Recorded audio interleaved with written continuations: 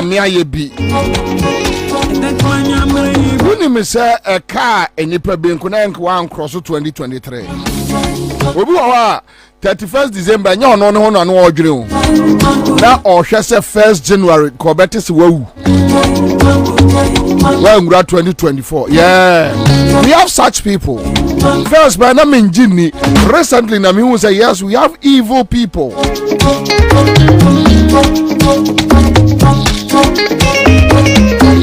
yeah okoda na dwene nyina ne say ne mpaye nyina ne say nkade be che na you are gone. But here we are. 2024 is here. 2024 so be pay ho. And 2024 is a good year. It will be a peaceful one. We believe in God. Aya is here. And then come on. Let's do this. Tuesday afternoon. Aya! Ogboro Nankasa Kenneth is here. My loyal soldier from Ladi. Positive changes here. Odifo Kwame Nyante. Thank you so much.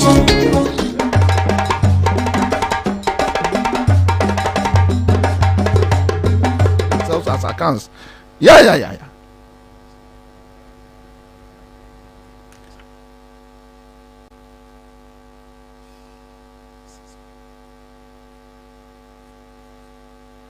Anyway, so this is Napaga Tia Sulemana. And I had to say Oko Diliti, right?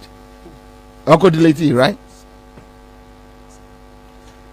This is Napaga Tia Sulemana. And I read, as we are coming to the end of the Fia Santua Dionum Singaton, we are heading to Tamale for a sister's cookathon or whatever. Okay, so my take, we beg management that if it is not too late to ask, can they move it towards the national capital, Accra, in order to make it more accessible to as many people and celebrities as possible. My reason being that the period she is starting is actually the end of our holiday seasons, and many will be heading back to work, including myself, who would like to be present almost every evening to support her.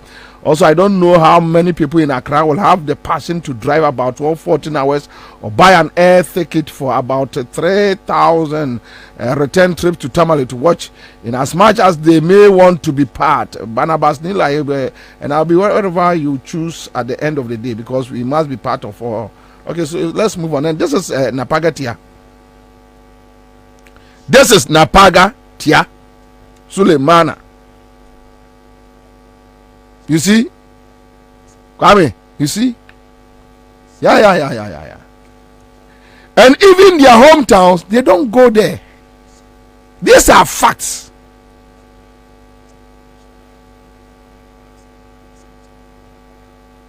Omo ankasa no ano or ade kura wo mo no ano, they don't. It's okay. Oh, but enko my way obia mana ninye ne de ho ana ebinu de omo de na ada enti wo ho de na ne buafu no hey na Kumasi omo Black Star bomb match wo Greater Accra na Kumasi 4 team so mfam na Kumasi ya gota mu kura be mo afili say Benabao na wo bebo ball no. We will give you that ambience. We will give you that picture. We will let you enjoy. Say about Anfield. Make us say park in Swatutu. And run Namibia, ne blaster de kakra full stadium. Meboa. Unuya ya de otamale. Oso onyini famran kan adaya and cry na celebrities no wo. Goddamn, goddamn. Enye tamale no. Enye ya no obanyum. Kian soba. Enye tamale no free. Onye celebrity. Enye nof. Reala. Enye nof no free. Onye celebrity. Celebrity bay ene one world recognition chain we yala. Sa akodi enum ne Sa akodi ne Shatawale ne Stone boy no mo de say omo no street boy chaka chinchen ya. when you go to the international world, the recognition that we are and not na or what the international world. What a presidency a Jiminti.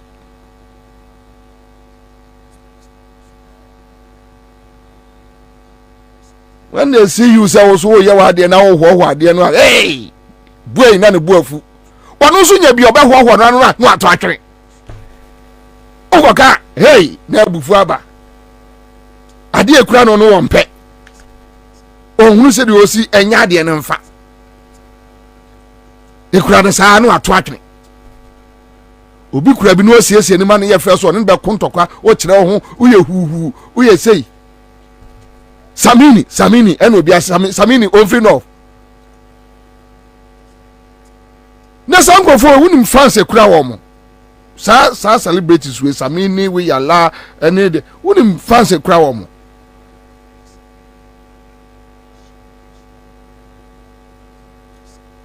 Anyway, let's move on. Maybe I'm sure over the weekend,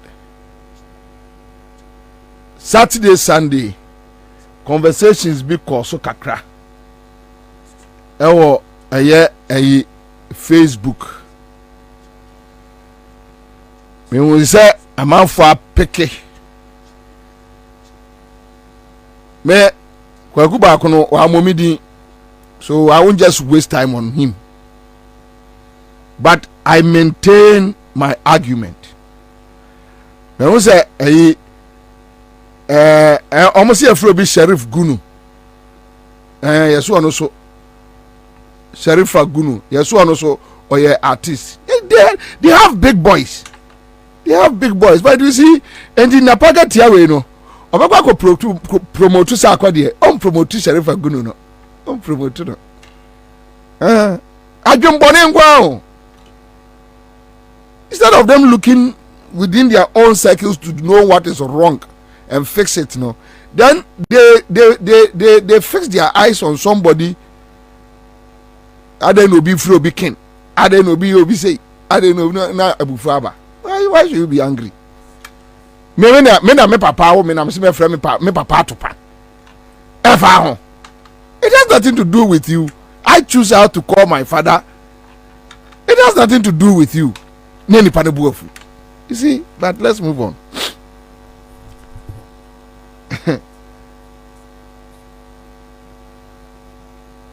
Your friend say seriously.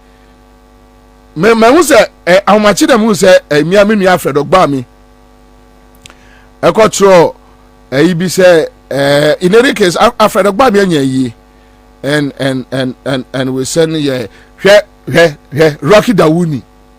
Ono kra ya money dinner se no bia kan me Rocky Dawuni. Almost celebrities so stars.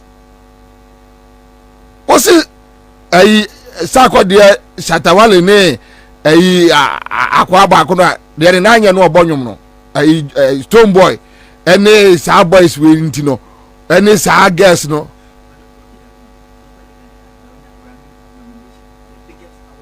ono nkwa ne Rocky Dawuni no one the Ghanaian artist wanya Grammy nominations 3 times. Well, okay, free enough. Now, guys, you go for be Kumasi Nipa and your Grammy nomination 3 times.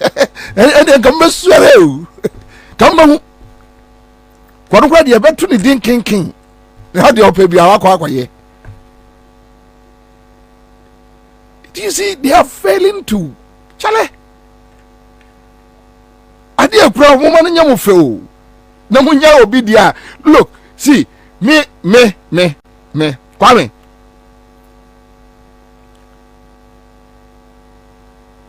At the age of 24, me did 22, 23 years, and I come despite a taller rover, mommy.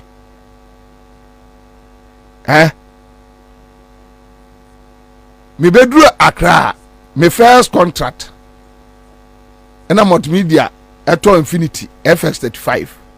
I was then 26 years. Right? Mechi Prado. Mechi Beba Edru do baby na me choose footage. I met somebody and then the person say hey na Kwabena okay here am so edwane check car bia say the car we na abaso we na mepe no me ma on fa de okura no intimidate me o debi me mente ase me ade bia okura me bia no de me ye bia no me believe say me ye best channel ya de opa akokọ shipo but ade bia me ye bia no e wo madwene mu say me ye best channel me no be ya e wo madwene mu say me ye best channel udi agro so me beat you yeah we are very confident say me ye best channel me ntimi kura e wo madwene mu say ya ka kire me say asantini enko enfa defeat mafie me beat you we are rough category me beat you. You need to just strengthen your mind, your mental faculty. No, you're in a den.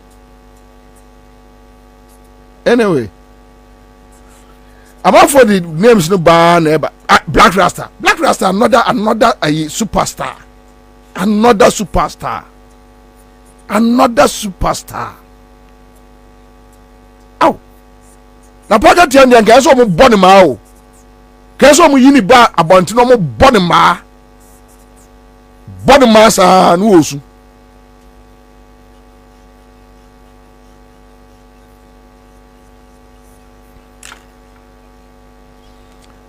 Now let's deal with this matter. Me raise issues na yenua afredogba me bia obi an ye chia no yes said na amano se nyame enhye ne den but me usa Alfred say obenya time I respond actually me copy me copy no on Facebook but not necessarily directing it to him. I just copied him but the response no the bar message back. I want to go with them to the last point. Efiakoto MPP Efiakoto Obaka ye oba me page say we should appreciate something and you see it's not like we don't appreciate leaders the omoye yes or comfort kwa there too is there and yes we don't appreciate our seniors or our leaders but kwaku ba kunu mo ne sa boys no mo a friend say Labone coffee shop one they are not above criticisms. They can't be 10 gods. We can't allow these boys to occupy spaces no mu Jimmy. We can't allow it and nobody is going to koto obia look at Atabel's time ena Bobie de ena Akufo-Addo wini an obehu obeden adekura be no be 8 years muni the person ye no bra no be ye obas me ye na free coffee shop hin be ye de obeden me mo gold watch no makasa hia me ena na de me mo gold me mo obi da me mfra lupre me makasa o kwa brochira me pebi akọ me mfra lupre me nkope Kempiski me see what that from Atabel's no time you me see what that me no vote me ngba hoda me kwa he na ka se ne no me omo pool party eya omo ne girls ne ye no omo se white ne anadwone ada me nko obi da me in my own way no manage o wo bana anadwo me papia me change zi me want me all style manage wo wi ase o you know it may be oye bia no me utimi nya hwe da bia o me ma ho wo chewa dia me nsi ho dia oye bia no wa me ma Bobie enya makono mempe me nam fom kra me still me guy chen ndu be dey e dey na be en me catch say Fiakoto. We can't allow people. Look, the kind of Bonnie Crofo way at Tanwadi or mine way, and they intimidate a friend say media for now. Your generation, no, they intimidate them.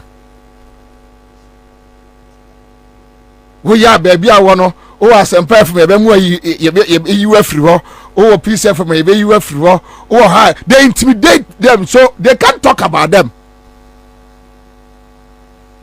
Opa, catch a gongo so on you, Juma. Me see me free, ha, me mean your tongue throw across. Still, I first see. Still.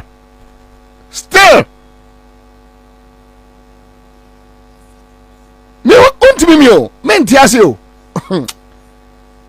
Uba chumi from Miss Matthew got them papa.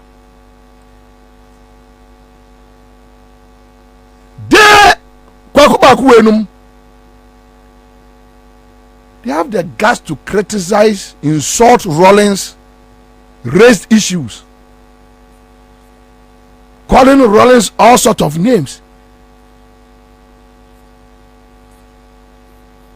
Jesus and Omukachia say NDC is the worst thing that has happened to Ghana. Ayomuna kwafa akufa do bra yo. Hwe, ese Ghana fo je akufa do ba umia esuo. Nka kwaku ba kumia bo mo akiri ma. What we are going through today, ayomwa. Kwaku ba kunu na leading VAT kubi prako.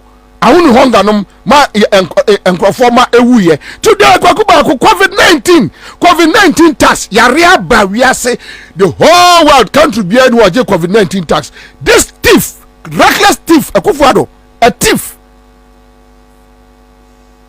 Ama kwaku atia oye MPP ni abeka se tax no oje na emfa so bia ni so enti twam ose da bi kwakuba no moti wo. What's me and Kawasem? Me and Obi and Kari, Zoya wine, obey day. Ariana, now could you back me? So couldn't you pampa kume? The problem we are facing today, Ayama, they are the people.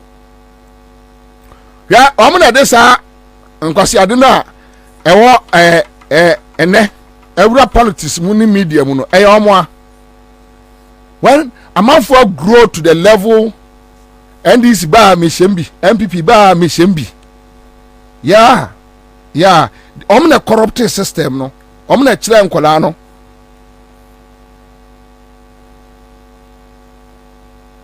so they advise them, you see this issue, you need to be careful. The people you are stepping on their toes, and then you see we have been there before, and you see, sir, that is the reason why I ain't mean kuntia corruption. You see, the corruption we are talking about, you know, and your people, and your OSP officer, there be the NDC MPP, some people must want to be catch no, and be solve a problem, no.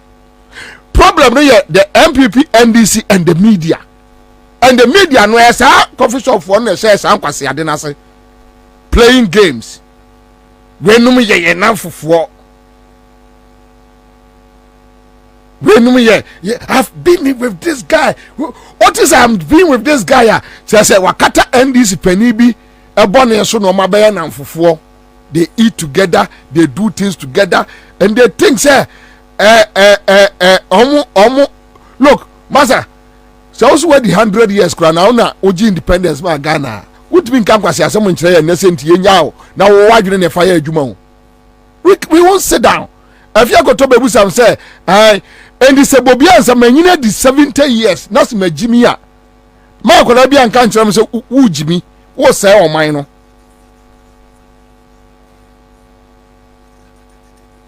I'll be sad as I sit here. Everybody dim kunumdie be ma John Mahama, inshallah. We have seen it and we believe in it. na se John Mahama say enema Akufo-Addo aye ya obese akosoa ne nkrofo aye biewu a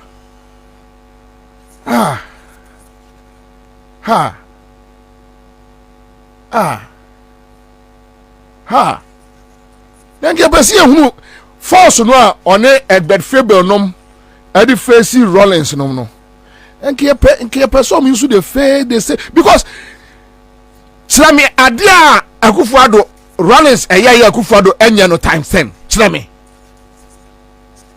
me any same person across the country mutie me awie trotro mu tell me adia kwakuba akunum ka say Rollins ni NDC PNDC aye na Akufo-Addo enya no 10 times almost say omo akofa judges akoku omo obunda ase yati Kwabena Akufo-Addo nom kofa ayi aboabo ana aso ase aboabo boys so aso ase 5 they drove them to a bush and killed them omo wie nom kopa achew true of us obi a waya bone a mo akokire kokunu ye kopa achew kwame obi ye criminal ye kunu wie a ye pa achew obi ye criminal ye kunu wie ye pa achew zongo 7 kofa boys omo chechi omo ofie o enye se on the act omo chechi omo ofie na omo chechire omo sa do omo ko wuram ko bro omo atu okun omo enye the same thing kwamna Japan no papa na mo se Rollins no do omo ko bunda ase no omo ye nipa chen sa zongo boys na omo kokum omo wuram no. Are they better than them? Ukum nipa wi a no wakoda busia ho for kwame criminal ye kunu wi a ye compensate abusia asem what bi da what you asem we mpani nsem Ghana da ye kum obi a criminal or high adwene eya aban sa so no mu a ye kunu ye wi a ne akọ compensate abusia fo tam you mu fi say enkola ho kwase afo atesem mu fi say enkola ye nim nyansa obi anim nyansa muna munim nyansa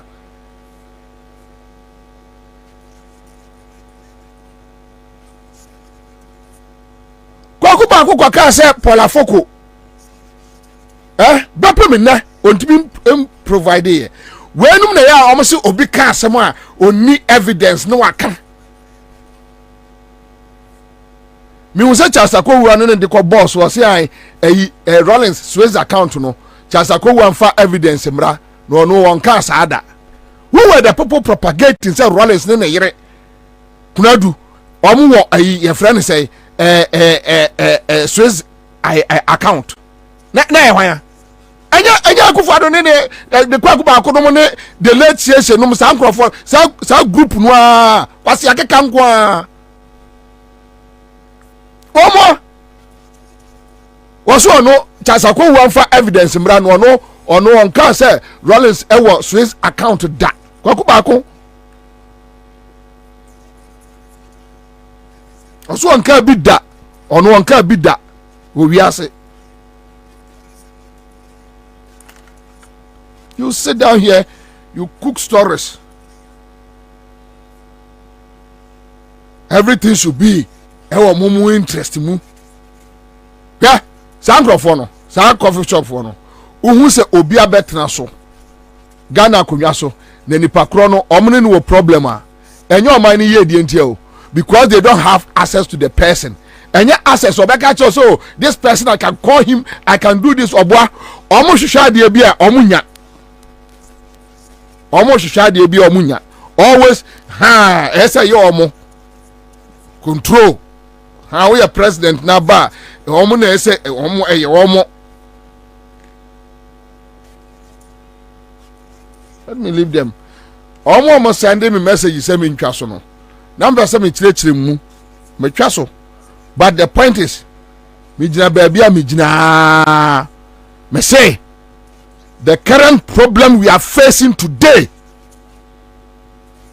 problem ayete hu se sia no a togba fede no mo kasa ahemfo kasa obi e complaini dadade Akufo-Addo ne na busuafo ye oman no ahomete ehu sa complaints ni nyina no sa coffee shop for no they are our problem.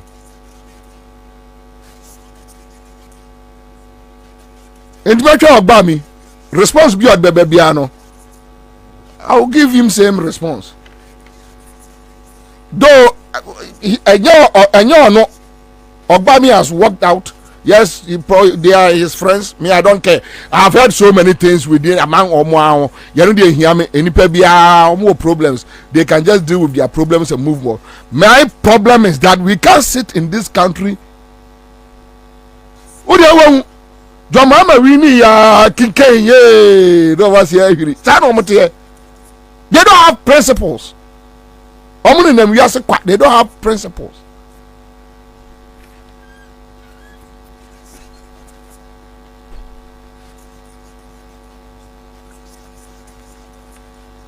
Mamenya say we quick. Kwame. Oh, oi.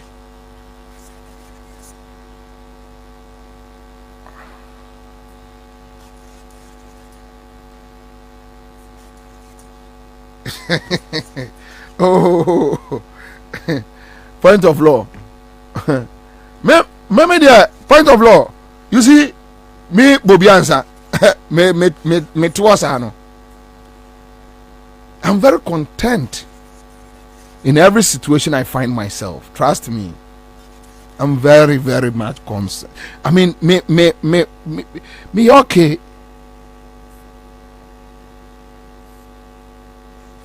My late grandma also Kwabena Bema unim aduane noa so wo betimi asense no buy ready. You are okay in life. And I'm very much okay.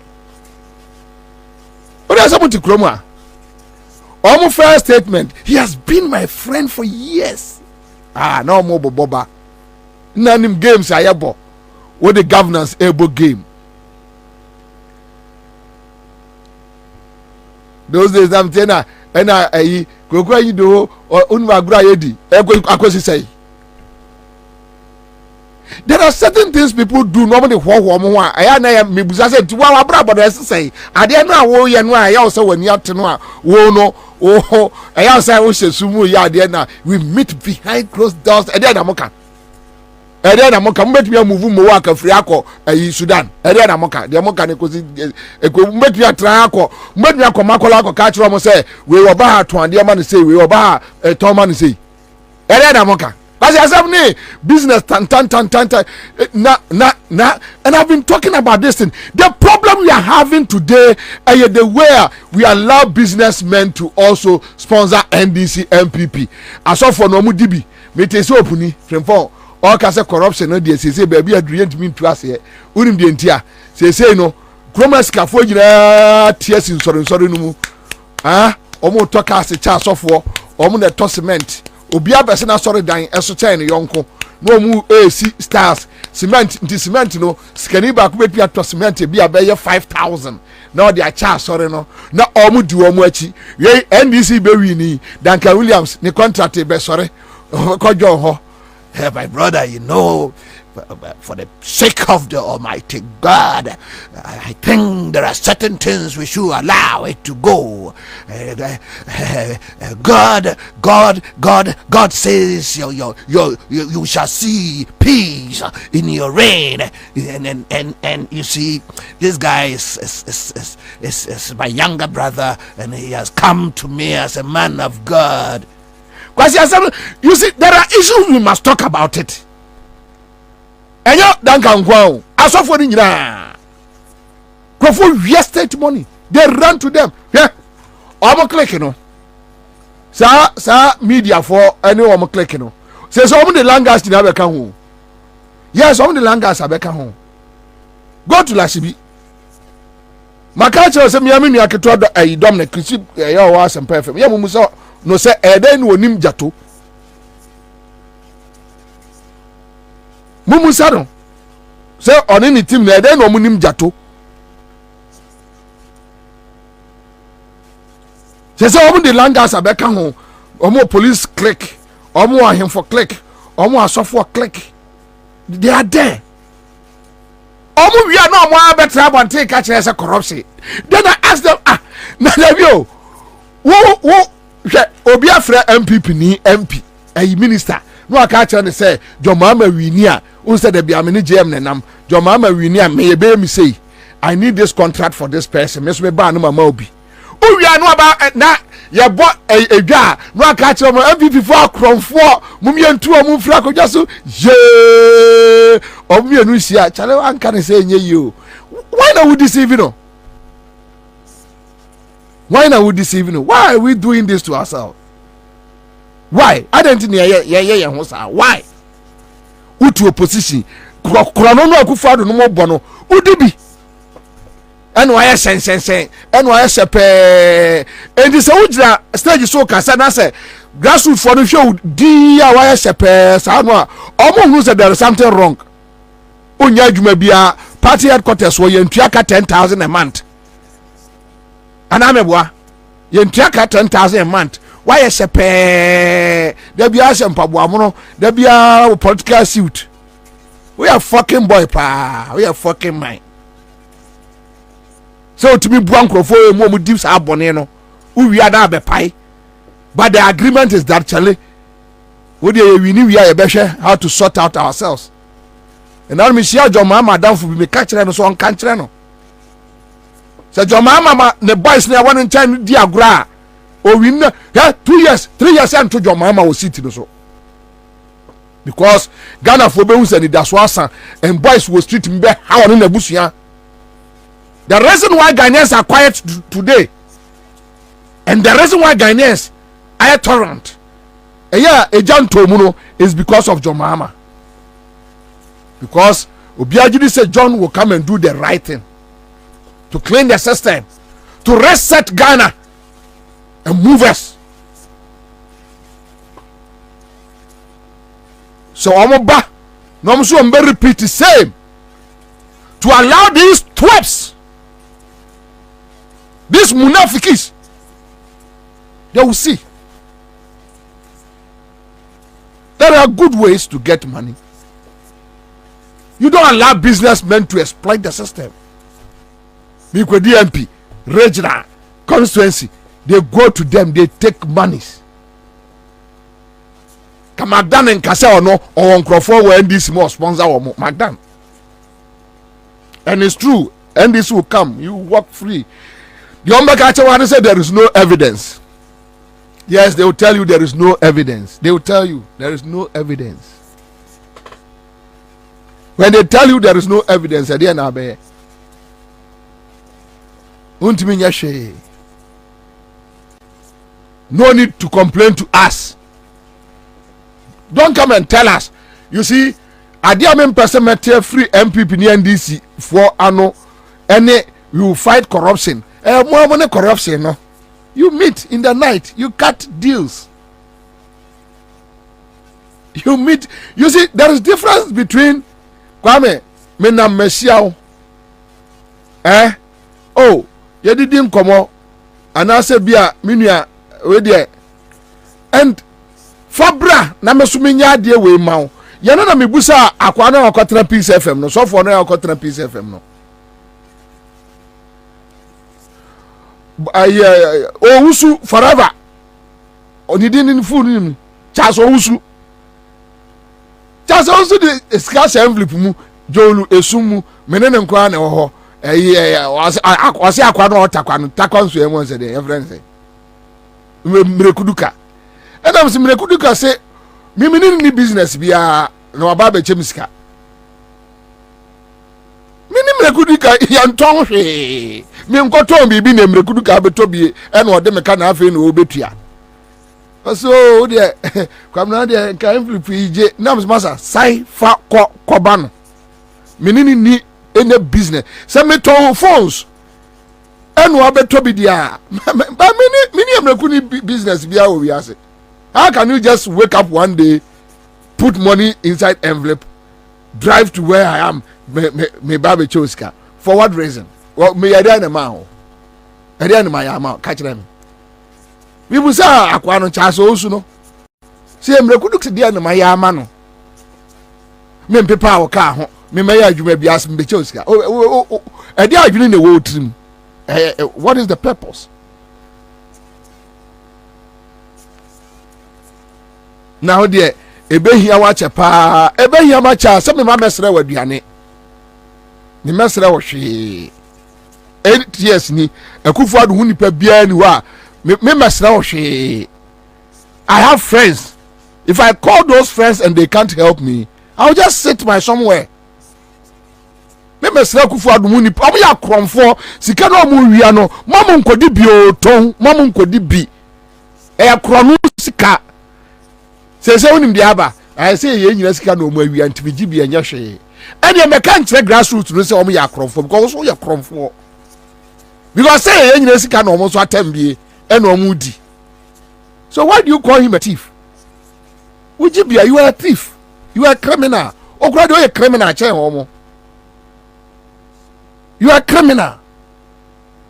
Because we all agree, Yenim how Nkrofo destroy this country. The level, the rate you must destroy this country.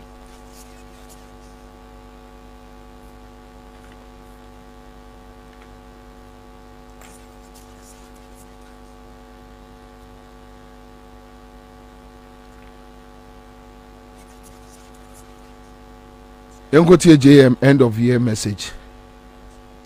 I'll be back.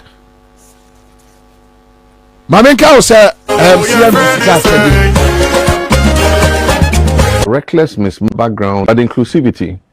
We all have stories of the Almighty God. 2023 has ended. We've entered 2024. We praise and thank our Maker for protecting and preserving us. We all have stories of personal trials and triumphs to tell.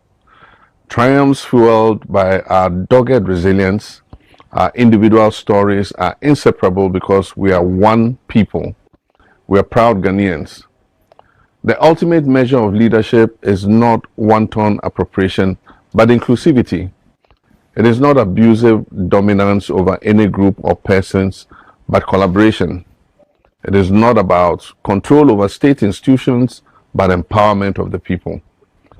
Indeed, the ultimate measure of leadership is not personal and familial gain, but selfless service to all, regardless of their background or political affiliation.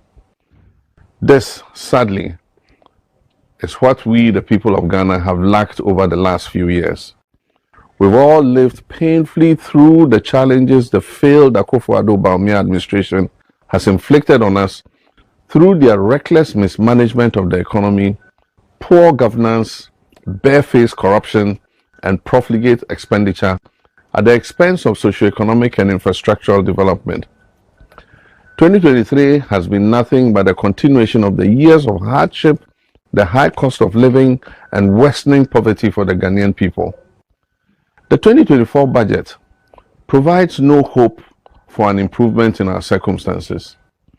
A raft of new tax measures have been slapped on us to raise an additional 11 billion Ghana cedis from the already overburdened taxpayers. In that same budget, while they sought to squeeze the last blood from Ghanaians through increased taxes, they have increased the money allocated to the office of the president from 1.4 billion Ghana cedis to over 2 billion Ghana cedis. A clear case of asking the people to tighten their belts while the president loosens his. Bawumia's economic mismanagement, corruption, and Akufo Addo's poor governance and leadership have led to a significant decline in living standards for the ordinary Ghanaian.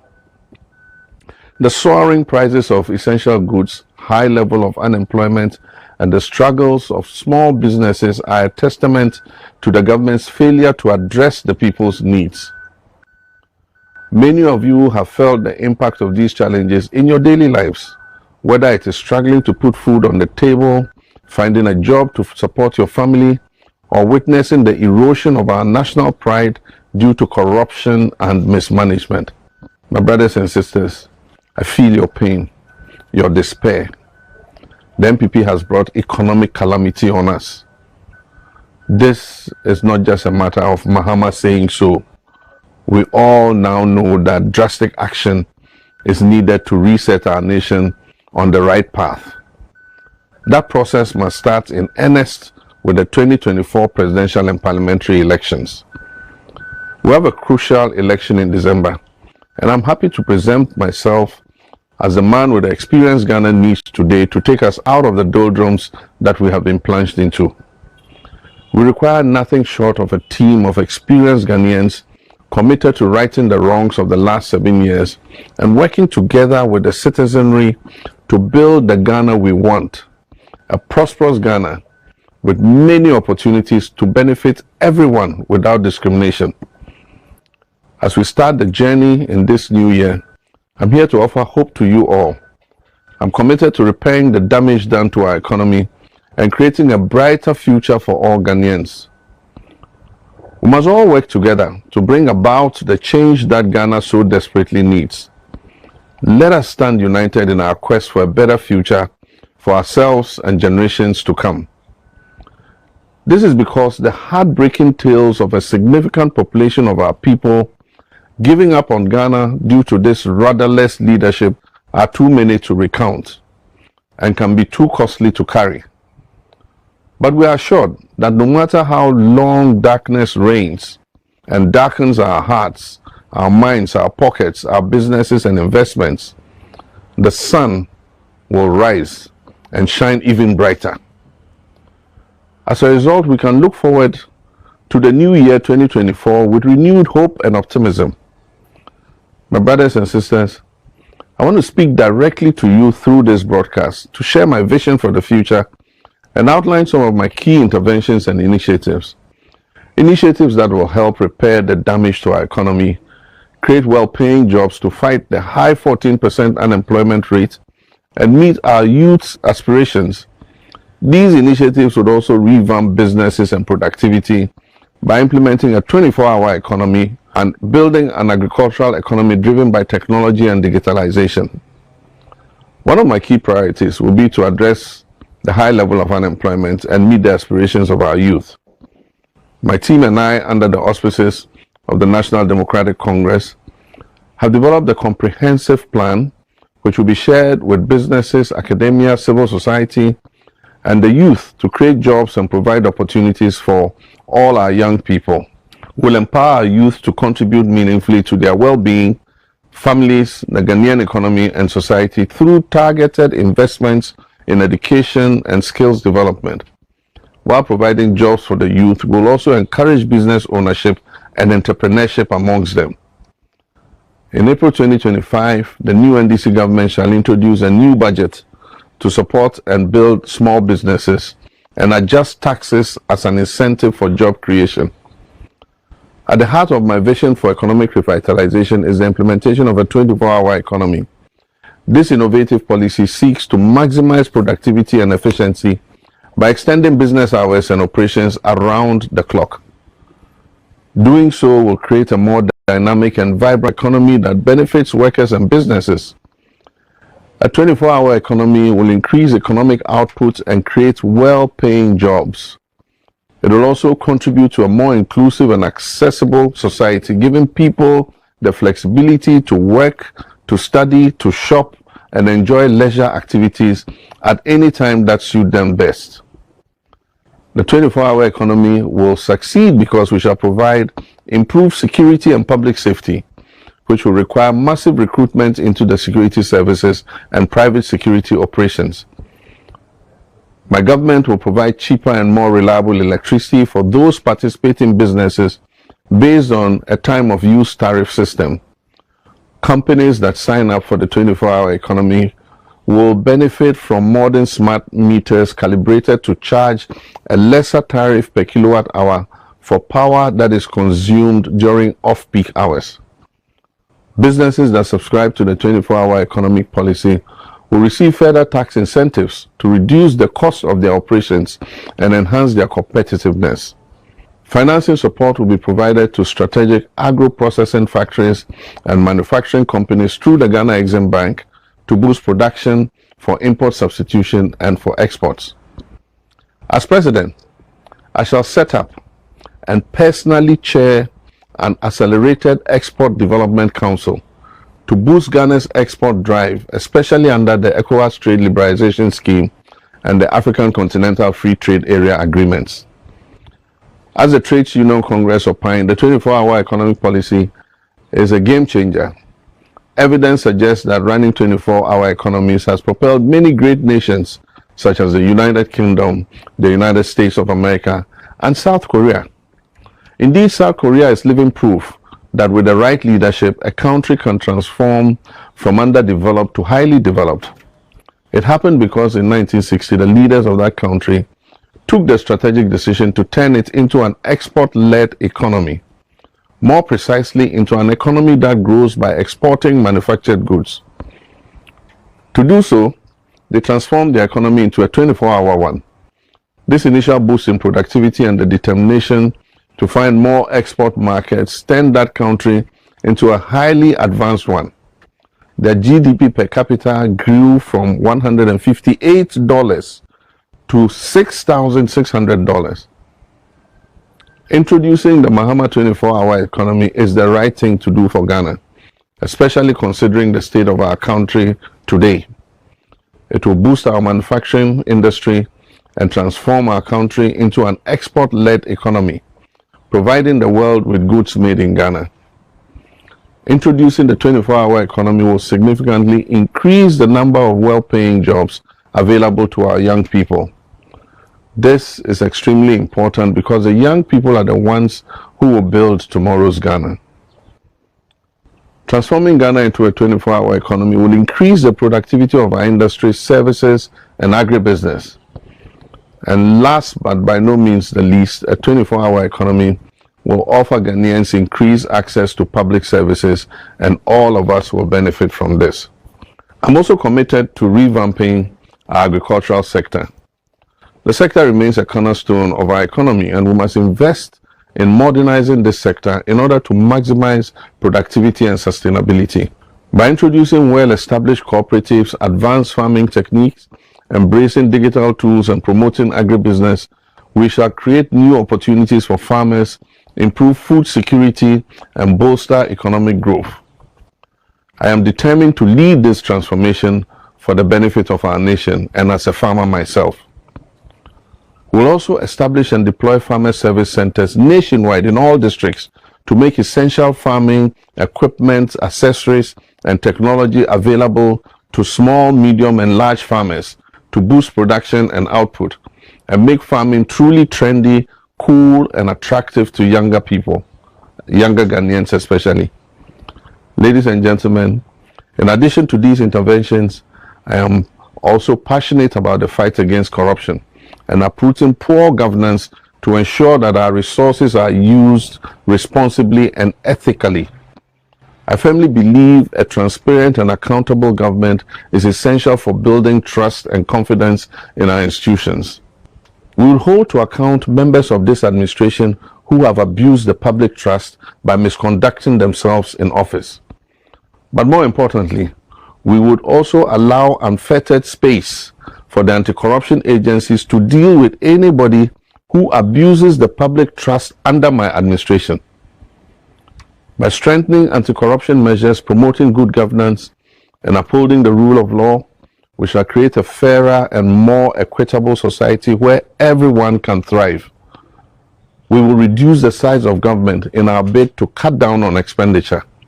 We will combine ministries and remove government agencies that are duplicating each other. In other words, we in government will also tighten our belts, even as we call on our people to make whatever sacrifices are necessary for our national revival. As we look forward to the year ahead, I want to assure you, the people of Ghana, that I'm fully committed on behalf of Ghana's most development-oriented political party, the NDC, to deliver on these promises I've made. Ladies and gentlemen, democracies cannot thrive without quality and trusted leadership. Economics cannot grow in the absence of quality and trusted leadership. Willing nations can only become great if they have quality and trusted leadership. When things are tough, true and trusted leaders set up a vision that inspires people and gives them hope. And this hope provides us with the strength we need to move forward. When hope is gone, the people who destroyed your hope must also go. They will go on December 7th, 2024. Without hope, danger lurks everywhere you turn. And this is why the fundamental duty of any true leader is to instill hope where there is none, or to revive it when it is gone. A true leader must cause positive change by example and action. I promise to lead the change, and I invite you to be part of the change. When times are tough, a true leader's fundamental duty is to develop a vision that inspires and brings people together. That is another reason I am offering myself and the NDC to you this year. By working together, we shall overcome our challenges and build a more prosperous and inclusive nation. I call on all of you to join me in this endeavor. Lend your support and actively engage with our outlined vision. This call to national duty is bigger than any individual interest. Change is coming. I'm confident that together we will change the direction of this country this year on December 7th, 2024, and build a brighter future for Ghana, a future we all can be proud of. Let me assure you that your votes will count because we shall protect and secure them. Fellow Ghanaians, I thank you for your resilience, your strength, and your perseverance. Despite the difficulties we have faced, I am inspired by the undying spirit of our nation. In this new year, let us move forward with hope and determination, knowing that a better future is within our reach. Together, we shall build the Ghana we want, a prosperous and just Ghana filled with opportunities for all. Together, we shall build a Ghana that we all can be proud of. I'm ready to lead this charge, and I trust you will join me on this journey towards a brighter tomorrow.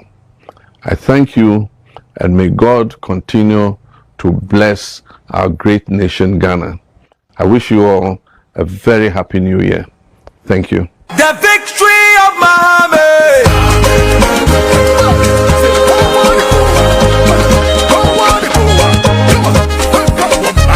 The victory of Mahama. Osiana Mahama. Dame para makande. Bakan papuka kana miye makan panse. At long last,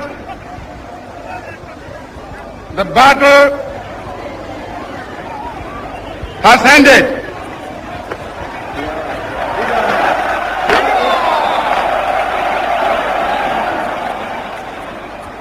And thus, Ghana, your beloved country, is free forever.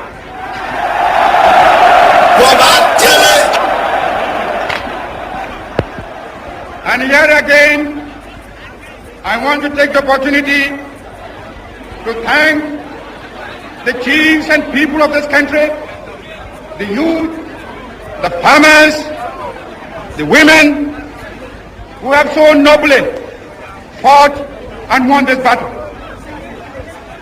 Also, I want to thank the valiant ex-servicemen who have so cooperated with me in this mighty task of freeing our country from foreign rule and imperialism.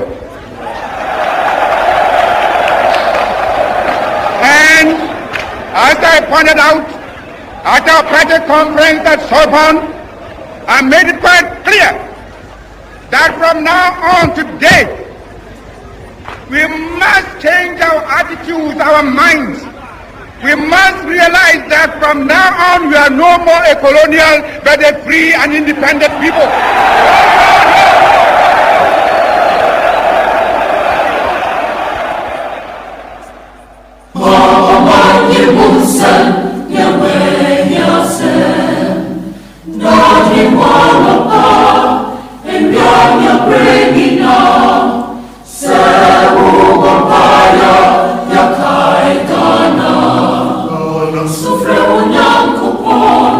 Fakara Shemisa,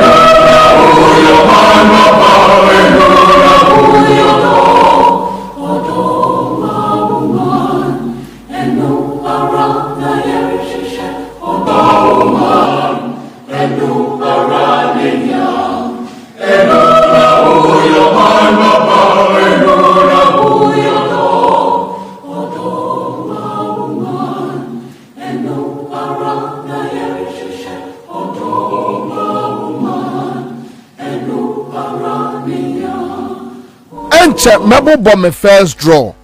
Enche mebo me first draw. Star 413 hash. CMG scratch there. And I make 1,000 Ghana cedis. 1,000 Ghana cedis. 1,000. Some more for me. Or charge no. More money in terminal. Well, me say. Your friend say. And I'm fine Kosia na Kwabena. We chase kana wo mayen. And I'm fine Kosia. Star 413 hash. Masia baby. Aye. TikTok. Miamini. Masiaba. Aha. Uhu. Aha. It is star 413. Yes sir. Hash. Na what follow process no. And then me 1,000 Ghana cedis in kwa pom. Ama for kodidi. January na abrabo mo odi o. January. E mo den papa. Na mesramo. Me wanyema tu ameka Ansah na me panel members aba. Me pacho yi Kion Okakwe South NDC parliamentary candidate yi ni picture na to mama. Open scrap me Bobie kama wan. But kwame fa Ghana web story ne to ema me. Fa Ghana web mesram we me dey fam. Ghana web was the new force Shada leads radical African leaders to meet John Mahama after failed event. Fatu amame. JM.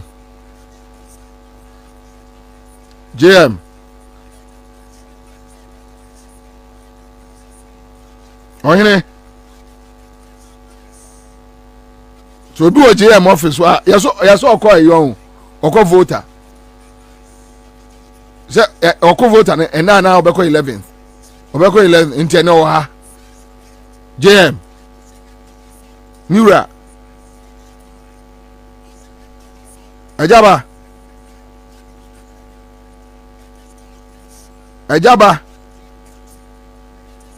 JM yeah Montreal South story way. The new force Cheddar leads radical African leaders to meet John Mahama after failed event. JM Yempesi anu be say hey biase.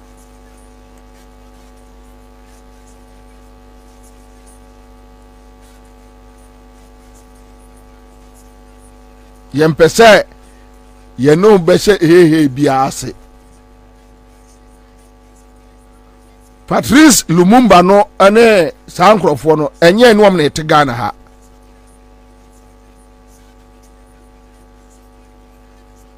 Sese no Shada kwambedi akon wasi ono na oba be ji Africa nyina.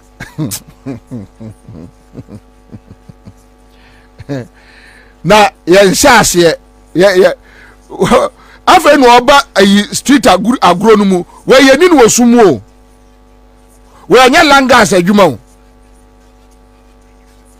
we ayatere wasemu na menkyere masemu enti afa na cheda oba afa no otiasi arona no mu endi yenya no adaje kra yenya no adaje ba jem enkofa asamo ma yentimi defend wie enkofa asam emma wunim sede onipa nkrofo sitawa omufa ho asam a ne yatwa ne de bia tare ho ne de kɔ nkofa asam ma hwesum yenya campaign no obi so obedi Africa president a jano so say NDC leadership MPP leadership nye enti ono na ye ono kwambedi akono na ye ono shada no na de salvation ye ba ono na ye yi court document ba ko pe efa sa edan na esi runabout no osu runabout no so a asembe ba o amanfo ta microphone eko osu abusuafo no ho asembe ba o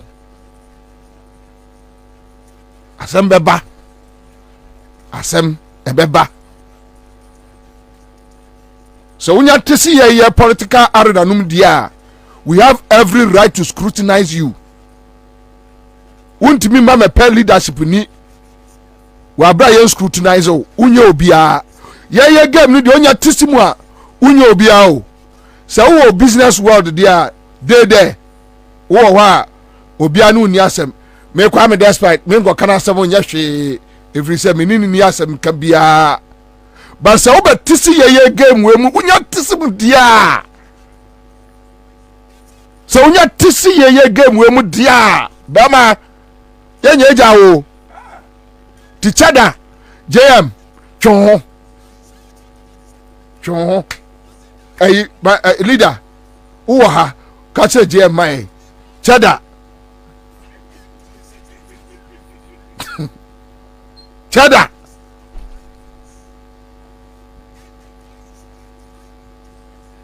JM kwa campaign wati emo bia mesrasra kwa campaign so obi chechire na adwuma mane nchechire na adwuma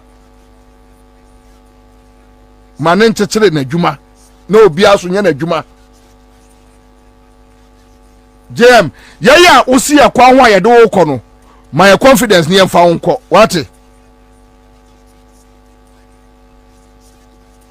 mane nchechire na adwuma na so hwe so oman na apesa o chechire oman ni yi no hwe so na chechire emama fo yeah unim say JM kwa America akwa bi wo national security no wadwane free national security no akwatra America na still oni omu da so ya adwuma oni MPP fund da so ya adwuma JM kwa America Sami Jamfi wom Pablo wom na akwa no eni JM ni Pablo no eni Sami Jamfi no nenam abra Sami Jamfi no nim kwa ye ofa so dwane free national security no kwatra America wo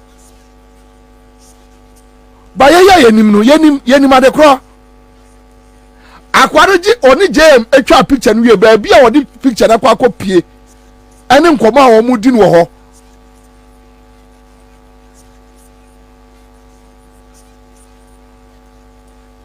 ya besra mo eja bema boss J yesra mo mo de mo na mo nim security ti mo hwe ne emaye o mo hwe ne emaye 3 days ni ne ene obi di picture ne send me 3 days ni ne ena afa na nipa ne ma me run down no enipa no so ye wo mo abia na system no mu nipa afa no mo ma me run down no adekro obi a wadwane afiri na se unma adekro ye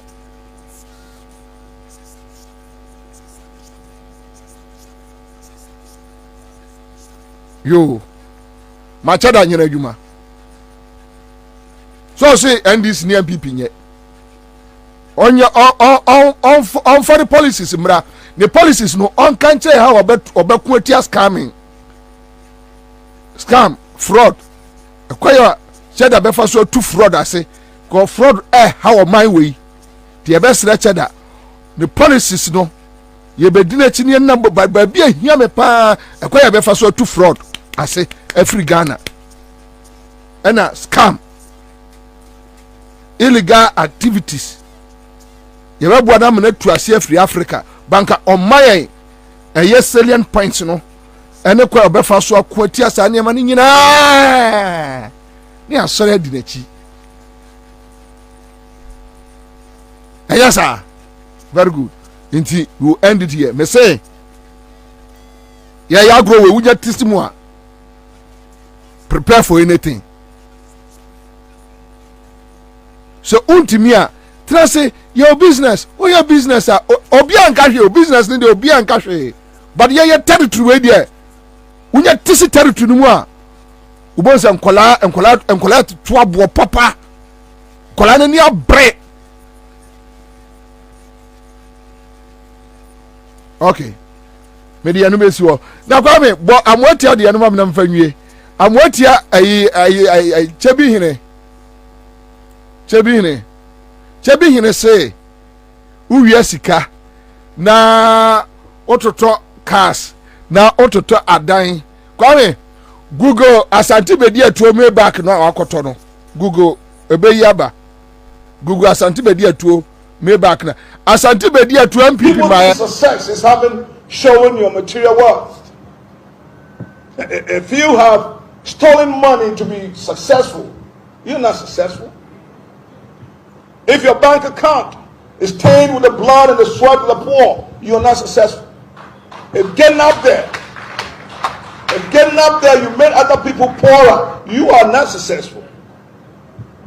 If you dip your hands in the public till and expunge from it money that will build hospitals, schools, churches, pay teachers work, build bridges, to deny a child malaria treatment, you are not successful. Future generations will not build a monument in your name. People think success is showing your material wealth. If you have stolen money to be successful, you're not successful.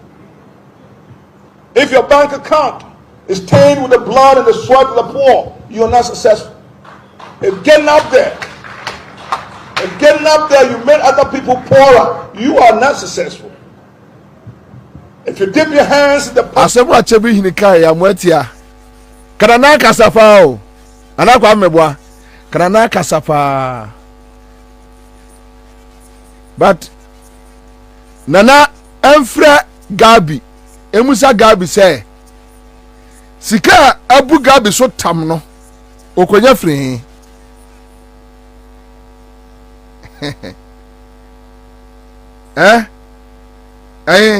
obi kura dey send me kwame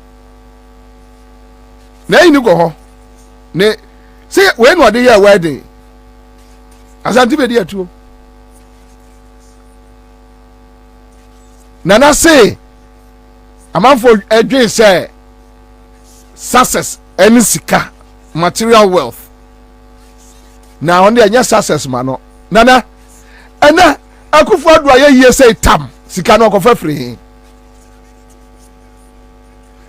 Chabine amwatia akufo adoba atimi abie restaurant $6 million worth $6 million ewo cantonment oko first can free eya hiafo sika no mo awia hiafo taxes no mo awia na so say enya MPP ban na ahimfie okukurusi ho nana oko first can free chebia ahimfie no oko first can free nana ukoji sika oje say sika say sika no also dey kodu anua no na say is it $2 million this or busa mama ukoji sika so dey konua ukodu anua nana udi kodu ai enua ne se ewan yefa sa na omuti o when they do criminal things omko publica no omo condemn sa na ma no akufuado di onu kum nipa no no no kwa publica say yanyire yan say asumdue beba elections mu yanga yasem di onu pretty or die be die because that time ehia no nani abre waton busu ajapade nyina di abromosia odbi mfa hia nko wuo eso be wia o man no te duru odo so are ready so ani obeko this person wia no obeka che say election yen tokwa no order be die no na e dia ti sa no omote omo wie ska na wie se omo ba be clean ska no they want to tell us they are clean Gabi ninam Ghana abontre so hia ni bia no a me wa sempa na oba ho Pyramid House na wo hwa atare ehye no na no wo hwe de ho ene media for so mo kotokoto Gabi ani Gabi MPP ye program no pio a mo fe no a leading member Gabi we asandi bedi atuo na me ni kosia wo say Africa oba opake de ka si ha ne Wagadugu se ka no agozo mimitwi FX35 Infinity FX35 na bedi atuo na otwi saloon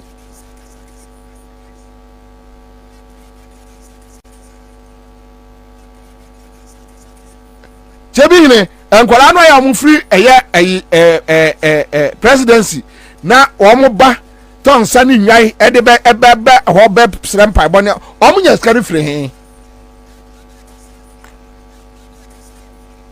I say wealth eska pacha say I am successful in our brabum na ase sankrofo sika akufado ne mass sankrofo sika Rebecca you say auto bag $30,000 na sem ne nsaso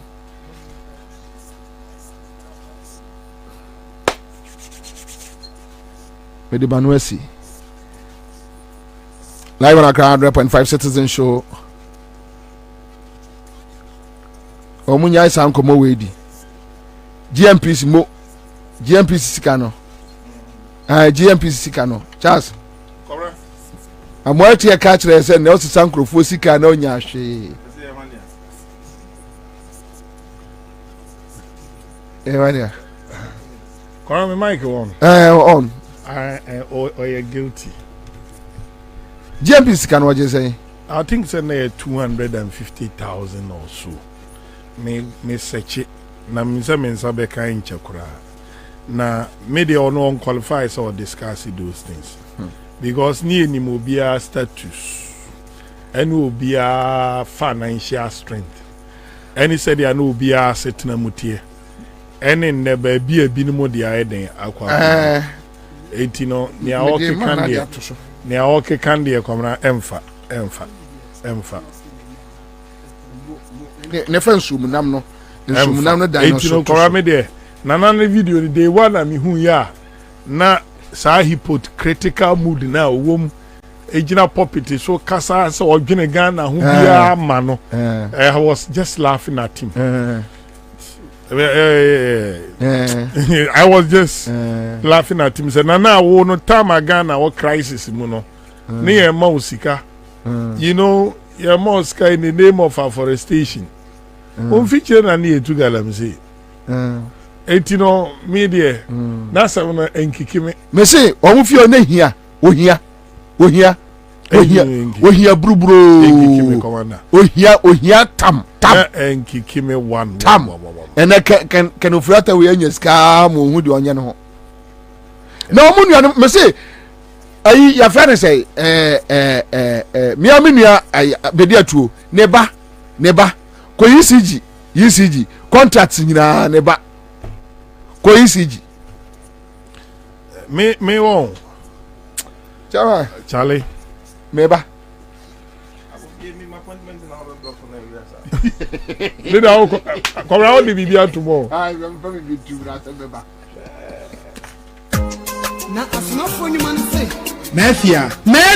Hey, nade. Wobi nam ne baby so na wo hwe ne ha se de ase de sen. Na hwan ni obi no a wo ka no kokofo. Kokofo ben. Yentem akokofo no wa chia se bicycle a wo so ne ma wontimi no. Mo se ne na ye no. Hwe, ebe na kakra ni na mihia oni abu a na wo te so. Se won sisi ye won ya. Ana bu mpo de no se koko nso ha no ka ho. Enti ontumi nya adwuma bia na nsan. Ana me ka se onko ba me odobo herba center. Eni se abu hu ato no a onanam ne baby no. Hey, ma me odobo herba center de. Oya ade o. Hey, me say ye koko sisi yade low sperm count oba na so be ma won wo afichiri kromu hawo ne ade gise wanko diabetes ne mpamu mreye eni koko na menim se oteso na menim se sisi yade eni afichikon hawo so otumisa etinyigifo mpo age maami odobo herba center tum kana shi maami abena odobo herba center ebe pro credit bank no edan ya ni na salon ewo mu no ena shama nso o TMA office pomu ho a official town road Fre 0244 284 728 ana 0509 043 539 Mami odobo herba center na agisi wanko ago Ghana for media sem dabremo sisi ade wo sidan ya any coin so over kra esanse Alu Africa we got you covered Alu Africa aye dwumako kese a eba ne nkyɛnse papa edi ku danso any trusses a Ghana ha any wiase afa na nyina ye ne lidie yen ane topo Alu Africa ewa bakwasam edimu eba no roofing sheet any truss say ye papa nko ade a eye honom e na obenya pa ye quality sanso ya affordable bedroom frishie aduonu nie edan ye buru 2 million and Alu Africa ekruso. What a news! Yanchansi edi crew dance no. Niamani dimu ne se emuodu. Na bani diswo ni diswo. Fiti 0.35 mm. Eko si 0.5 mm. 0.35. Eko si 0.5. Alu Africa Trust so. Emuodu. Na range fi 0.55. Eko si 1.15. Enti enya fe na wudi dua kokru wudaso a very nache. Amfotie berie. Alu Africa Trust no amfotie ntimere ere nache. Eye good for all weather conditions. Ne buaso da for mwankasa. So beto dua pa de enkato Alu Africa Trust. Na bokwa ye bretu no ho bai. Alu Africa products ni nyina so ye ma 40 years warranty. Emfishie duanai warranty. Hwehwe Alu Africa. E was Spinters kwai na so. Ye ne MTN office no. Ana di nhwani mu. Ana say frɛ 0574 286292. Se wudu takra de so a ye branch ni bi wo ho. Frɛ ye 0545 446852. Na edumeku bia. Wo pese wo beto Alu Africa kwal ni bi no. Wobetimi walk in to your branch bia. Ye beton dia ma wo mo. Na wode akodi dwumadie bia. Alu Africa, building made a sighting. Salute. Hey. When we send your police in your draw, Imbusaba Mesa Amama Huaden. Refuse to grow. Any offense swabek. And what day immune system or Yankopon, and you're ready for Yamusa Waya Hubano, and Nasa Wunum Imbusaba Mesa, a Peja immune system Nabri Bia.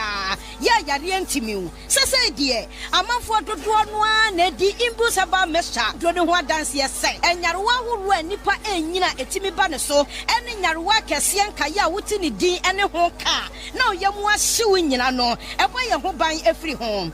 And now one pa, one Yarwana Dada, no monum doctor and Rono, and num Imbusaba Mesanoa, and Momo who are deep in tea. Ya Womuntim Pose, Yaria Esomo, Imbusaba Mesa, and walk Kaisi, and you may move Bia Yato in row, and to form friend 0246 208496. FDA, Ashisha said, Jadian Cratry, what Jatumu say. Infianso ni mu adada nkwa. Infianso ni aproye ne ketase hye dwirim adokrome. Infianso ni mu ahokyere nso nkwa. Emraso se ye besesem. Ni adi ni daso papa. Ni ahotopa abro manfo nyina. Enye okokromuti nkwa ho.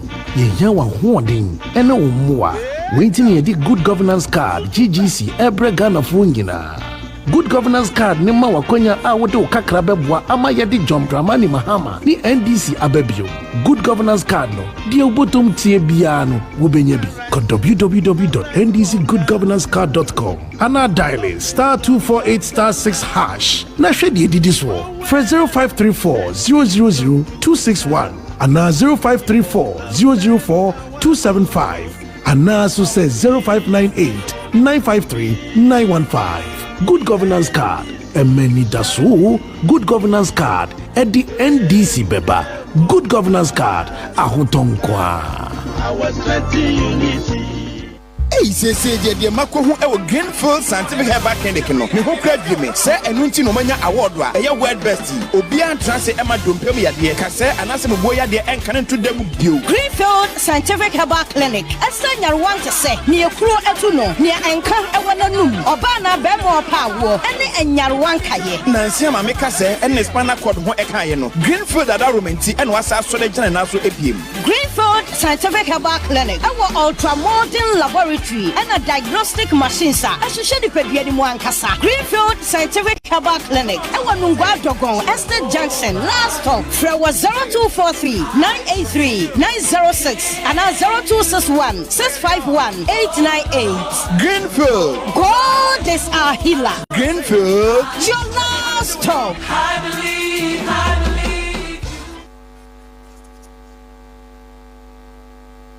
I cry for your mommy. What I tell it, I cry for your mommy.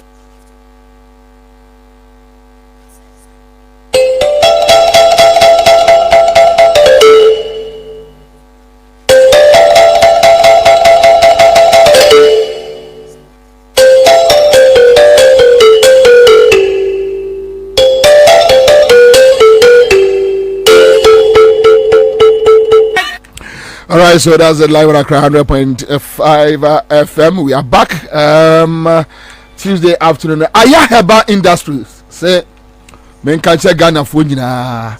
Aya mango omedi aba. Na aya mango no ebi ho na agome na aka wo.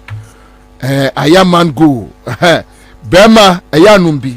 Se no emranti amotemenka ewa Ghana fina nyina osori a na ja wo hwe na enhwe aya mango aya mango no akwaji bi wose ebuawo na ebi so ma olibido no kosoro wahu ye besuso mu saa wose ai Ghana agengene agere Ghana be agengene tiaso ya adwuma bema enti aya mango mejira so mamoja etimi esane untini mu kama ema bema timi ya bema mu a wose ya wukodwo topo a ebema ne ho so aya fem enie ema mu die nie won se eya obehwe no na oba afi krampo de se ebia obefa ba ewo yem no aye problem num aya fam ibi na enhohoro aye wontwa anu mu so ahu na afede emo ahoden a se eba se ebema hunso ba mu a na ehihye nkosua kama afei ema reproductive system mu enya ahoden pa aya fam no ya munum bi aya men flow obi wo a anya agome bema bi wo anya agome o na bi abehwe no na afei ne prostate gland no emfanshin ye wahu nom aya men flow ni bi ena afei so emanagi eye prostate mo asase ebie ye no so ehu pa bema oju so basa me pa cho eya nom aya men flow afei so eyi efin so ahu efin efri bema onipaduan mu aya men vital obu ho ejina so pame enso enwoba spells no nye ejina so pame nenso enwoba num aya men vital aya slim obao bema utimi num se boostu immune system no na waye twon no atu twon ye no so na ne niam afiri ni paduanum saa na ema good digestion na afi so obi a waye pakam no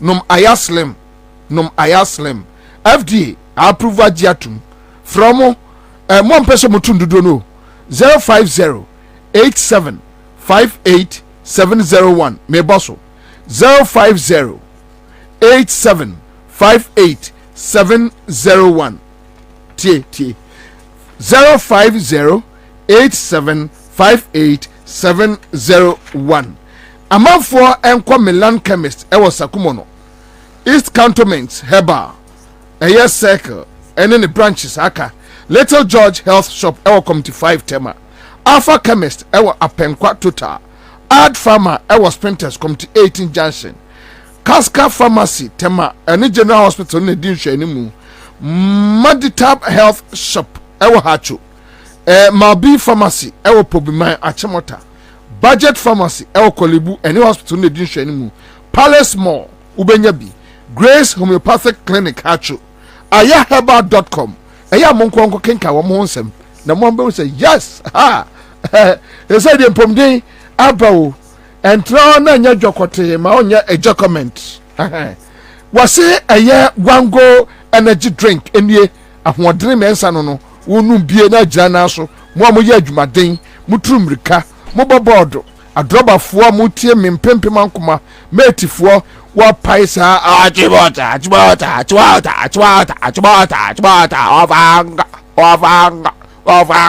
ovanga so ya num eye wango energy drink na ye no jata bi da ho wahu woda ho ase ye na kira so wonum ahode a obenya no wonum ahode a obenya wango amafo agi atum ai vitamin B3 agim B5 ewom B6 eshim B12 so ehembi wango energy drink ye numa nya ahode ya adwuma adwadifo ma mo amote awia so ya munum bi wate ai ana mo amoso ne ma munum bi ai mo ba ye bom kwamra japan so de wajine wo se kire bi na wa hwe so saba o miye ni kwabra medi wo ba pem ba fusi oh lavi wango energy drink ni enie Ghana for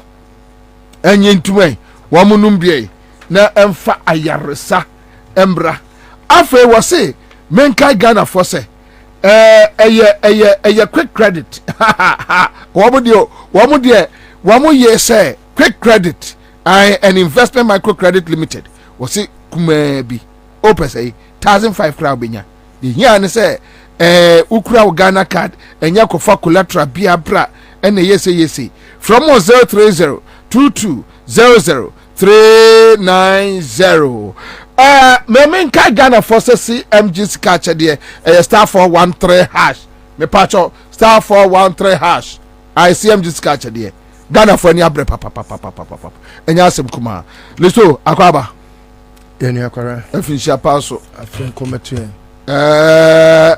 afisa se no wasesa osuban na masesa na se be wo be ma me masesa ya ni problem no masesa no wasachra mama sachra na wasesa osuban okay suban sisa ye nyen sachra mama sachra ne mo mensisa suban afisa se na wasesa osuban eni afisa se na wasachra mede me ho amerade mede me ho amerade ache papa sao na tinya ba fufui kwasi me hu fo yi de se ja obi kan omuguso akwabra enim hu weather ne say weather form weather under form just adding now is January weather etimi chere the adding but weather under form weather mobile experience no within the year also January weather necessary so it should tell you that changes come asesa ensuo to change na ensuo to wakra emuna baby apete tema de beye enra eto won cry tema beye 11 mu obai enyasem kuma akra apete kakra bi wo ayinungwa biti pa say ebinsi for the past 47 years or so, if I'm not getting it wrong, within this period since Yoto ebinsi January and January between 1st of January to about 20th that's you for now I'm saying in about 40 something years ebinsi it tells you that change has come, and that change that we are just experiencing between this time is going to linger on till a proper change is effective. Effectualized. And you know, but you see, you Andrew, but change next year we. Oh yeah, say the best war and this will be an issue on answer. And a Yankopon so or the Niama mienu titru na or the Sebi ensure ni viemu sachraye no eyadia nyame ededa enoma bi edi o kai no abreso a senchene a oyeye no na ensure no de na o se ne mane maye no tosu mienu ni de o de oja enti ede nyame asese wa kire senchene a edi kan se ensure no de done it. I mean, a tearful, you know, fish up. I mean, is a wada. I've always been in very constant contacts with many of your followers and many of those that many of my engage. You know, sometimes you wake up to so many calls, you can't attend to all of them. You say what could that within just about 6 hours maximum. Yeah, to me not 8 hours. Not 6 hours, no. Sorry, when you 68 missed calls. 68 missed calls. Sometimes 100, sometimes 100 and over. Because you have been a free parish. Who say Ofrew MPA on far I'm on Fanchomo. Politicians, no. Yeah, cry in Yandru, baby, Omadri. Look at how many times we have missed calls and text messages, Facebook Messenger. If you share power, who do I mean to me, I respond. They respond on this platform. At the hearing of my voice. What me who be no affair. I mean to me who penny be there. No affair. But Kwabena, let me tell you one thing. I me kanwa was seeing mu. And penny for me and Sebia. Omoma me fishapa. When you say a fishapa message in the buy not many because I rather was supposed to have wished. Yeah. But Penino, but I can and say, oh, of already I am going to say, Neka, me send me better test you. So there be many was why she. A idea, maybe a tea, yeah, Mima Ubi Bia fishapa. And many happy returns to all that. Almost Sunday, Happy New Year. Yeah. Me chair Bibia. How much so Macna say today no Osa celebrate between 10 and 2 in Sonatos. Okay. It just say Fishapa. I think come sign Bibia da officer say na ye wani gym. Na ye bra ya bring fie so. Na Ghana, Yamia Sue Ghana. Say near my person. Musue ni na free. What bring fiends so pe on? Oh, fiends so say. Akufo ado. No, on my way. There be on one call no was Ghana bre. Okay. Make us me kwa chiri dia. Okay. On my Ghana na bra, on my Ghana. Man for your Dane Ghana share Akufo ado nsa. Matias. Fiends so amani hunu.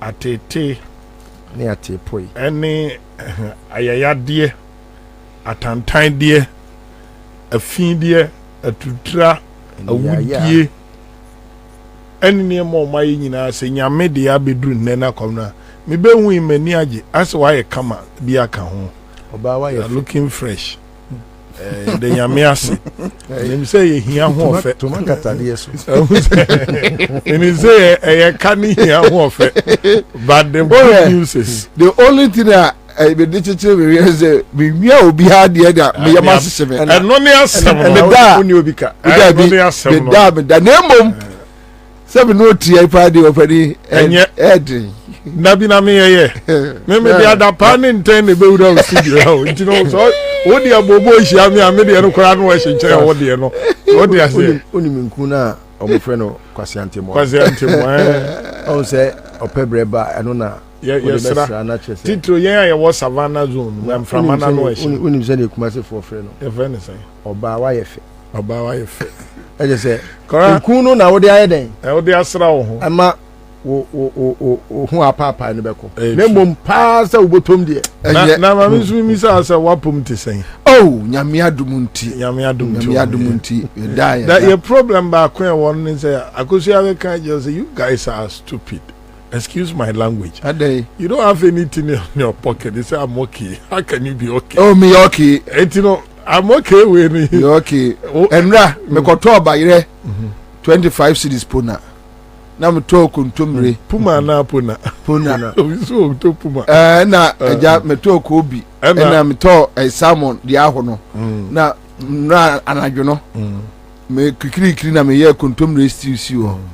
Na bayire no matwitwa na matchire no 44 and watch him according to days no days nti we no pay me ba me no a 4 na me dimi ko su atro so no mdi ene maba na afi be yiro na dia sha se die Hey, Obani. When him say by 25. Yeah, do something that make us free, no. When him say by I will cancel 25 Ghana.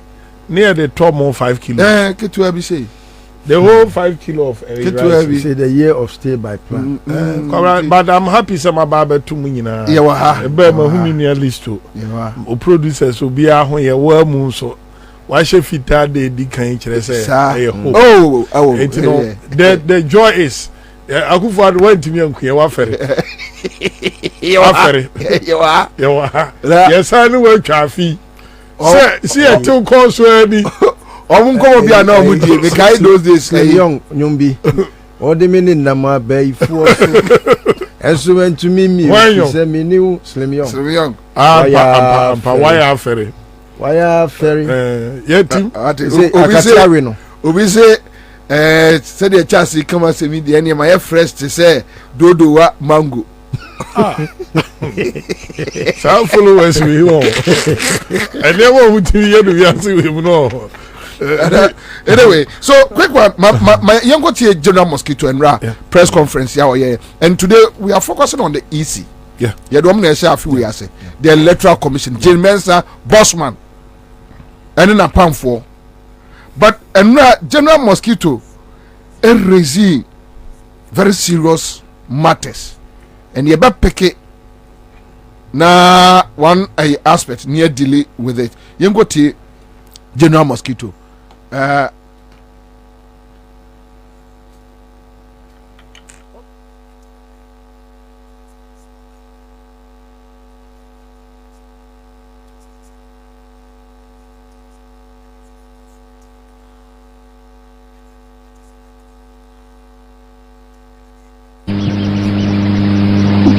Let me be abundantly clear one more time that the NDC is diametrically opposed to the Electoral Commission's decision not to use indelible ink during the election 2024.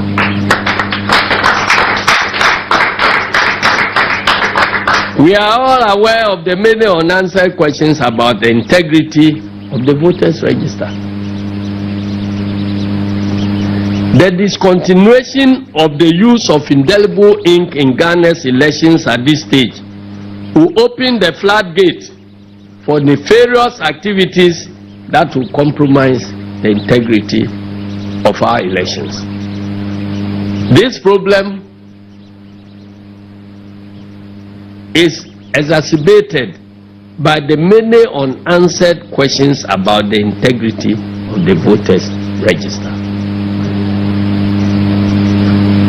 One wonders how and why the EC arrived at this decision, knowing very well that BVDs fail. And the reality is that BDCs, that is the biometric verification devices, do fail.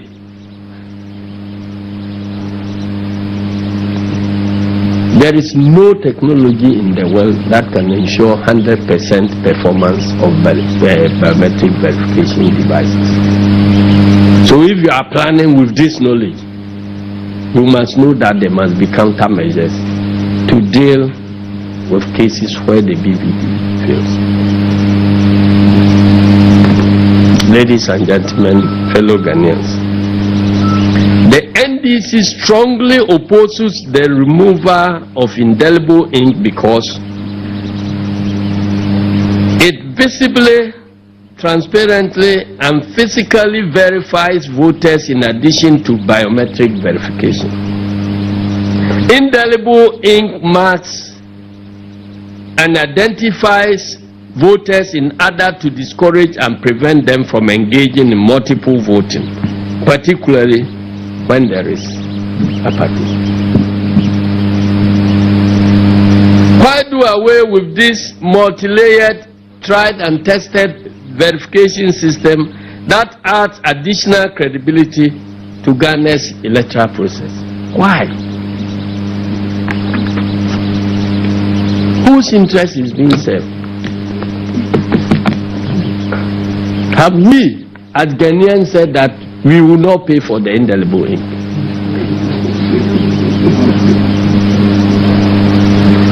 In the event of a malfunction of the BVD, if a voter attempts to vote twice or more, the surest and quickest way to identify such a criminal is the stain of indelible ink on that person's finger.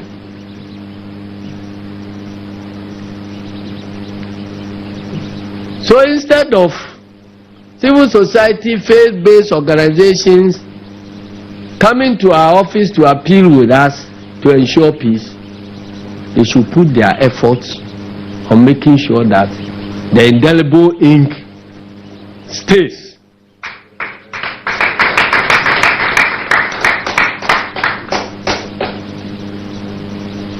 The EC must not make life easy for criminals to exploit our electoral process.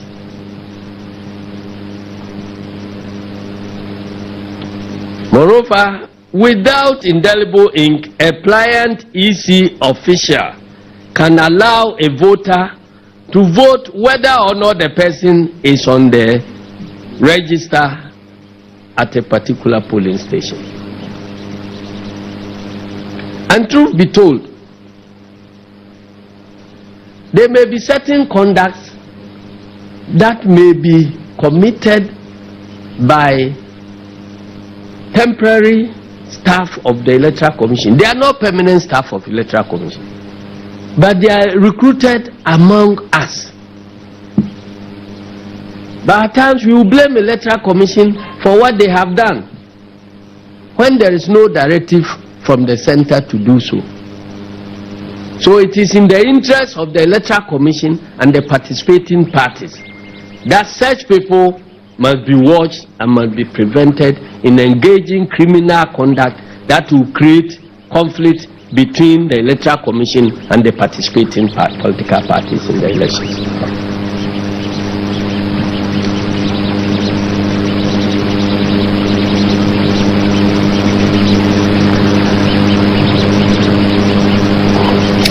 Let me reiterate that so long as manual verification is allowed and so long as the integrity of the voters' register remains questionable, so must indelible ink be applied.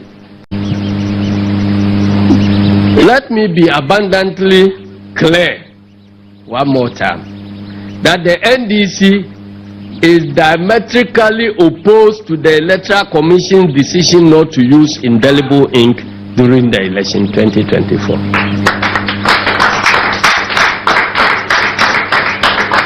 We are all aware of the many unanswered questions about the integrity of the voters' register. The discontinuation of the use of indelible ink in Ghana's elections at this stage will open the floodgate for so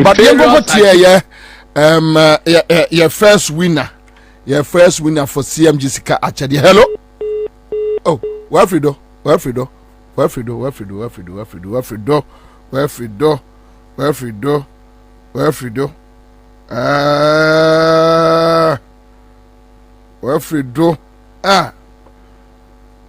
Manya me first winner match 1,000 Ghana cedis. 1,000 Ghana cedis. Makacho. A star 413 hash. Hello. Hello. Aja. Yeah. January can cry any more thing. I'll cry.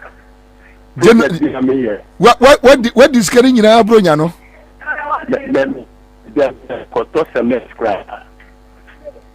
And there's a sign our fan from there.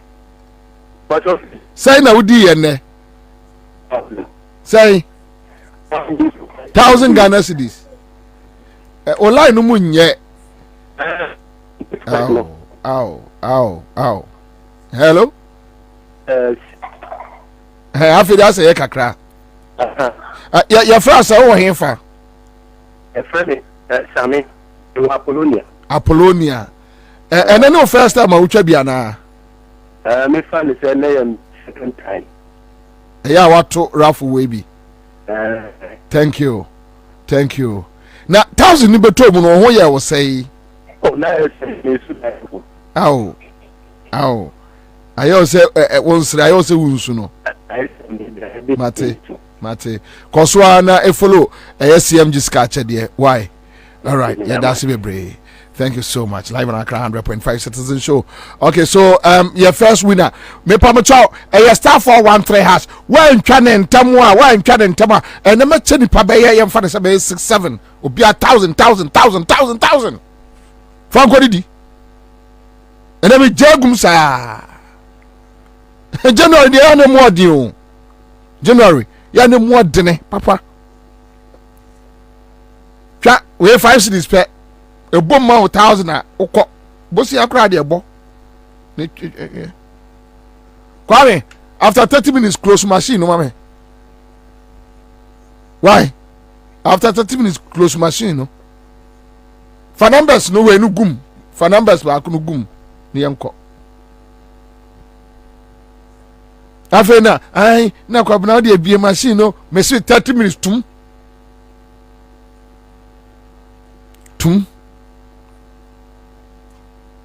Yenkotie Dr. Afarijan on the EC. Tio, and this year ye jina jemensa so sa. This year ni adaje ye be di economy hon komo. Economy no won't be nyedu hu. Ekosi aga. Ho yare di ayo ya de kro. Enkomo ne say Akufo-Addo ni ba omi at all if there are no candidates. And an election cannot be said to be democratic if there are no voters to decide the winner. For this reason, the primacy of the voter and the attendant sanctity of the duly cast vote are regarded as central pillars of the principles of electoral justice. The ranking also underscores the need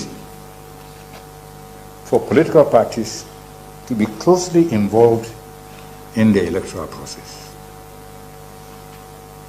In this regard, I think that the Electoral Commission must view the Inter-Party Advisory Committee, IPAC, as a convenient forum for discussing changes to our electoral practices, irrespective of whether the intended change originates from the Commission or the parties. The reason is that it is not good practice to foist changes in electoral practices on important stakeholders like political parties. It is prudent to discuss any intended changes thoroughly at IPAC meetings with a view to achieving consensus. If consensus is achieved, the IPAC then becomes a convenient vehicle for disseminating the changes to the electorate. Let me say that during discussions at the IPAC, the Electoral Commission is not bound to accept the position even if it is supported by all the political parties. It's not a voting matter. How many parties do you have? On the books, maybe about 19. How many commissioners are there? Assuming that all of them go to 7. If all of them, then it will be 19 to 7. No, it is not that kind of matter. And the reason why they are not bound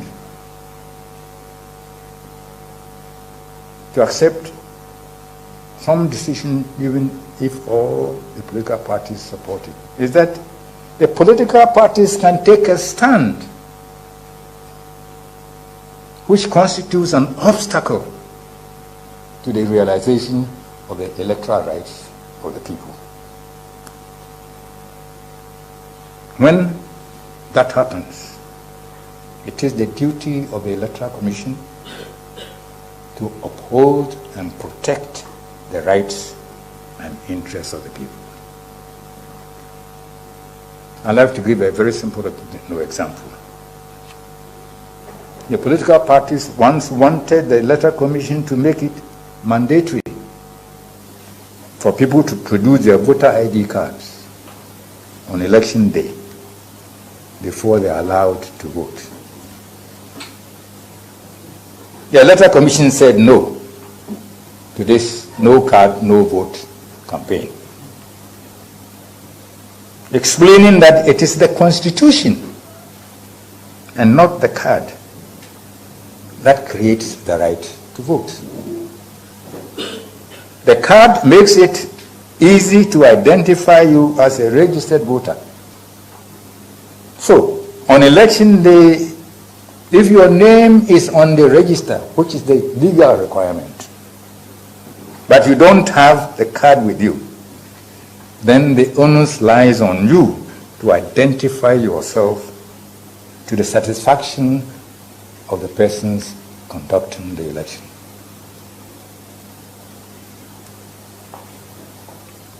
Fortunately, the political parties eventually agreed with the Commission's position. In contrast, the current Electoral Commission's drive to make the Ghana card the only document for voter registration,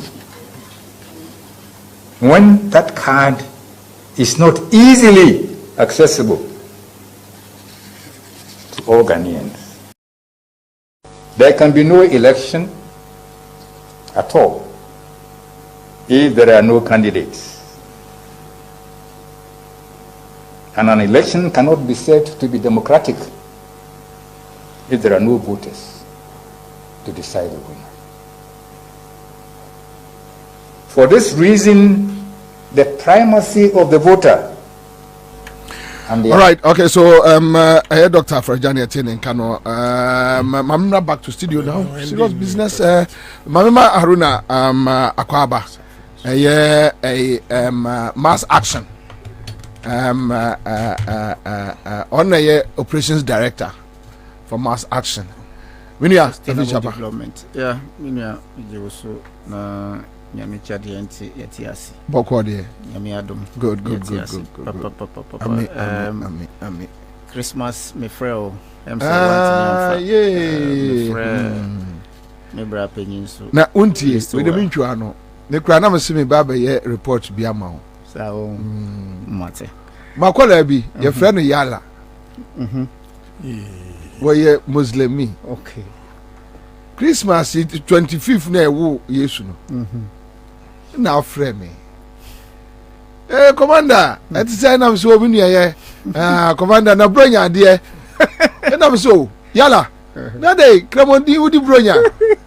Every na no I say yes Christo the cousin name Muhammad. We are cousins. Oh, we are cousins. Say is yes you did what died. Say you Muhammad no I did it. And I'm say Yala. Then yes Christo the Muhammad for your cousins. What's the idea? He says I know. Yes, I come. I'm say me busa say all your cousins and pa. All your cousins.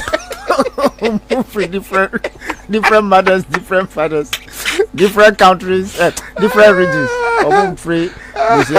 But me friend, me bra opinion. Yeah. Oji so no, me neji papa because I went through my farm. I bedru pepensuya. Even to buy fowl and a chicken cra ebo amanfo. Na omo ankasa cra no. Omo o aban cra no. Omo so. In the past no, otime ehu omo aban mo omo chiche emo a ya seize wo port no. This time ya famba let alone you get to seize and distribute it omo crash ro omo chain yeah wo opposition but nyamicha de anti yetiase and to say sana na woka no this year no easy juma na ebedi because election year omo nti elections ase no we need to educate them, we need to enlighten them and bring them along so that they can reason with us, those of us who have the knowledge so that at least the change we want to know, we will realize it, inshallah, come December 7th. Amen. Thank you. All right, so straight.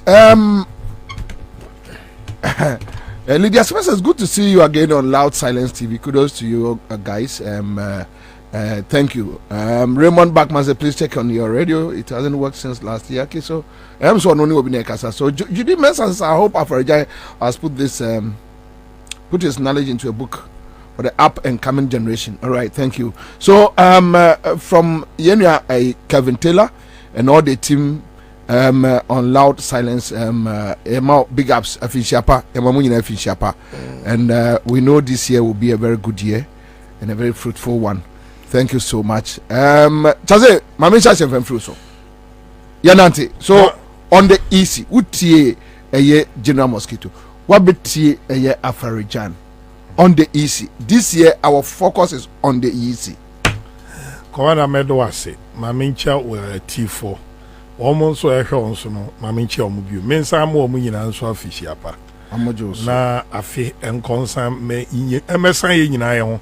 Na afise se no. Na menomi no ye di animu ne obi a owogidie wo ne ayeyem na di animu ne ya prefer ahode etoso mienu e de amagana agi Ghana fo nyina afiri o haw abenidie ne atete a na nadoda nkwane na buf suafo ene nkrofo no o maka bom so ombese Ghana daachi no o magye afiri ya gye afiri o monsem kora wonim bibi se Afarijan kasa Nese Asedun Katia Kasa about election and electoral affairs and issues. Adieba Kunese, what would you consider? Say, I shall see no Nasanko for me no more. So, yeah. I had to say, lawyer near Asedun Katia Kasa no children I been on home. Sedun Katia and Crawford Mokan Bia, Omboa boy, get the 4 cratch for.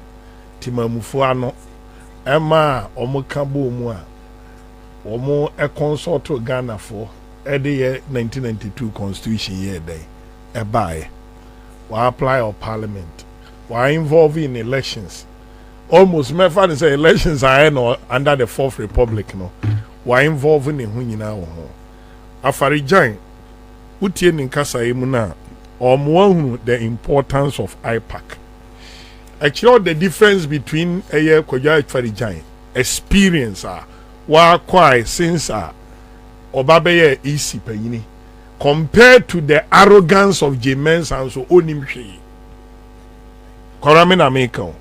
Compared to Jemens and Bosmanasari Nesrebo Kwaku, they can shout. How many times now Tia Afarijan nene staff unka? Huh? Now to Amunka so Amunka Bibri. This is the easier mahuna or more kasa chain bibia. Safu kantan kamu this in okay. Of course. And me in Crawford no more year election ma MPP lusua when him so lusu. NDC lusua when him so lusu.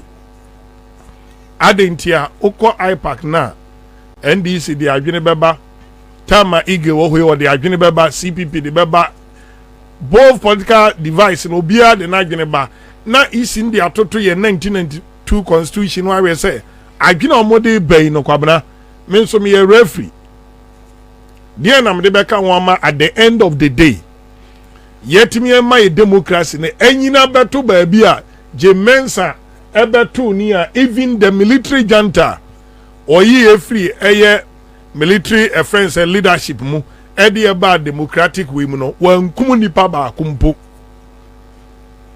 and an election or supervise here but Kwabena die ni ehu ye de election ma tutura ni Akufo-Addo eni enso ade Jemensa ne boss masare de sirebo okwaku ena omudi kan kire se omabon ayawa so weso ogo no omhye omjumadi as basa obi ahwere ne nan obi apira obi aye paralyzed forever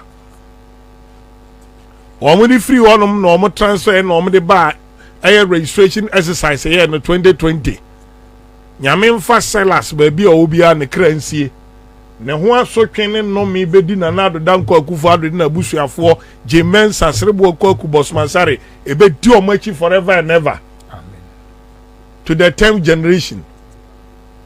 Blessing Aukuji, the poor pregnant woman, or no, because of election registration.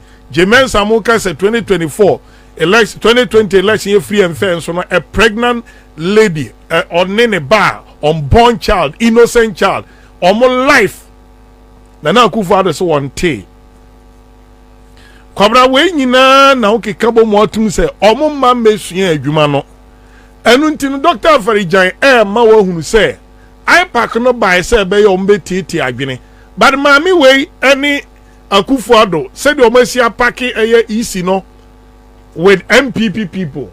For example, I had an MPP communicator, known activist, known director of IT for the NPP 2020 election say or no NMA commissioner our electoral commission or peace council or Christian council or when they saying or council of state or the side nyansa same way come on say has ni kotoko ntimi mo match e man ko yi nyawta makro say o my linesman kotoko nshego Bobie akotoko benya o team obaje. What did I mention? I say? Now Tamaklo is a very fair. Oh, Debbie Maker in the field of football as some Maker. He will not be okay, Sabankwe. Sama Sesano. Sabankwe. I can't speak for you. And I say, has a form penny for your friend back was saying. Near Debbie or Nikotoko for mobile bomb match. I know ye. Okay, Odia Maminko Kotoko. Kwabena has in the Kotoko bomb match. Unimali Maradona. Now say Ali Maradona na mayor friend say or mayor linesman and I say referee. We are dying. Ali Beji penalty was center line. Ali dear. Oh Beji penalty I was center line. And I Jola Kati ball Jola Kasi Jola Kankodi referee or Beji penalty. Ama Kotoko Mimi tie udi mi jina me as match mu. Anya dan me no kra nyina besa because ye dan ya match referee bia me. Ananu sunyane bofo ne kotoko lines fourth referee otimi gi offside na lines man ne ma so metina chira me da form etu se ade ne wonu an na wonu ah afi na bofo di ba kwoti wosi na dey crowd of fourth referee all ba adwuma che lines we kwamna ball ne try ana ne nsanu hwie pi wade ya waje afi de oni kotoko coach na so mba bo atwede adi ni ejemen say ye no enu abi pepepe ontimi control ni bias me kwamna udi obi ti say non-NDC member minim no pass away there were NDC activist like Obiti say aprekulate or for region now me ya the mama role be a me place a role where there say me ye independent I may be NDC kwabra odi aprekulate ba for fairness me reject no ampa listo wasama o kan no mani agi asama ka o sinya ho there anyo obeji penalty atia has ni tu baby kakrate sa go nese mo say blasters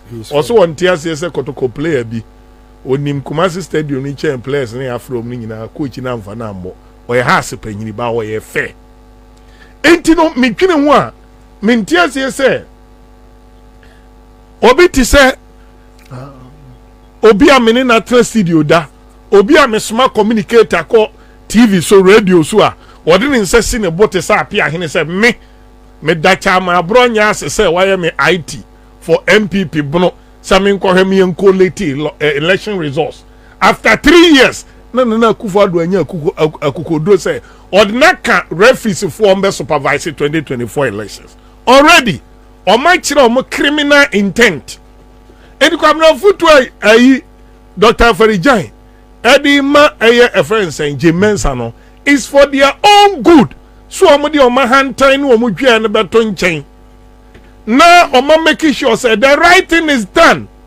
Kwabena assembly election aye din say better 50%. Na abo anwumra 7 na the incompetence of Jane Adukwe Mensenti na nipa di lemu to aba 7 p.m. Bono region 7 p.m. na nipa di lemu to aba to a enye popular about most of people who did say and national elections assuming say BVD say almost call a polling centers no Kwabena etimi reject me ko di line move for 10 minutes na nipa bi anu di mani mo muntimi go through the friends verification process no enti ye to ne amada da adu agu akoto mono no enu ni ana enti asedu nketia de Kwabena of vast experience when it comes to electoral processes.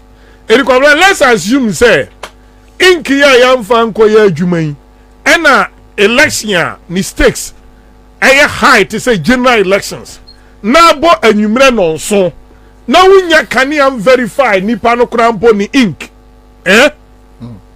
aya enipa be hwere ne nkwa they are playing with fire.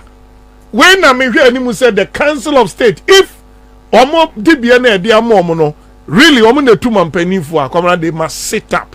Democracy now, ye celebrating a few days ago, say nya 31, nya 32 no. Kwabena ejina kwanta nine so anabunika say crossroads. 2024 election kwabena mimi mayinsi me. Se uku cha sako wa Shasako wa bebrebe nyane 2024 election I rescue Ghana. Baby a Ghana edu ne MPP ago eniwo bio. MPP is gone.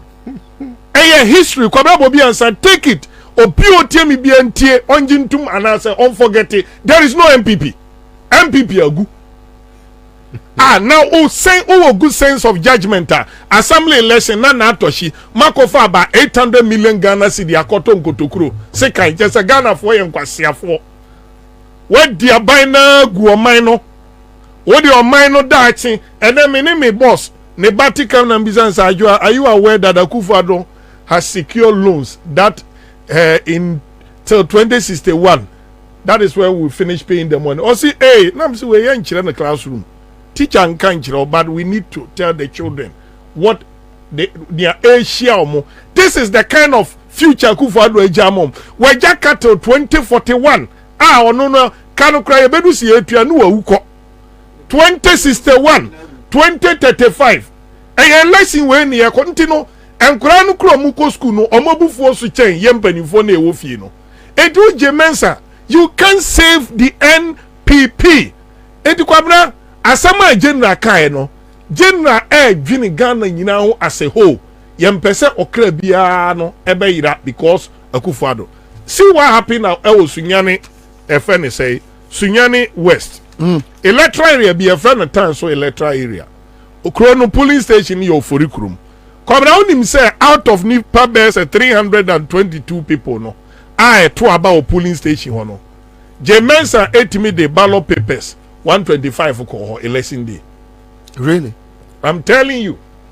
125. Omudi can't 100 in Pone Koi. They don't respect the people. Near me answer, baby, and this is for be winning or yes, I no. And the confusion about. I say, Omo to about Nipa 100 is almost the 50 abeka 50 no so. Ye kan abana wa that can we ya. Abana kwa 125. Yeah. Unim say Okankwe South. Pulling almost to district assembly no. Baby wa on paper no. E was say e be a police station we nipa be 80. Ene wa ha. Omo kwa kai no na ne number 600. Kwabena me see ade asie de. Won assembly election no omo lusu. Me de America so omo lusu because anbia nyina abro region 10-2. 10-2.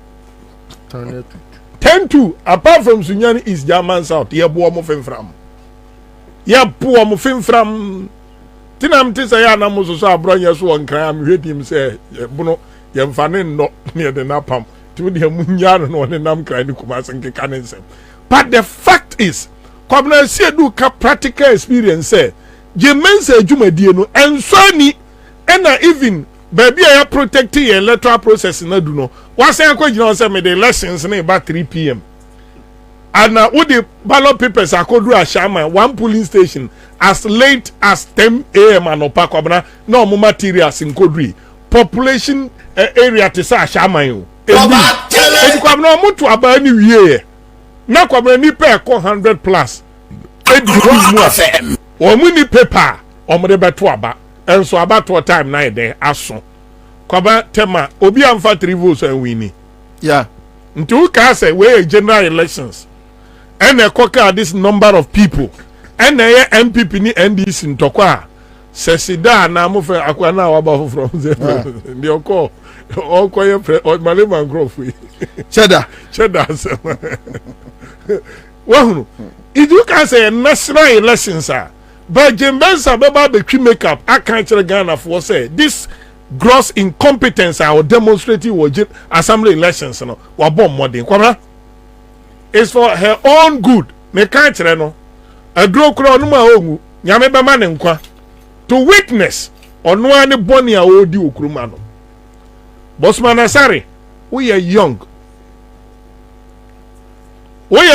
afena ko mfie aduonu mu mfie do wanim one serebo kwaku mo amontrance say na mo ye lecturers enti sa onkura atwere exams te say ni assembly elections o mo de bra mo akwabra obama na pass mark ama ndi graduate general asema a wo kan kwabra aban no omo abo an ho say okofie it's a fact na the list over me nam ka kire ba omia say on target 134 MMDC so omo ye Alan Crawford no omo yi omadi 2021 omo administratively aban na say ne makwamna enti asemu ye twetwetwa ye digu nkrata so ukodu baabi fufra another polling station your friend na atwansia temporal structure kwabna omo to aba no ma ballot paper sign na nipa dikiu mu ebeto aba how ballot paper na baby America dey waso ama asema America so nipa over 100 delay mu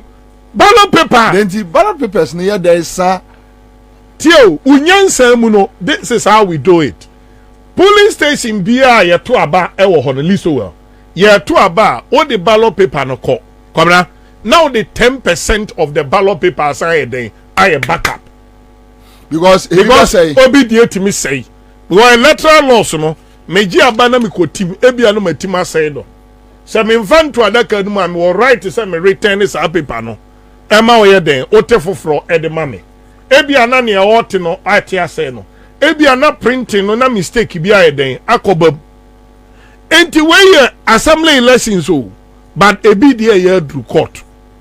And the question that I ask myself and say, Sa Nachra 2020 polling station him say nipa obo onum liso well omunru nipa 100 ewie na nipa to aba ohodum no mo ya akobru nipa 400 ni NDC can say kwabra now we are well equipped say some of these things assembly elections now untimi nkom bebre because I say non partisan say what you say but listo enya dia ye betra say Jemensa emfa bukata bi anya den enye ye kwabra minye o NDC for no more for no omunye o Ghana for na mi hunu omani ase no omunye o enya di ombeji atum da enti no sa ayi your friend say need to so dia so for aba bu and one kwati na ajojo oboa kwamna oboa ehu tie urim obi a wokra Dabi asoja fo mudi wachi wa wo akwabi okwaka to papa mo ma bedwane abehye ofie Dabi akwabi ompamo no omuko pamo no pipe ano ompamo no pipe ano bebo no oni fie anim say na no den osori amba no di omatem ebi na na niti wuye no oni abrantie fia we come internal primaries. What does it got to do with the what does it got to do with the NDC with the military? It doesn't mean me bampo. But that is what me ba complain anti primaries na mo ye no wo de patapa fo nye military fo enkraboni a wa so mu soja atade akogu ba bi se onko no mko fele ne krata sabi wajiminti na ba bi okọ amu beku no no ono aso ne krata akọ no abopa na na mi ni MPP chairman ya anso ma kire ma ya MPP regional chairman kwabra otimi the form show obi nsem of abronsan so no apẹ boys a sha abronsan na se no ma je paper na titi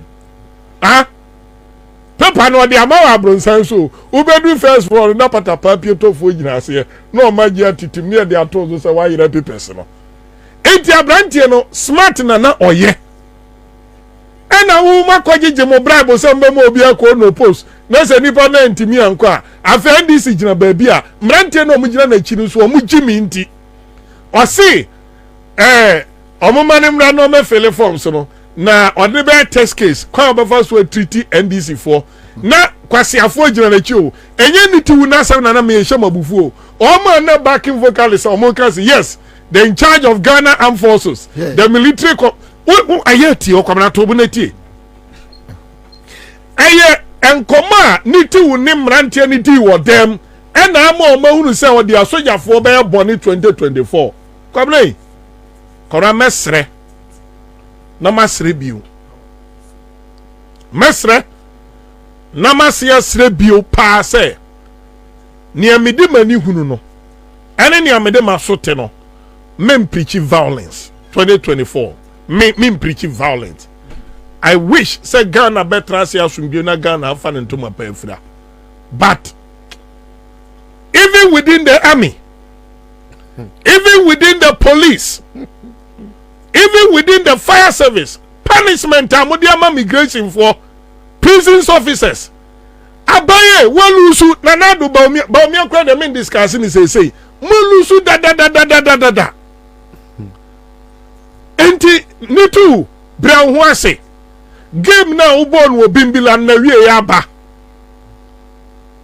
akonwa na bedi NDC ho ena wudwo wanum ena okeka ne opekobra mesre se NDC ni bia ko branch ko meeting NDC ni bia we believe in organization kona ko organize ho NDC fo se mo nante mbo mo nko anante NDC fo mo ko amonko ne dom I am just advising you Korami mi ye adwuma bro nya ye nai I'm telling you send NDC be co branches NDC be organizing ho a nkofo wo bunyo pia me nam ka kire we are more than them we have worked we have track record trace from Jerry Rawlings at Amisu John Dramani Mahama we are better than them in terms of record yan to Ghana ni ti say ni o ma to Ghana we have a lot to discuss and this all tranom na sabi se nipa ni ti sumpo na kan se we yankanya me ya mo amuti so amon fa nche me ya trash e ma mfansia 100.5 Citizen Show. Ma member Adewe, so Titus Samposa is on Facebook, says I love this program, watching you live from UK. Elizabeth Fojo is here. Kwabena Edmondson says my opinion is that JDM should find all means to jail these people. This time around, if any institution gets bent, all those in those positions must be jailed. Well. No time for imbecility. Okay, Ruth Youngson is here. Kwabena sensing another one, and my main Kyle for say star 413 hash CMG scratcher there promotion no. Listen, so I said don't get raises serious points. Yeah, indelible ink, but baby or raises civil societies no ma yenkodru Ansah. Ansah no be ababa be complaining. And now what ye Afarijan ya? Afarijan dear foot to be ma Jane Mensa as to whether Jane Mensa would take it or not is another problem. Abraham check tier for near Shefo beam. Na Ansah na meba de Sedun Ketiani Afarijan Sam Nisono. Kara Yanka Kai who said Doomswa is back. Yeah. It's back. It's back for Intino Munshanes. And the idea is a free Jimoa. And what I say, another way of preserving it in Swa. No, what do you Kora Mammy Moyen Yano Mammy, no being swaba so a fear Asantua a Dunum and a filer. Kora holidays ya ni capra sabio komoni adu obiji no mo anka Bobie emu abi chi yare ka mu abi friche bi ebe chi yanwe enti maye mo ma so pa na ye show mu nkran nyankopon to super enwo ma brabo so but Kora you were asking about how much money GMPC de ma achim ebuakwa minya 1.5 million Ghana cedis. And then also the dua enua mako 2 25 million. In Riano, Meno Kasei, Unriae. Ghana Sika, and our no Saquano, or the Sia Himfie, or in a chrome for no more Bemun, so 15 billion. That's it. Yeah, okay. 15 billion. Yeah, old cities. So, says Sikano, and Ghana Fusika. Omo ahemfie no mo tu galamsey ama efa ahange enene omo awia o man sika e de asi ahemfie. It's nicer than a Buckingham Palace. Enya Ghana fo sika mo akrofo we mu criminals we work with puppet anim etufo to wo hofo wo na wo ye criminal wo na wo wabrabo nso ani wo na yo ohene a wo ye krofo a enya Ghana fo sika ka obetimi ka ntimi si sa ahemfie no eti wan kasa tu wa wo hofo emetu yen yefo se oni wafutu a kofra akokore de se ni nua ne akokọ eti on free fie mra ko wo nua nom ho wo nua krofo akufo do no krofo akufo do no ko no ane ho ne ko kache akufo do se jai krono no jai sawie ne kuru wo dan jai krono no ne jai ensam hunu na wudie no Debi no obi amo ahiamo ade se wo so ahiafo mo na mo sesika mo sesika ko fi asati be de tata na no yisu tata ya di mu ntie tre ko tata ne tu husie eto husie etwam a me ne ayiti wado dankwa sabre no na ye police in charge of that division ye gina hono minute wa no wode ne handkerchief etua ne huni sei of a handkerchief bia ne huni tokuro wo no na ho nyina yetum nam se ene ma home ne o makomu o ka tu husie gabi we no ene om se o ma ye enya hwe dua bi hu mre nso timi ebenya baabi si na se nya Ghana fo na ye nkwasiafo a nenka wei ene ka se bi ara emi de passe odi atudwa se afi wei e be ma ye ni akọ Electoral Commission adwuma a oye ho me de me hu ne se the pivot around which every other thing ya suffer anase ye guso a ye sofa se ye betimi ate ye ho afri nkwasum afri bone a abehye ye nkon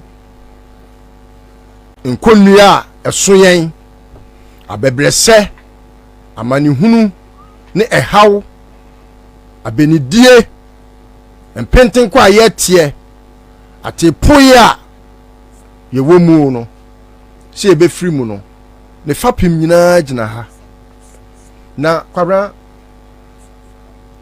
edu baby ya na much as we place emphasis around the corridors of baby Electoral Commission wono eya na media hia me titiriu pa kwabra eni se ye bayire ye ho abontoa ye bayire ye ho akyerɛkyerɛ nneɛma mu ama obi bia okoto aba no obenya anga ne butaya enu nti wode koto aba no obenya ntiase se aba me koto yi akwa bi o se papa me yi me ye mame ame ho abofo eji o ye papa o ye fa enu hia me chen se me di jeme saba betena hanom se ma discuss no because me nya kwasia mini madekura ekufuado woni jemensa omo ye dada and so I will not be blind at it me nya blind say minim say John your friend is say jemensa woni ekufuado omo atokese say obewia bam ama akwa na bawomia na wadi amia no aba be ye mampani eno no he kwabra ubusa se obetia na wontie. You don't have to be wise to know say ontie. Even fools know say she will not listen. Fools. Entino me no ehu here say a bad drum to the people say they want to rig the election. That one we must tell it. but enu hu hia me say obeto akoso aka kyen kofo say because womunim say omu pese omu wi aba no enti wo so boaboa wo ho na make sure say you match them boot for boot at the police stations because Kwabena say you go to about police station na me na poku me jina police station obi me go to about me so ho. And in fact I have taken it upon myself say me mobilize as many people in my constituency as possible. Ayawaso West Wogon. And I'm in charge in that Ayawaso West Wogon that day, no. Me call police station by police station, making sure say I am manning every police station in the constituency. Me, it's upon myself. And I'm doing that because me person me bomb me ho ban and me that send me man me nana no me they say me banana o. Me bomb mu nyina that ho ban. Never ma wanyini. Afi na me area. What am I say? Enti eye ye daache abato ene ye ekọ no. Hwe. Enane 4 days. Ena Kwabena, you know our friends MPP people that we normally walk around with. You never couldn't come Fianwa. Na say we are cry Jimmy. And it's with a pride. What must I say? Oh, Nasa about we are cranky here, Jimmy.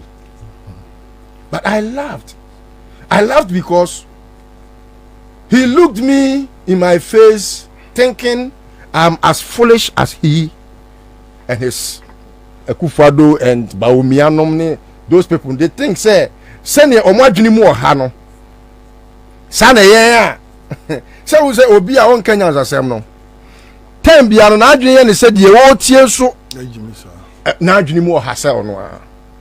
Enti no okasa no I laughed.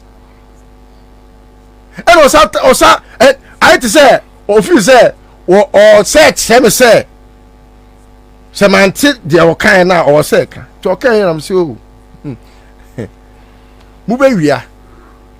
Na ohene twene, ohene ne twene. Uwia na de ko show dem a, wo be bo amayate. Show twene no, ya de di agro. Kwabena twene ya da so. Twene ye didim. Ye bo ye dondo ye bo edisa. Yes say na wia ohene kete twene wia. Baby a be bo no. Baby a wo be bo no. Ohene asem no.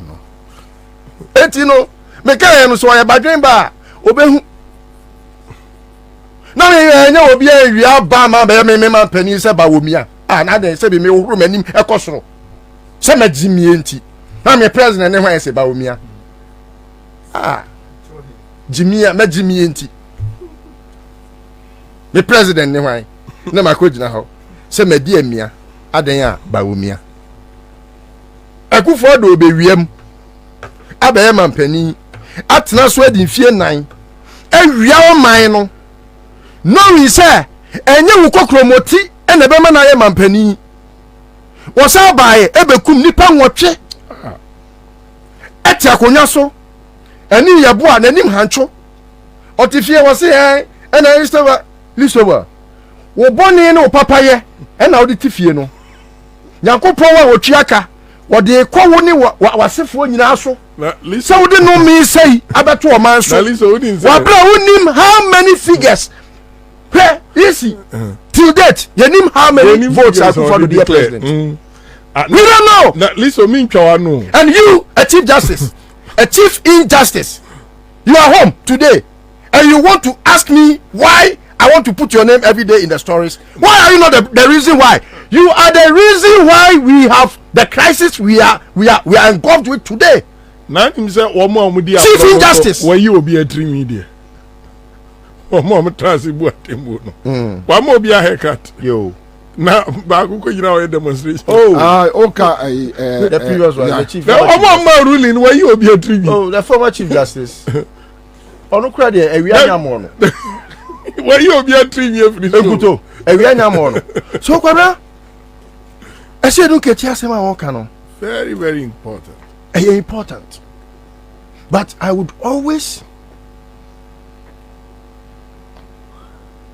Oh, it's not as if say Ayana Tembiano General no omo very tactful in their way of operations. So when you are clear, you know, akwai say we no odi kan mo hu say akronfo ni gina opurachi. Enti say me ba wo be ka che say boa wo ho a hu say akronfo na wo kwa akohia no no. And I think there are messages they are not good for the microphone. And that is how come they may not have tackled it as perhaps I, as very impractical as I am, me imagine me no. But me, you see who hear me, they say we go police station, I catch almost say, man your own election. I don't America. But more importantly, what elections do we have in Ghana? Biometric type of election. No? Electoral Commission in 2020 told us, say, even though we have a biometric election, no? And was say, yenya bibi ka ho, because in most cases, nioma esie ya yegyina so ewa abatuom se abatuo no twaye no eye nipa bi animu a obi wo ho a ordinance kosi afidie so a afidie no nsem cheche wadama oye fe ne sen ye nuanom afarefo yi oso ahomanim no otwe a ne nsem ema ne finger prints no ebi wo ho a na enye nti omu di coke na wo horo obitimi ya diram ema nti enfo omu anim ema eno hu ye twa ska ma no unu se procurement ska ni nyina omu di ni nyina omu wi ska ni nyina eno na boss na asare ko hwedi fie abra udu ni fie ahwa beka se ship really yes. Do you think, look Kwabena, I want to let everyone know say election no and yes, be omu be wi mama ba omia o omu wi ade abo omu aso ho ban because they know they will go to jail. They cannot account for that monies they took from the coffers of the state. They can't. And you know, a listener who say o referee no or you against, and there's nothing that can tell that referee now or you against or you biased. Ne say referee say never ye fair.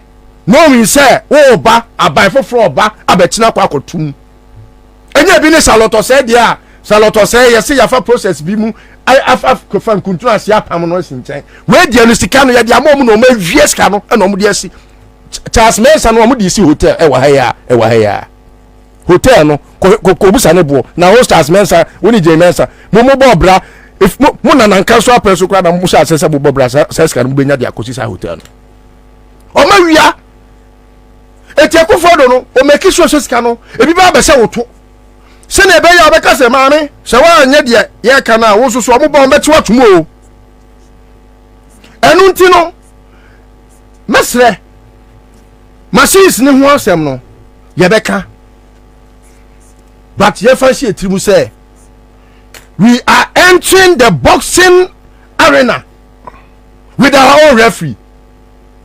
So woman overwhelming defeat ya to aba Baromia when you 28%, maximum 33.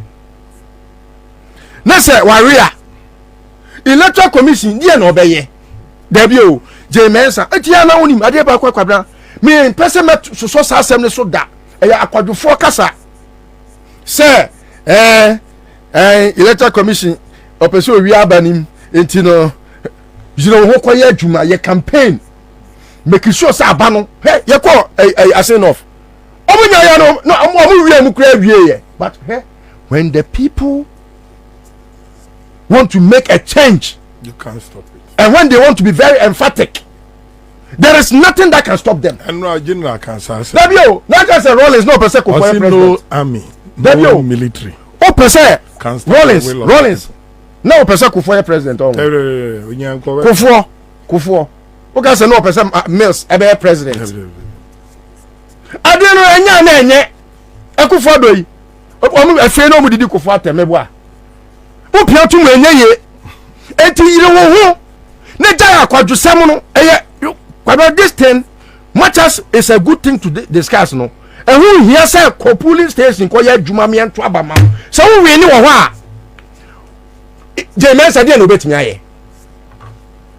Now baby asiedu ketia ka e wo se nyina ya ma ya agye koso ne de na chance wo kan ebi no say bedru D-Day no na nipa e wo ho ye 100 no the 20 ballot papers are they very serious. Enti saa no usu nipa 20 de na aba ade so ye 100 enti 100 no 80 enya nto e je se ho no wo -80 what you say eno ni ade a eno so no e wo say you walking in there with our own referee e wo say by a certain time na ye nyina ye hu say electoral commission ma print ballot papers na wie hwe say ya say dun ketia mo tie mi a me won confirm mo electoral commission ho a wo mo ankasa de report to blame say no omo wo machines wo ho omo print ballot papers enti omo kasa omo ko print no ba bia omo kasa omo boa oh so omo print bi enti no omo from office ho list to say education ako new office bi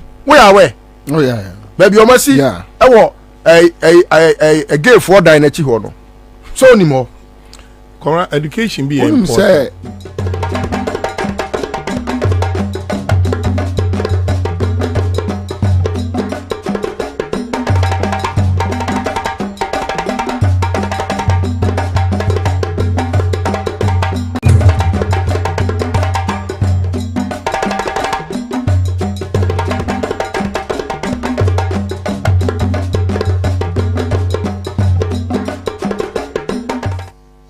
You don't waste your time. Oh, Jimmy kakra 30%. Ena obi wo a anya so wa Jimmy o. Or you're ignorant of whatever is happening around him or her. But adia bia koso won ho bia no. Onima de kra AC. Very naive, very ignorant.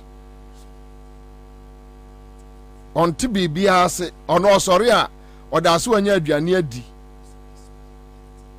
Odidi wi a that's all. Dia kanu bia to electricity mu. By what percentage onim? Sa for no na Ekufuado ba Ghana politics move for no. Odru kro be so no kasa. Allah and I'm welcoming.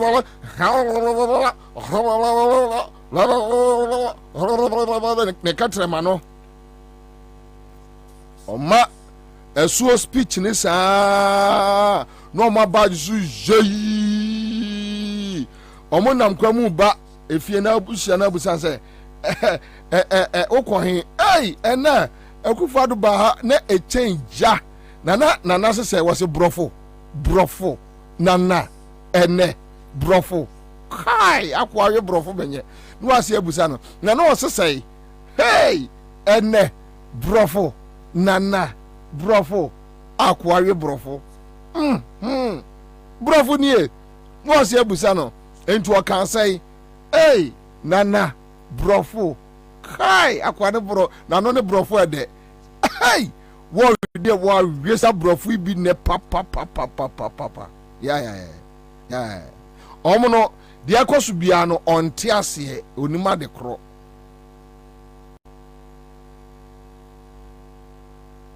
no de akoso bia no onte ase onima de kro nana sesei brofo ene nana wa wi brofo papa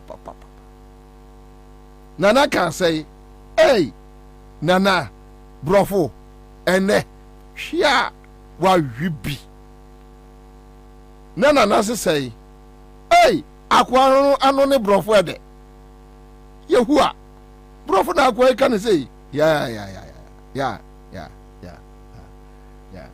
was afo no so. And that is the reason why we wake up every day and we come here. That is the reason why we wake up every day and come here. Me say, Mamen Kasim we. Yeah. Young fab political emotions and tribal in Tonchain. Yeah, Fourth Republic we. Check. At the Papa Bia and what Ghana has said.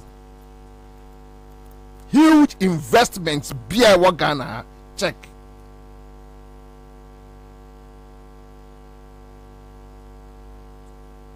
Huge investments Bia what Ghana check.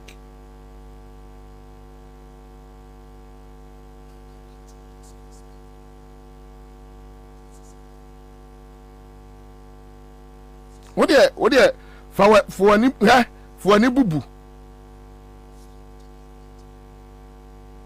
Huge investments Bia what Ghana Bia between MPP and DC check. Rollins investments obey yeah. Ever the energy sector, roads. Asante region are quite PNDC, NDC. Yes. I'm telling you. Obia watna sechre. Mpotamo aguna jamase mampon emprem. Efijase utwam kwa adwira nkranza sataso obia watna sa enclave no mu bia ni masema meken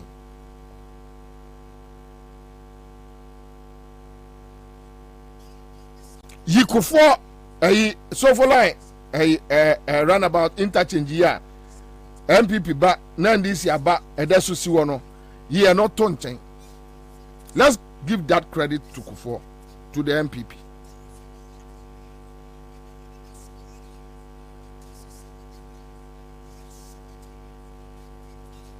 Yeah, even ya pensu ye JM num omudo sa car ratri park pa zim omudo sa kan kumase kejetia first face pa zim obian complaining Kumasi Airport first phase pa zim. Wusia MPP niya wusia MPP niya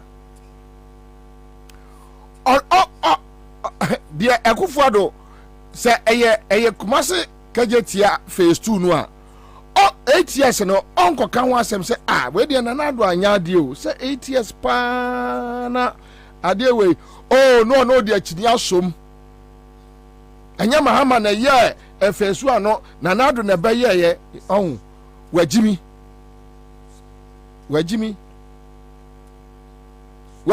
onim nyansa. I don't want to say MPP ni ajimi ni wajimi nipa ni wajimi o Ghana ni wajimi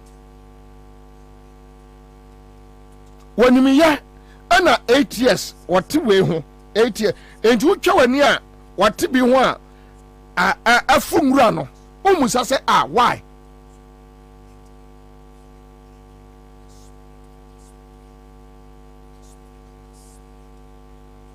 Mr. Ghana will you check sa enkani asem we opa yenni NDC investments ya omoye ewo the energy sector me say Akufo-Addo bae ena John Mahama NDC enya Ghana thermal plants ene Ghana gas. Even with that they can't pay. Do you know why? Omo wiesi Canada Ghana niya would assume. Listen to me. You are struggling because Akufo-Addo is a thief. Yes. More record him in Kobonchre. He is a thief, a criminal. Omo wiesi Canada. ECG is gone. Aboto.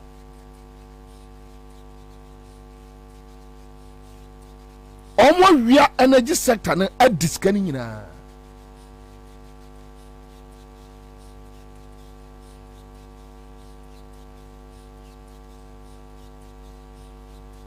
And that is why we are here.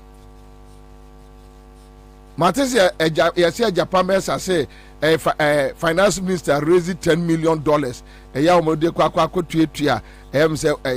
it WAPCO or whatever?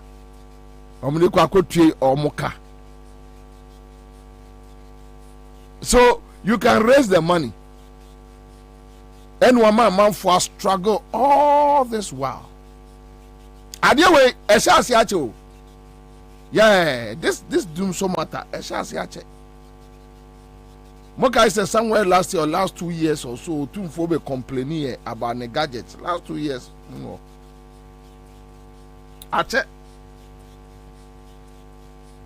Doom so buy me say enka ekufado buy ena John Mahama and this no anya investment. Oh, sometimes why we are because na kwe say enti NDC chinobi anu look at least Kufuor was better. Yes, Kufuor back Kufuor kra yesu onim nyansa kra no Kufuor kra yesu onim nyansa kra no asofo do sisa omko akosombo. That is MPP for you. Kufuor yesu onim nyansa che Kufuor do no. Kufuor no yesu onim nyansa che Kufuor do no. Back critical no under MPP no. The only thing they were able to do, and so almost a year and crofo, a sofo, a quacosomo, so almost paye, na ensuo and tongue cosomomu. Na omuniminyansa say, ye move because of a year weather pattern, no, ye move every hydro air thermal. Do you nyansa mpono? Kofono, yes, or no free commercial onimiyansa no, or no, do onimiyansa no, MPP no. So just imagine Akufo-Addo. Nothing. Bibia ni nitrim. Nothing. Absolutely nothing. Bibia ye can nipa wadwene nothing. Bibia ni nitrim apart from bone. So obe di o mine bone, obe di nipa bone, obe say nkrofo business, obe destroy nipa, obe ma ho akere wo. That is the only thing.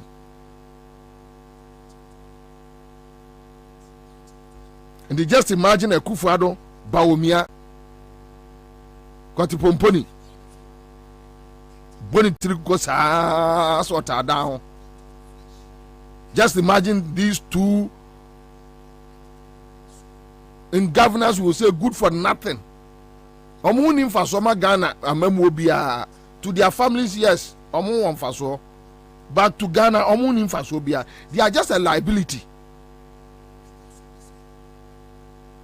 Just imagine say any pay mienu na sa nkrofo mienu omo bae no bibia ni ho kamba hu de besi krom a kamba hu ade a ebe kwaso krom a even with that say na eska samo yes eska mitie Japan mesa this morning esika enya bibia omuntimi mpawa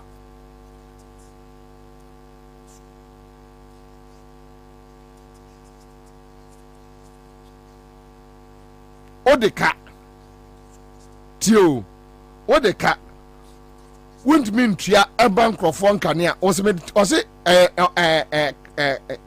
is it American power or car power the omfa free akota krade a omso omdi free takrade ko kumase no American power check from when you are holding your phone producer almost say $30 million almost on board can say movie at the end oh tembiano kwayo mbefa so awia on mine no and omo dwene ho. That is why I don't like Akufo-Addo.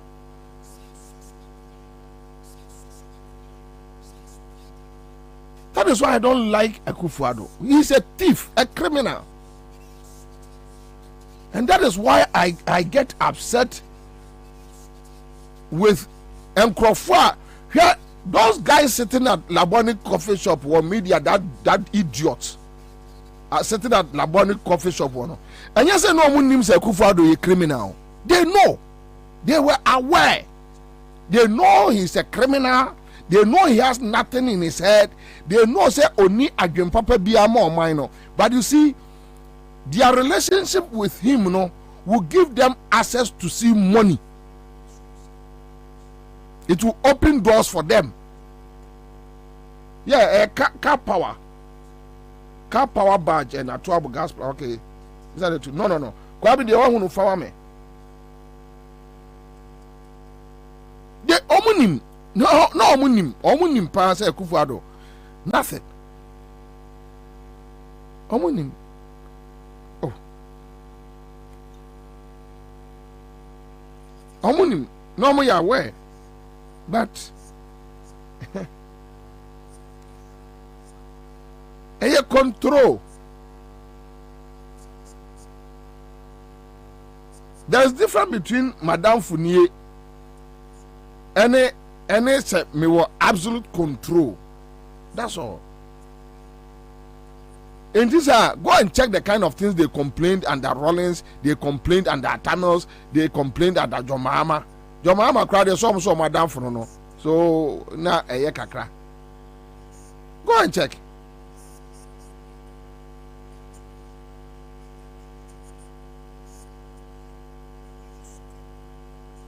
Oh, you know what I want to ask you?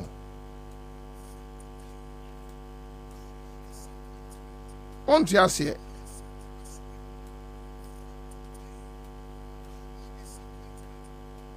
Oh, you know what I want to ask you? Okay, so AmeriPower, right? Now this is a friend is say relocation of AmeriPlant to Kumasi cost over bloated from 25 million to $35.6 million. ASAP report. Ghana Nibian you. The AmeriPlant every Takrade to Kumasi. Almost say a cost Ghana $35.6 million.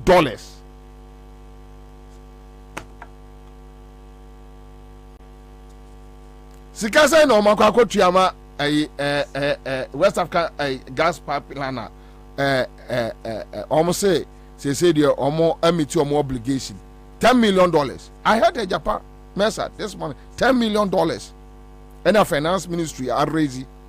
Say omudi kotua as weather class omo betu yakwa kotua eska omo wia gu ba bi ni bio e no omo kofa de aba yeah eska no omo wia gu ba bi ni bi no omo kofa de aba cause ni nguase ne so na de ode AmeriPlant no kura free abanone edisi so buy no obo kasai tembia no oh men kase NDC akronfo ni mu at least tamana momo se NDC for we are no they were working, they were doing something. You can see it. So omo ye bibi mu de fala. You need $10 million for West African pipeline for say omo enje eka modi omo ni no mo restore ni emaye sabi ambenya gas e dia power thermal plants no was about $35.6 million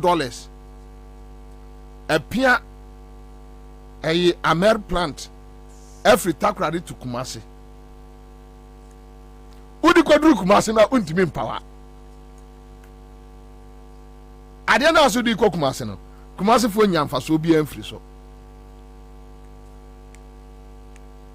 Watches Kennedy. Ono na pono ubehuno na fucking boys ano. He say oil bomb pa you so pedie you Jiminti say no say when they don't have political power omunyo bia into omani abre you won't grow far across the world that omuni political power but they are powerful.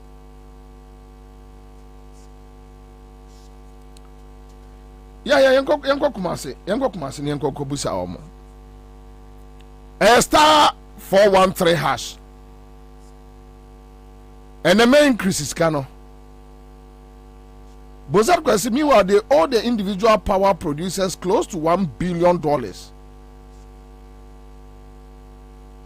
Udeduji says it is costing us more transporting of the plant from Tadi to Kumasi than from overseas. Yes. It tells you that we have a president who is a criminal, a thief, with a vice president who is a criminal. They don't care. Adebia to Omino, they don't care. That is the point. They don't care. Sika.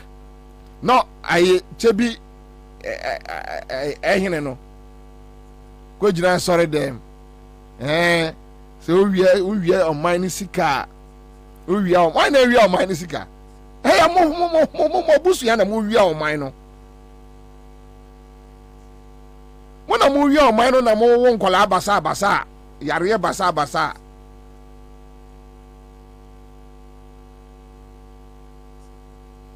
Now you saw them more Bruniano. Me Bobie me menyame.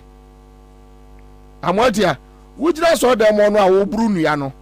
So one more sisa o mine sika mobrofo sika no on bebre no why ne benyano when am won kwala basa o se monana no no akufo adoma no o mo ma no mo ntimi fa bimpie when am won kwala basa suoma basa yare basa keno furiata mo o kala so oneme emia you are stealing the country like there is no tomorrow. Move your mind not to say.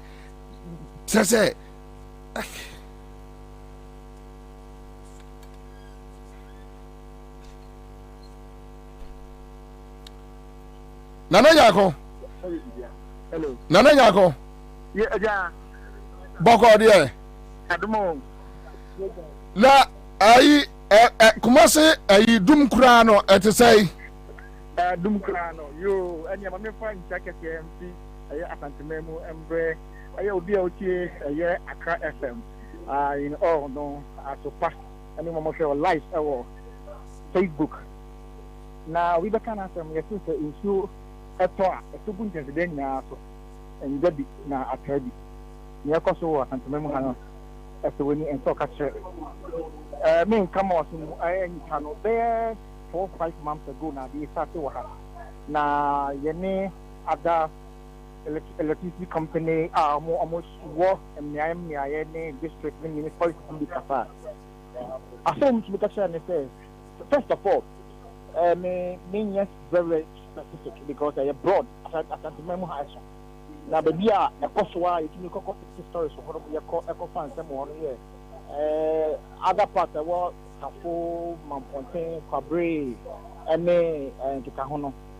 Now, for an easy for Kasa, the first assembly meeting, I'm chair say, I'm going to get now every Thursday, you know, and now I'm going to do Kaniana, I'm going to me, I check it near Echo, a year, meet at Nimune, Transformers, every Thursday, they're constant for more than 7 months.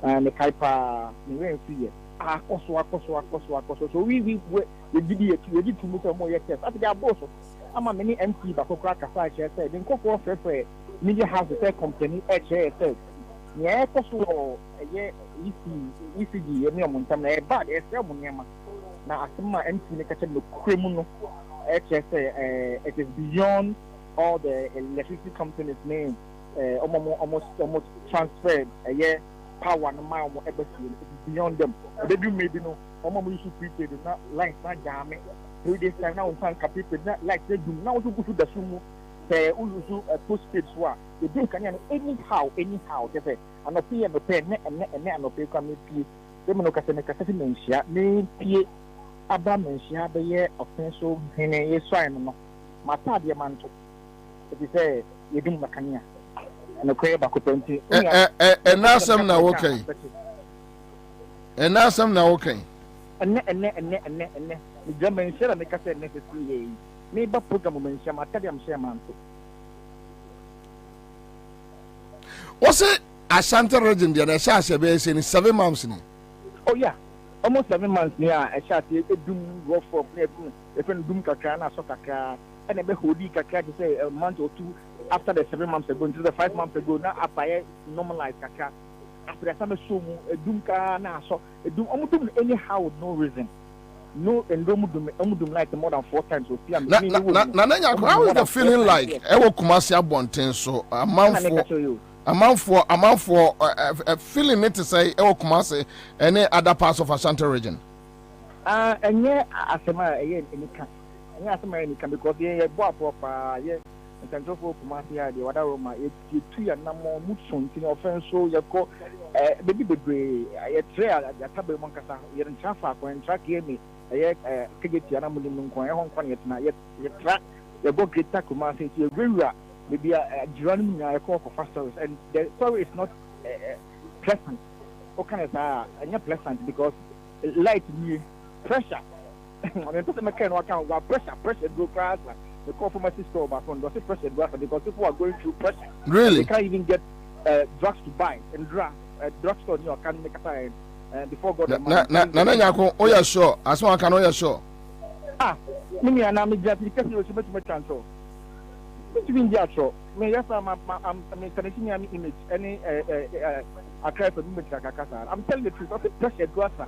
Opa, let's put this as a news tomorrow. I'll go and have an invitation with the man, the drugstore person. No, I sure say pressure go Kuniswa. Because pressure is all over and they don't even get drugs to buy. Including, you do more light or show up back. You soon talk. Now, yet you will take me, I send you more light. I'm talking about open almost. And run this say, I'm doing around 8 thereabout. Almost on the bed. Almost on the bed 10:30. None of you are not paying do as a member, Juma, member the Yemen schedule. Na omuka some the Mary plant eba Kumasi abe survey Ashanti region Dumsono. How far? Sir, you need to come see who you need to come see who a year and Popoye. And to change any minister, regional minister, Aswat in Yakoswa. Maybe a home information, but I'm not going to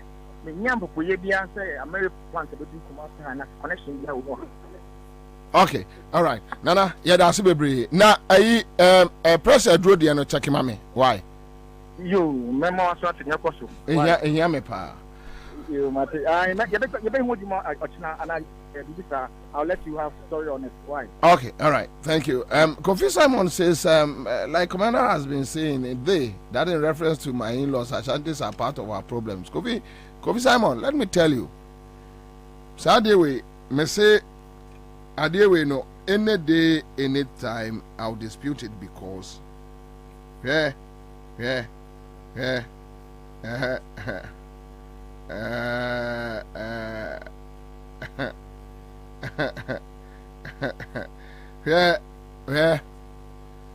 say, I want no amuti Kumasi no. Omo ha adwene, omo ti Ashanti region no. Omo ha adwene chai. Asante for no ahun. You money any idea. Anyway, okay, so Mamenko for Kwame appear could be Eastern Regional Reporter. Ibrahim Abdul Karim Jabal says the light out goes with water. Bobie, what this guy is saying is true. I'm from Canada. Heat near too much. Okay, so Benjamin Neto says until this president and his elves come down from their high horses, they will not learn to be responsible. Hello, Kwame. Eastern region. I want to say. Yo, Bobie, a church for you. Bobie, Opa, a few months, Yanso, Sabri, Yansa, Ebusua, Ekina, Bobie, a very kind of if you a few we see the electricity bills are every bank of you Friday. Best of the group for you for that. I done it at the walk. Who be always say of system or many the estimate. I say your boy treat near the amount. Now I don't know about Sabi Obi 800 Ghana Posomia. The pay never but now 1,200. If you cry the we call best 4,000.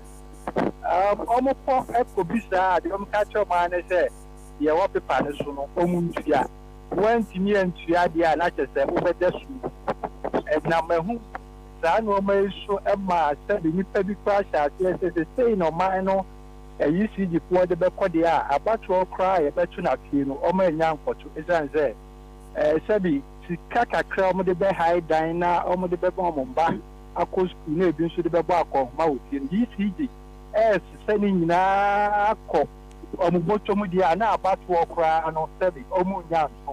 That way I Casasa estimated Bessie, and that's so air possible. I have that practice 50% or more or yet. Or a few months, it teach you anywhere that him grow. I think why a friend at the Michael. This is a usually in Petipoa if we want to tell you. It is a corona or more amount. Bobie, do so no and a Kaka, a coso, a few months. Now, a told a beer and I do a tell you what that okay, so we bring a fine Cacrano. Obefena Ometu, when you bet, to say, oh, I'm your crash, mammy, you know me and some year on the shop. Obefena or the cry, Ecoda, Bayer, Ahumati Bami, and Ansah no muscle. There will be a almost say, oh, yes, so Catamam, and so bring back at the robotic current no form, a bunny pet. Unifia, Obako, Nasabi, Ubi, Via, Tisu, at say. We are looking Muswa, daytime, Mariano, Bobie, a year to my 4, Papa 4, Taylor 4 near dear. Can obey a Jumacatra. Nasabi almost to the approach you or my from Iranian. This is before the monso. A year, a Riani and Opanamus Mudini, Obafania Dumo. You have a some nice menum, Nayan Soye. In Tisadia and Emma, a BH, ah, Doom Swa, you who be a ripping and one a sample beef. Obafana or Mamma Kania Kakra, a qua normal Dumo. Almost Bobie, almost call.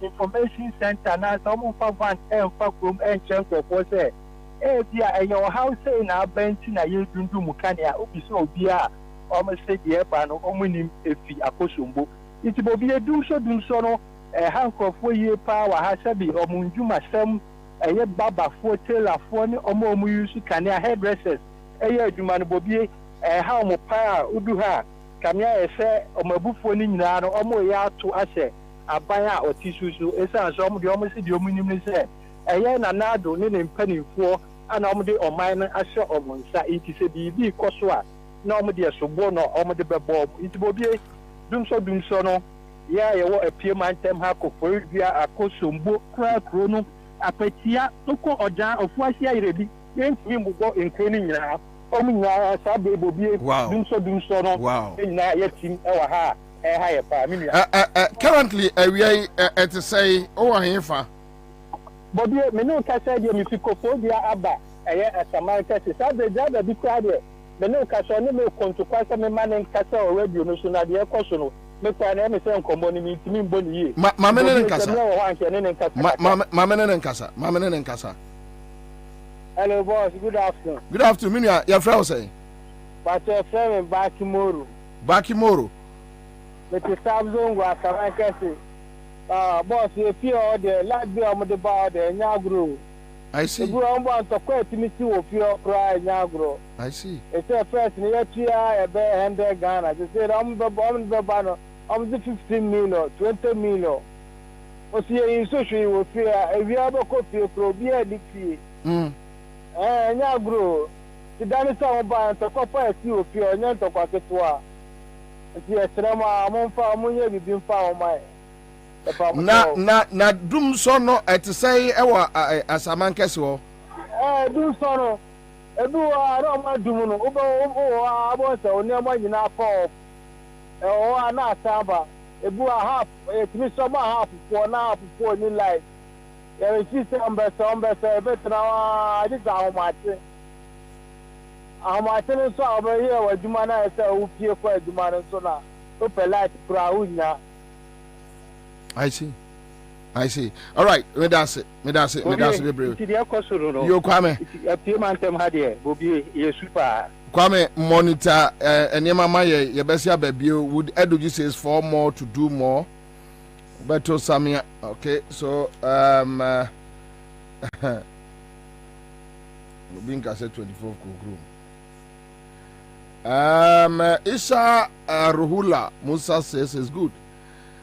That we have this report from Achimeria. That is your share of the cake of Yedienye. Okay, so Enoch Esho says the king of Airways will be my greetings to Escado Ketan constituency. From Dr. Grace Ayensu Dankwa, the incoming MP. Oh, Doc, there's a your pet time best Doko. Now, Kofi Simon says, Commander, cool down and take it easy. The stranger learns from the indigenous. Yes, it's true. They learn from them. But say dear. I want no better Ashanti region other than Betuprumu. Ushia Obia. So what money ding? So what the Eye Muhammeda Nipino, a muda walk correct or mubu bechain. In the idea of Bayano Santinibi Chamu baby and now they are Sheno. But would I ask my say, yeah, there no one if free and color brimty yenim. Rosemary Jason says lights out air was pink test and no water as well. And so the crowd there, yeah, and so was a mad deal. Yeah, and so was a mad den 10 light, no. Said the Uncrofosi brew soon pa. Ibrahim Abdul Karim Jabbar says some weeks back I had no light and water for 4 days. Wait, not we are say a day. What we are say oh yeah day. Yeah. In so na say there. Adding. Make I say 2014 thereof. Akufado was tweeting about a man for Munyansu. Kwajo pon kroma etape no. No Ojo FM no. Okoye program bi ose so no si ato pipe mu a ose eya na ne de se ne yam sisi no se de Kwajo mini akwajo ya ye nuafo awie ti chese wo kan se no aka ne se ba kwajo se de ho to na o ka ba ko pa dada no a na utwi di besi ye friends Kwajo also say the Oyamun Subio. Yes, because the state is providing water for you. And yes, Oyamun show. Oniagojo. Also now what joy from my yen almost with the catch say Jai and Umjane Kasa big man Kasa akakraka no we are kola won tiase asema wo ka won tiase. Ene kwajo opon kruma betimi ase akwa gina platforms aka say ohun say ye dum kane na say ensuo ni wana ne yem ase no. No. Now he can afford a generator. Abai bangalo mu no diamano or bodyguard. Ensuo flow. Se si akwajo fa opa yanka say nkran ensuo asoti. Na kwajo opon kruma mfre Ghana water. Yet the tankard means so be ye faster co. Bawunim all joy no na omo kasa no. Ne ya ho ya o. Ne ya okujeto no muntia. Okujeto Felix. Dr. Manebu Amanom. Ena they feel say ye age mates and omo koja ye. Inti yanka bibi me ye enkrofo hunu say a system na say. Today me catch them that time say ya ho ya nim pass na Akufado enemo ya ho ya mo me hwe nya de papa bia na mo be ye ho ya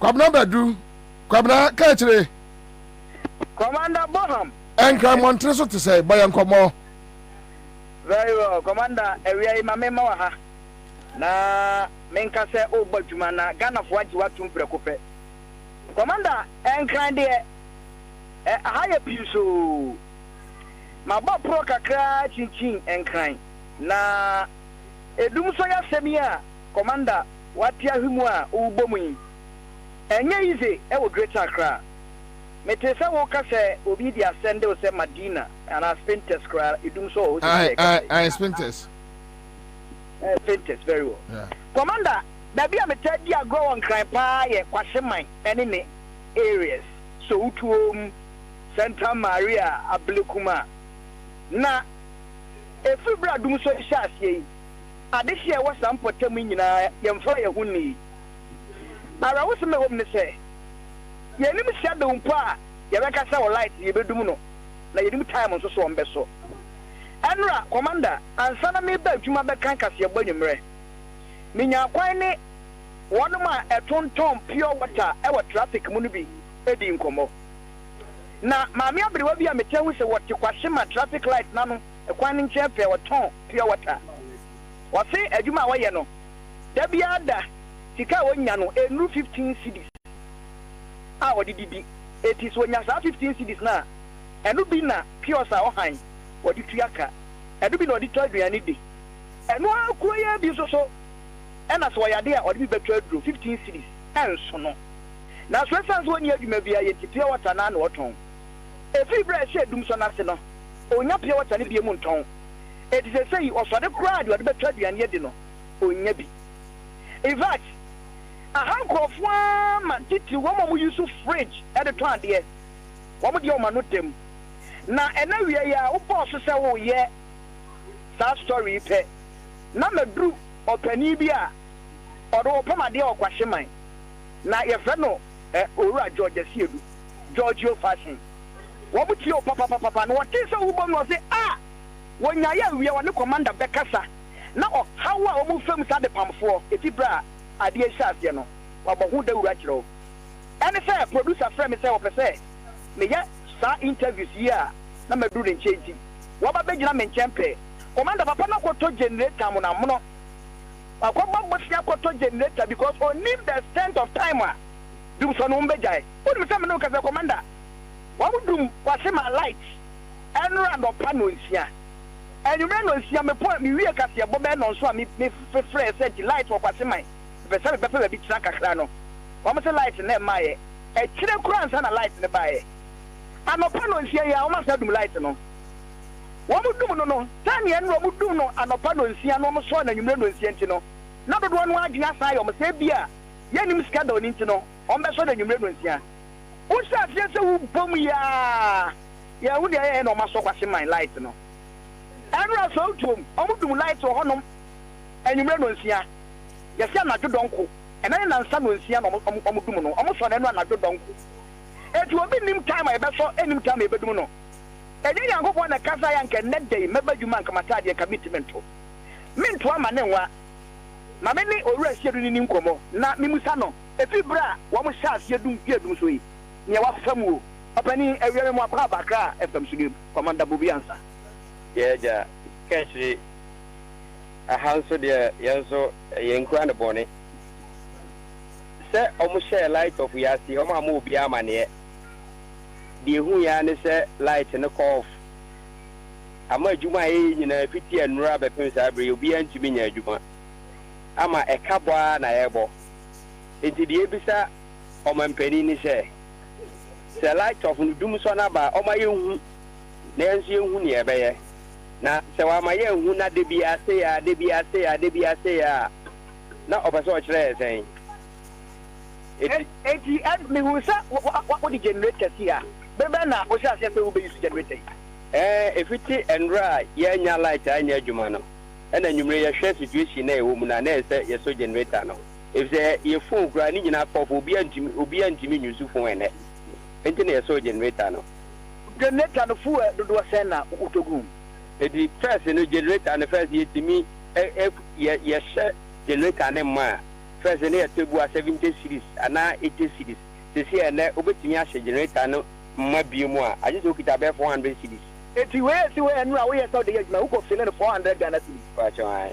asa sisi aka kakra bi na wom enti na wo ka se wo ha wo peso buso mampani se dum so na haban na wa wo ha te bia na ewom no enye dum so sisi o mo se dum siesie enti se dum so a o mo ehu se dum so na ye mani di dum so na ye nya dum siesie na ye ka no because e dum siesie a enra ye dum no ba ye ntimi an siesie enan so ya san dum no enti se ye ntimi ye dum no na ye ntimi siesie na dum so be ba dia eni o nyi siesie ne bi o na ye nya ni dum so abaya waba ose obetumi ahwe ma light ya gina so na obo so bo so mampani do Mahama na de dum so baaye na beti sabre ekwa the latter part of the election ti bedu na ya tiasi dum so mu no yeah ohu ne say obi o mo person wo break 8 na dum so ekwa so no mu ntimi so wi o mbe de no ma break 8 no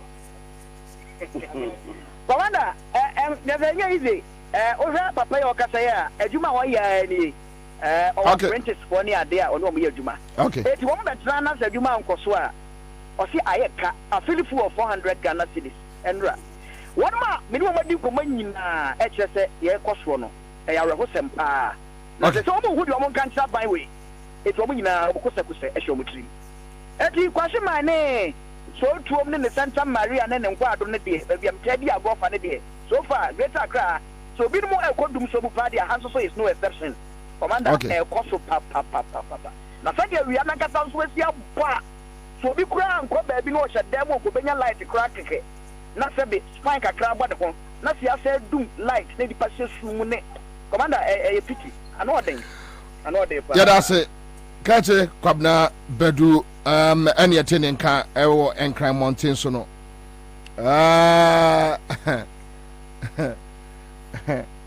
ade no ma katrem me say just imagine Ghana without Mahama thermal plants any Ghana gas money say Ghana gas no phase 2 no akufaro de so te ho one ba omia yeah de so te ho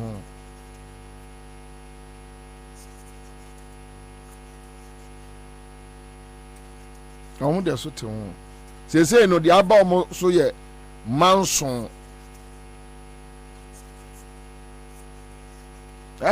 jo mama na ye project we kura se nanado de be commission ye udi 8 years commission teacher say jo mama anom ye anye bibia enke no ano no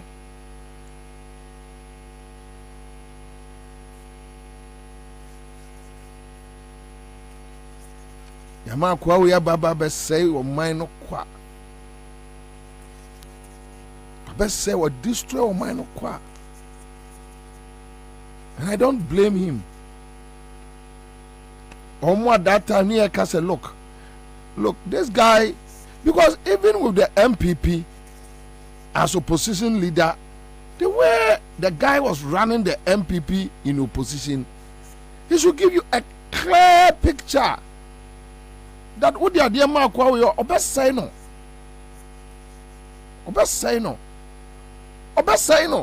We kept on saying it. Obey say no. Obey destroy no. Obey say no.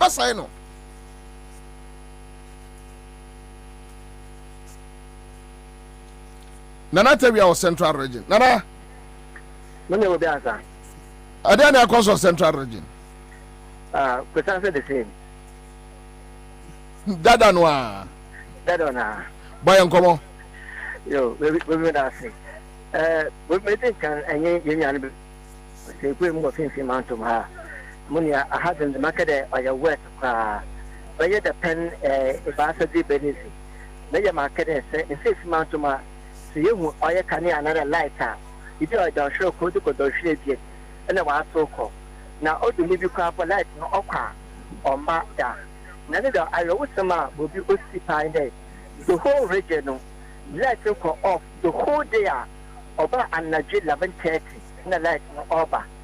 Now, a shit is it the caswa, and my light will go off. No, if it's someone which is near east and west, say, if you are, yeah, mamma or cruising.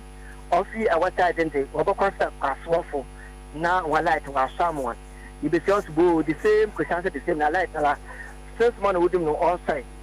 And that's okay. If ya I will commission no, even as the wash as ma, what I can send off into the this the Frank was the one young call in Fantiman. Mamma will feel that the annoying and out of pa. It's the Mr. Mamma feel an impact off on a day. Sister like no, what's now? We're going to say you couldn't find no father, Marcus and no cabasa. And one party or yada, one phone to from car, let no and a power what would you know? One say. Any argument there, they be the uncle Walker in this year. On about to force it, dear, if you are a DC man, what did you do now? Don't come out, no, if you are a band of a and just say, and I look at Grace, no, I'm a light caca. Also, I had to go Central in an animal at Alcoyano. Parliament for one, or good to from so noy and you finano, or do when you pass, or you pay the magic. If you had an auto, and I used to football mobile. Now it's not going in a seminal, was a light time one. But there are some put you could do, and what's the other West, and not today. I didn't down much now. I want to do. Would you ask us and you do not like on my? It's the one region, the quest come out of the near to Fansuela, let me be in New York. After Nida, 11 church lights, no chance of a region. They know our base and can pay or go to all that chair. Employer, police from there, yeah, by them story. But very similar invest of Cape Coast. Now, time off from Coname letter about Quijon and the time out no off inside. There, about today, if you are investing no. Oh yeah, you know what question I'm like, what you do? Sister investment is a do or pass Azar. What do you do Azar? Then can you see the phone one with this phone? Now, why you're in there? Best students. Waba. Now, when you be the way that to know you know, and I like to wait to know. It's a one and a half Wasa. And Koyata, the Christian, one of Papa. It's Oyaza. Oh yeah, the whole region. You see, you know, another the Greek said. Yeah, whatever no. Why I thought when you central region, I said 6 months one. And yet, the bucket when you're in you cry. Now, actually, I'm saying, what my say, and I had that as so you will be doing come on today. This Saturday, the now to what man I watch as a party. Say, oh, yeah, the mom and a type. So I just do so. And what dear, you more 2 years. But I said them and you to follow. The me and Billy will meet it. One down will tell you why the pa don't forget another kind, or another day. Them last no kind of doing the Yamagana for. It's what they're gonna find, do say what that you all year. It's a person far to her. Baby, what more kind there? She says it. Why ya disappointed? Our Abana. What's up? What the man of a present? Now I'm going to say to someone. I did a fruit soon. Head is a fruit soon. Bobby's a fruit when it's ma. No, what's an issue, and I don't say. And now, other drinks and so, we'll today. The Nico Fart in Albanese with the South Point Central region. And so that's it be summer Central region city. But for could be done after the on your west of car.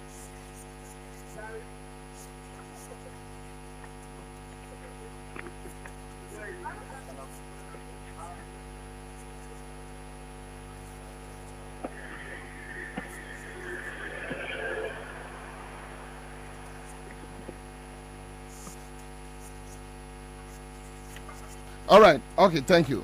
Sorry, but me distraction kakrebi. Okay. So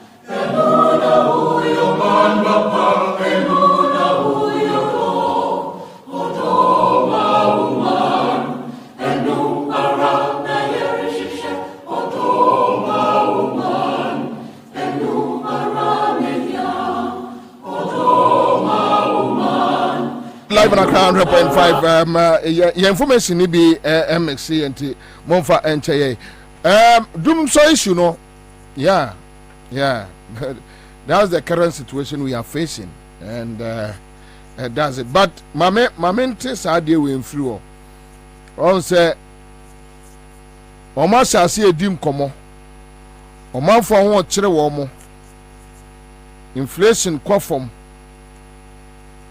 inflation afa inflation unya keno for ata de no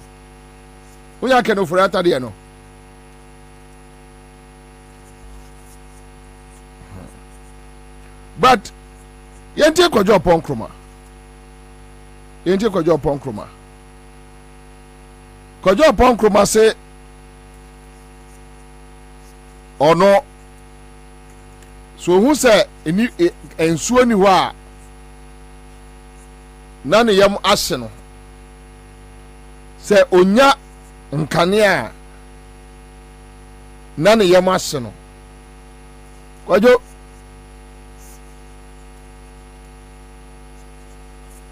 ubetwe di san komo no ene san komo no ya na odi ya go to Tema ebia 3 weeks no water Dansuman bebu wa a whole month no water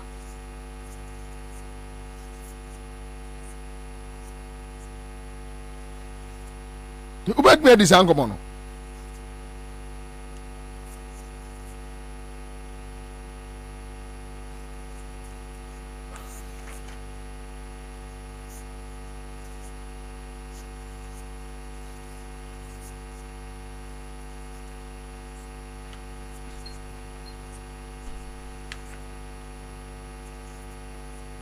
say no bet me this ankomo no a over to him bro kwajo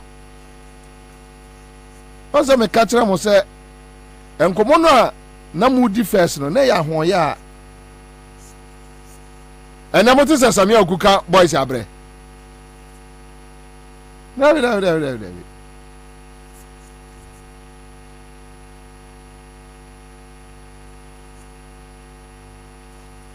die ni bre kasasa die ni bre and some of us now you're trying a day like this and I when you jumada and okujeto sa enya jumada and I fell so who's can you jumada now when you jumada na then when you land cruiser and I when you jumada any bre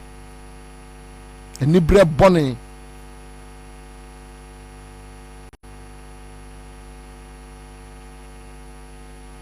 Jolam tell us Kwabena for a month and a week Budumburam Sun City no water Bosume and then now you have 5 weeks no water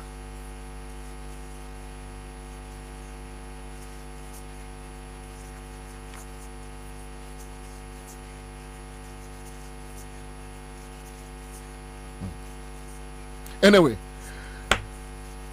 let me move on live on Accra 100.5 it is what it is and I'm in bedroom komobi inflation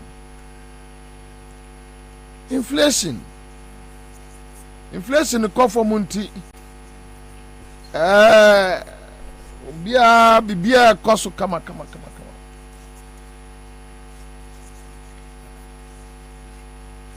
inflation ko for munti bia koso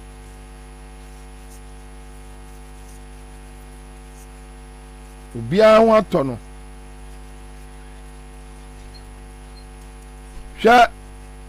in 2012 na NDC for a catcher Ghana say 2011-2012 they were talking about single digit and all that. Me person would tie Baumia asema Baumia catcher Ghana for satire. Tio just listen. Oh Baumia menya so say ni ne parents etete no say on feriade ɛna ɔde no ho abɔ nkurɔfoɔ ɔmo mferiade yɛ nkurɔfoɔ ɔmo mferiade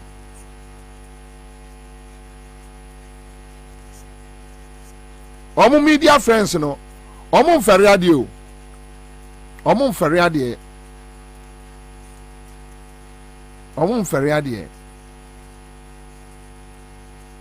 me were problem with the way Akufo-Addo approach politics. Into wɔyɛ ade a minsi hɔ nkɔyɛ hwee. Akufo-Addo hu nipa bia no a wɔyɛ ade a minsi hɔ nkɔyɛ hwee. Me Bobie Ansah minsi hɔ nkɔyɛ hwee. I don't need any of them. Me hia ɔmo one wɔ wiase. Me mfa no nyɛ hwee. Ɔmo so hia me, ɔmo mfa me nyɛ hwee. Because I feel like Sikana would you know where we are or mine. When I'm clear in my mind, then I should be able to take decisions. Among Ferriade in this anchor Baumia to mean country or Ghana had Dasi and Twabamano. Now listen to Baumia. What here Baumia we are? They are talking. Well, that is for everybody else to judge. My point. Do you doubt that they have achieved single digit? My point is that the single-digit inflation that we are seeing is not consistent, in my opinion, humble opinion, that it's not consistent with developments that we are seeing in the cost of living. You know, I mean, the single-digit inflation is supposed to be driven by food prices. So, you know, ask every, woman, man who goes to the markets and ask about food prices between last year and this year and see how food prices have been increasing. My visits to the markets, whether it's in Malatar or Tamale or wherever, suggest that food prices are really going up. That is clear. I mean, in Bolga Market, for example, as I pointed out in my lecture, maize, a staple, maize, where we eat tozafi every day from maize, went up by 60% within just the last year, more than 100% in Accra. I mean, so the point is that when you look at the cost of living, the benefits of a single-digit inflation rate doesn't seem reflected in the cost of living. Has the government achieved single-digit inflation? Well, that is for everybody else to judge. My point. Do you doubt that they have achieved single-digit? My point is that the single-digit inflation that we are seeing is not consistent, in my opinion. Humble opinion. Baumia ne Paul Adomotre. Paul Adomotre is not the campaign manager for Baumia. Paul Adomotre in 2011 Obusa. Oh, you see. Onipa o ya dia obetumi aye dia sia one day na age wonsem Paul Adomotre until Akufo-Addo ba eye power yi no mo frɛ no neutral journalist Paul Adomotre we see our mo me Minister Dr. Spio Gabra me and him we dey sit we dey do this. Oh, me and John Mahama. Oh, me and this person. Oh, my boy wedding,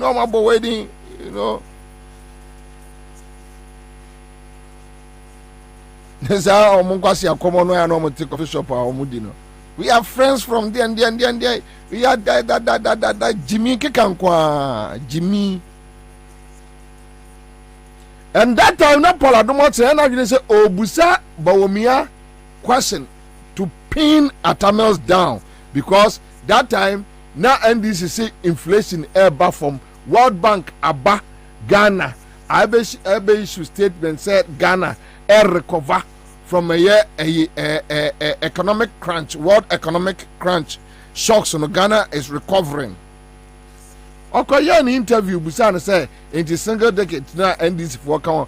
But we have a single digit, no.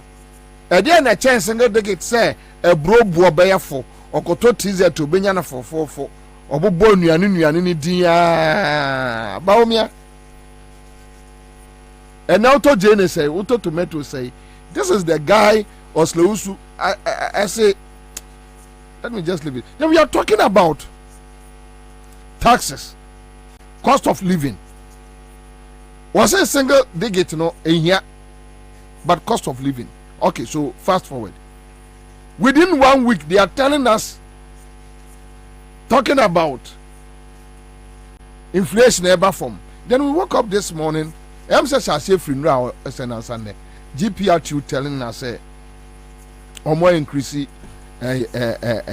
friends a lower face. Someone more was one national deputy PRO. Edema GPR2. Same? Akwaba. Yenya. Boko there. Obi ka nya boko kra hwan okoko. Efinsiapa. Afin enkombesan ye honko. Nemfa nhyira mre ye. Ami. Mamema unu akwaba some your friend Michael Kofi Osu, National President Okada Riders Association. Yeah. Michael, I say na me na domo. Adomi ahwe. Bibia da boko. Good. But some GPRTU more to tumana more better to mu. There been an informal decision to increase lorry fares across Ghana.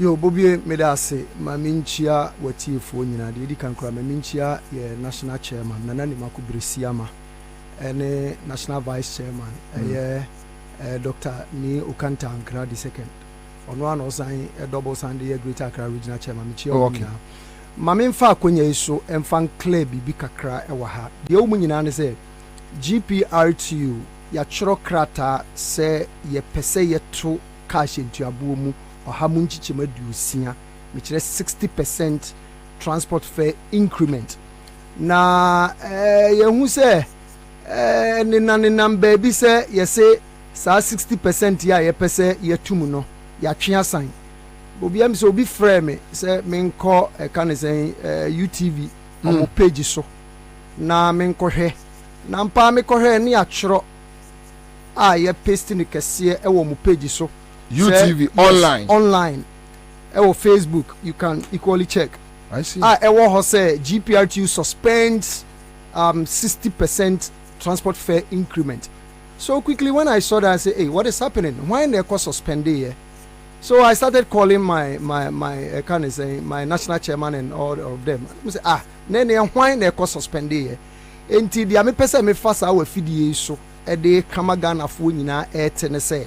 So omoti so obi can be say GPRTU as suspend this 60% increment na ye dey bana nukure bia enim GPRTU no, but what offer UTV for of to me from me nyam Fred ye why me nyam Fred I try calling somebody me nam kwanso be ya me nam kwanso be ya na a media friend be friend me say amo because I'm say that on Facebook page beti ma check is here oko Facebook oko type I can say UTV Ghana bo say that page in so actually say GPRTU suspends 60% transport fare increment entino the American nyina say GPRTU ye national chairman Nanani Makubresiama ye vice chairman ni Dr. Okanta Ankra ye PRO national PRO Abbas Ibrahim Moro and Samoa Mohammed ni deputy ye general secretary Godfred Abubri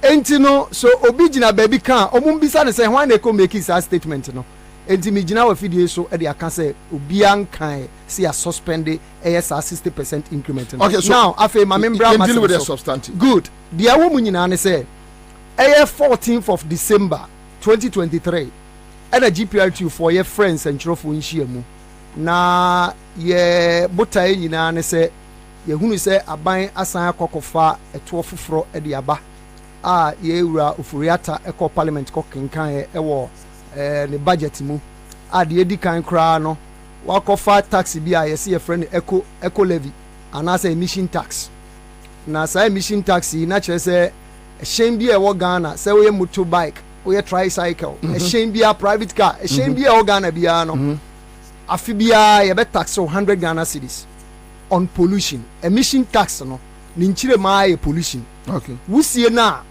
epie free ye car exhaust mu no ye say e cause pollution betimi aha yankasa ye nipadua ye tiase entini sa to no omde ba no sa pollution tax and omode basi yentu 100 Ghana cedis. And the GPR24 said but any commercial cars and there be private cars private just say very good. A shame be a engine dema or running or coin so no ubet 100 Ghana cedis. And the GPR24 said there be I said dia mpenim for yenim se bia omwire fi omho ana se den na ekoso because our pollution taxi ewo fuel so a shenkani bia okọ fuel station say okọ koto fuel a ye tax 10 pesos on every liter me chere akoto abaku bia obeto every fuel station no say ye diesel say ye petrol ye tax 10 pesos a eno no e pollution levy no so e kodi saa de na hudwuma enwu si epie free ye ka mu no ho tax na ye tua men kan han many way back 2014 2015 thereabout ye tua saa tax ya Bobie ye nhwe the number of vehicles e wo Ghana ni ye nhwe the amount of fuel every vehicle bia eto Bobie ye nhwehwe me ye hunu se bia ofiri no sisu bio dia mi sisu nyina ne se pollution tax na ye tua dada a 10 pesos a liter 10 pesos bia uto fuel akoto abako that is 1 liter bia no eto a eda so on pollution 10 pesos wow a ye tua dada ye gusu tua besi ne ena sesia no pacho Ghana ni a wotie metini ye ofamu a eme atiase se ye wo pollution tax a ye tua dada Oto eye fuel 10 pesos bi ewo ho correct eya yeti ema aban correct pamcho muntien you ye no wo ho okay but mobo ye page ye Facebook page akra for my ye the UTV na to se sia na me news editor me production head eyi free UTV GPRTU suspend 60% fair increment plan. So enyese bia UTV there emifie maybe they got wrong information maybe enokre but this is what yenya free omo a page and now some is here telling us omo enye bibiasa but near person mancrofo hu adekra asame say this is what he is trying to communicate to the public. Says ebia muhu sa adie we ya the UTV Facebook page and yanokre. So that's it. Thank you. All right, Bobie ma nto amasem so se meto so ade ameka nyina ne se pollution tax ya ye tua ne dada 10 pesos no. Eno no omasan kofa aba apebrofu fuforo de ama no say emission levy and I say eco tax. But sir, 10% of money free. There be that so. 10 pesos no. 10 pesos no. E da so ho sisi am no ka say. E no mo de 100 Ghana na Ghana e be ababeka ho. Enti eno na me true challenge bi de abisa say yen de shenkani yen fa ne say minim. Enti abamu mpanimfo no mmekere en say pollution tax no e na emission levy no difference a ewo mu no ommekire mu. Ni ehunu say that's right ni entiase ye because shenkani a me de misi misti achi me hwehwem kakra amaya e kire me ne say pollution levy na a me tua e wo fuel so no eno an ya sese din ni say eco tax and I say emission levy a me samba betua 100 Ghana cedis enti say the American if they have some different understanding about emission tax and pollution levy then they should come out for us to understand because ye de entiase nti no number 1 number 2 yellow for yata san ba bonten be kan say almost send the VAT e dey ato non-life insurance policy so non-life insurance policy no na chere say apart from say Bobie ukwako insure wankasa unkwa ana say wankasa ubody e insurance company no apart from sa insurance no insurance bia obeye bia no ya send the VAT assign ade ababe ka ho say third party comprehensive fire and theft say Accra FM mu pese mu insure mu property ni nyina ye the VAT abeto so because the omo kire ne say non-life insurance policy apart from non-life insurance policy no insurance bi obey bia no ye the VAT aba beto so inti eno na GPR2 fonso yes dabi sɛ aban ka sɛ ɔde saa taxes yi ɛsan de aba begu yɛ so bio mu a ɛyɛ ade a yɛ ho ɛbɛkɔ ahoyɛyɛ mu paa because asɛ yɛhunu sɛ biribiara ne yɛsum de aba begu ahyɛnkafoɔ so na taxes ni bi wɔ hɔ a yɛde ba yɛmfa mma directly sɛ yɛde bra ahyɛnkafoɔ but angle a yɛde bɛfa no na yɛ ɔmo gye a na ɔmo apia de ama ahyɛnkafoɔ import duties ɛyɛ kind of a typical example. Okay.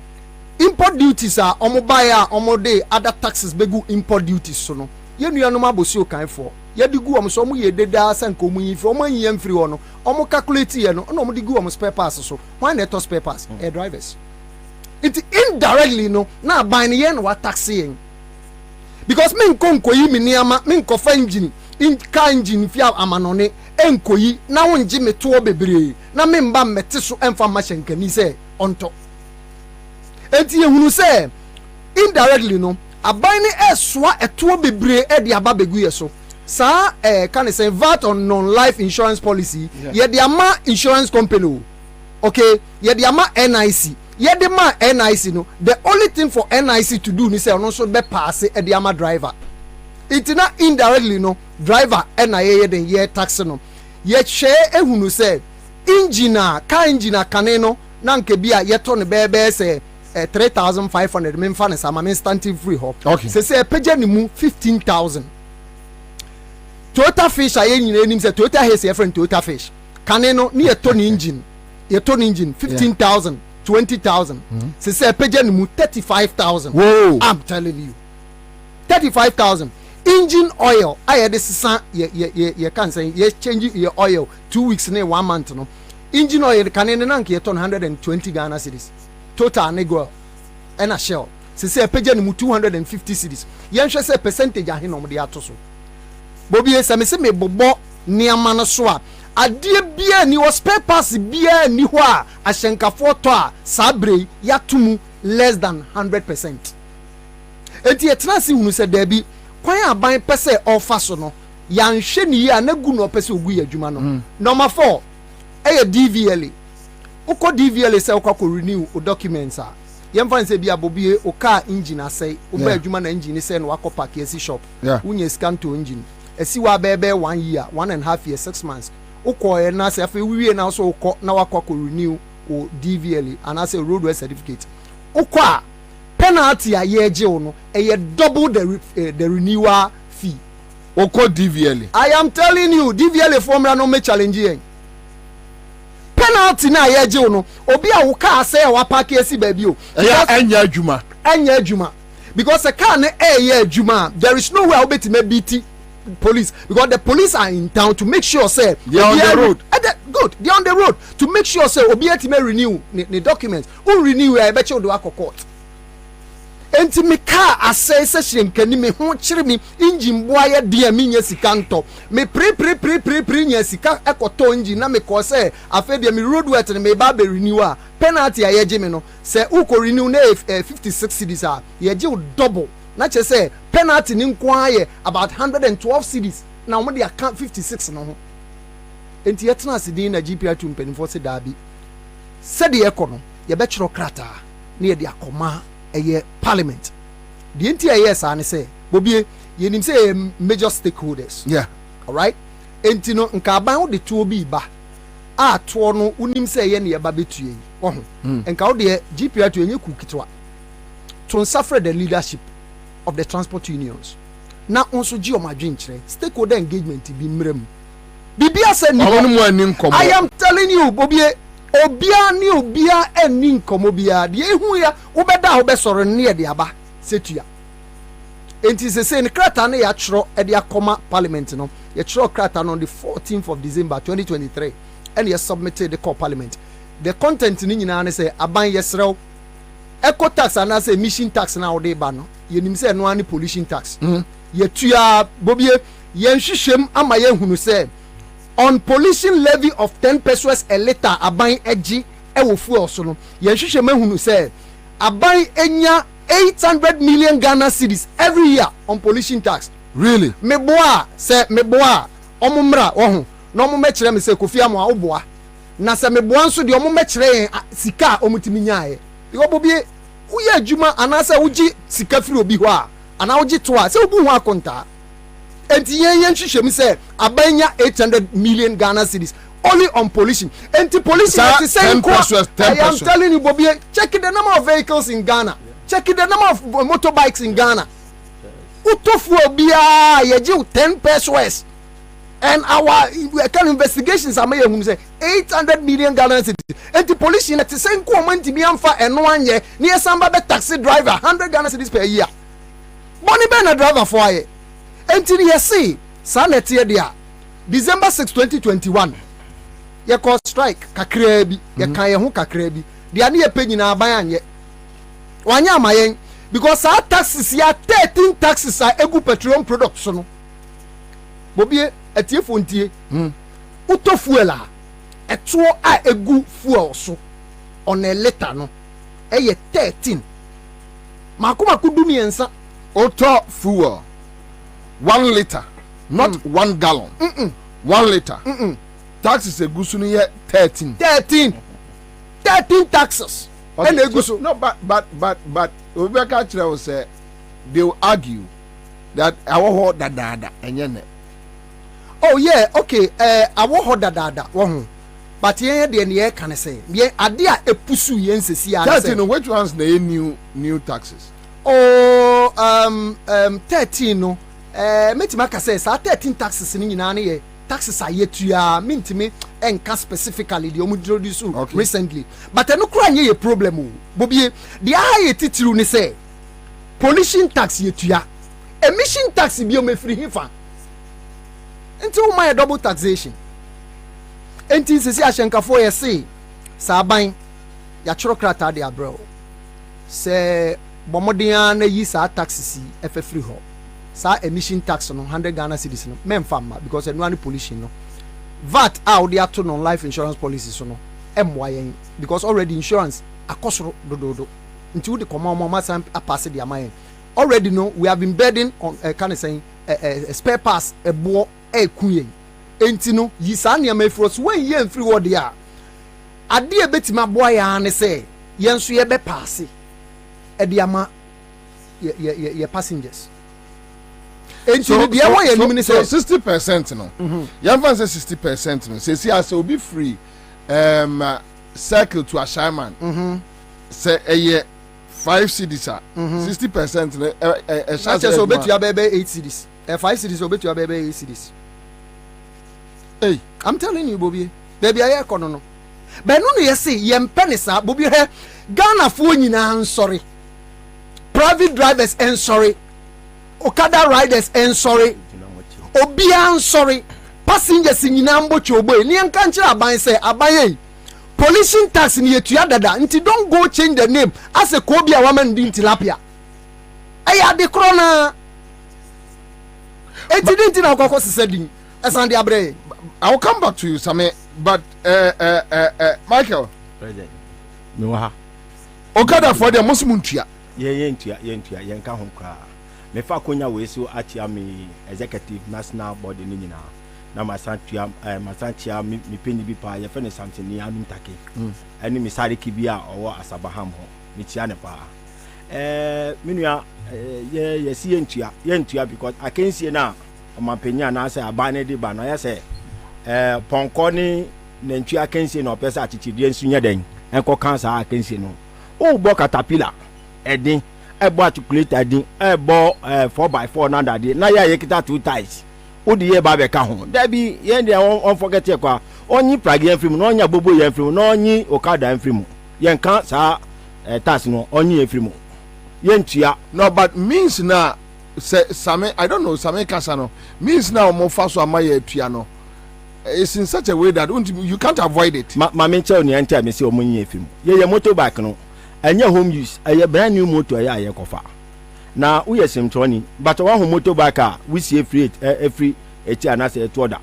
Wo dey fa woni to for. Motorbike be saying. Ye motorbike man is how. Ye dey duma kakra. Be ba sa kwa me be after 10 years. Brand new na ye to. Ye nji home use ni o ma na se bibisa.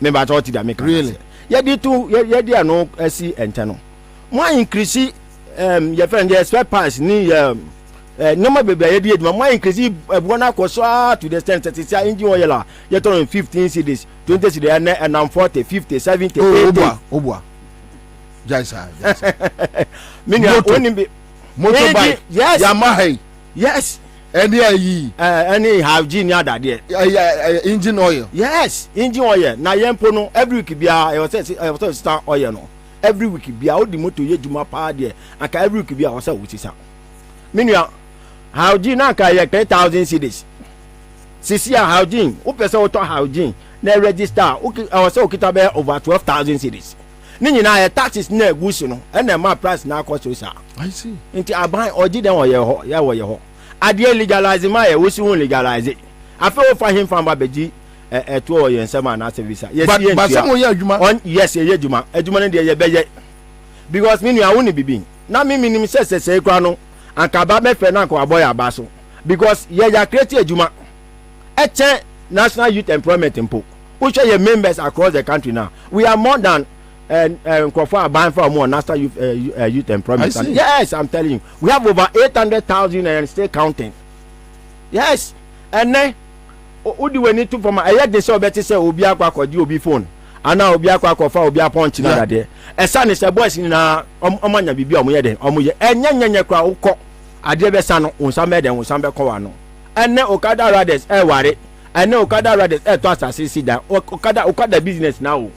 Me ba to ti da mi ntin na esisi sa aba me so yasene aba be den oba be boy abas no apushi ye na wagi adwuma na atomu me ba to ja se nya etuo no eni de ye se onye afirim ko mi sa aban adwu wan kwetiri me ba to ja mi kan se because se VAT 100 Ghana cedi caterpillar bulldozer we ko fa mu 1 second oni wa hia wotia ana ye ni omu na aba be bom atua enyen ka se on ti so ye se onye afirim ye yen ka ho aban sisa na adwin emi se omo ye search no edi ye ka ho no omo anya set na nkofom na me kan bibi ka ho nso se binua kan ukoto fuela levi egusi no anya dikitwa eno no ye de yeden eno esu eno ana no omo de be maye o metua na my back ana asa ya ban fa koti kwa mbi so aye smart na de bia ye gisika free ni pa ade won fa mi me ka ho wo so won fa policy be policy be ma ye ho ahare ana se bibisa de bia na omo je no omo de bo oman ya wo tim ni ho bra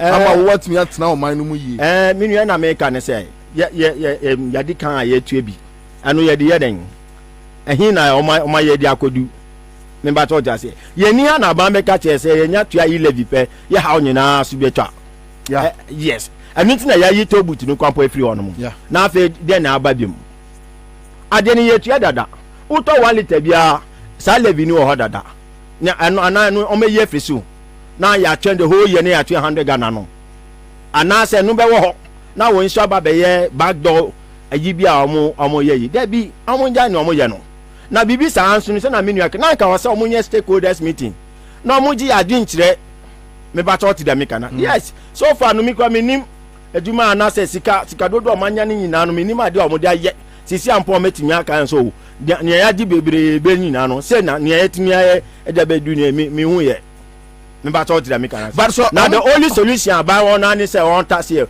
on timi nya kwan fofo bia obe fe se ka no ahonde di ba bia e bia obe yi na free system no mu no ama ni one aba ana obe ma yare aba Ansah na me oju ha won ti ase but so ka so mun nyimu mfiri mu a what so mo si omo nyinya efiri mu a ye betu ye hufo pa na ombeti yen kan asema waka ne ti mama kan bebi cho na me adoma from next month ekono ye be wusi ye hu for the first time e wo krom ha ti na ban pa ma ne nya yin e ma ne nya nya opese obeye no mo ba wo so ye be wusi ye hu ombeti yen kan pa but ami say aye too early ya kan enso enche ye nim say aban obeti no asompam na wayi ya de afisa agro mo ba wo so mo ho sese menso edu ho a mo na mo be ba beti na wakoka cha aban nti edu ho a ye be ma so atipa but mo ya juma illegally ye pass e wo di aba ho menua ye me nwanwa ye bibia wo da na oji ho a obisa ho say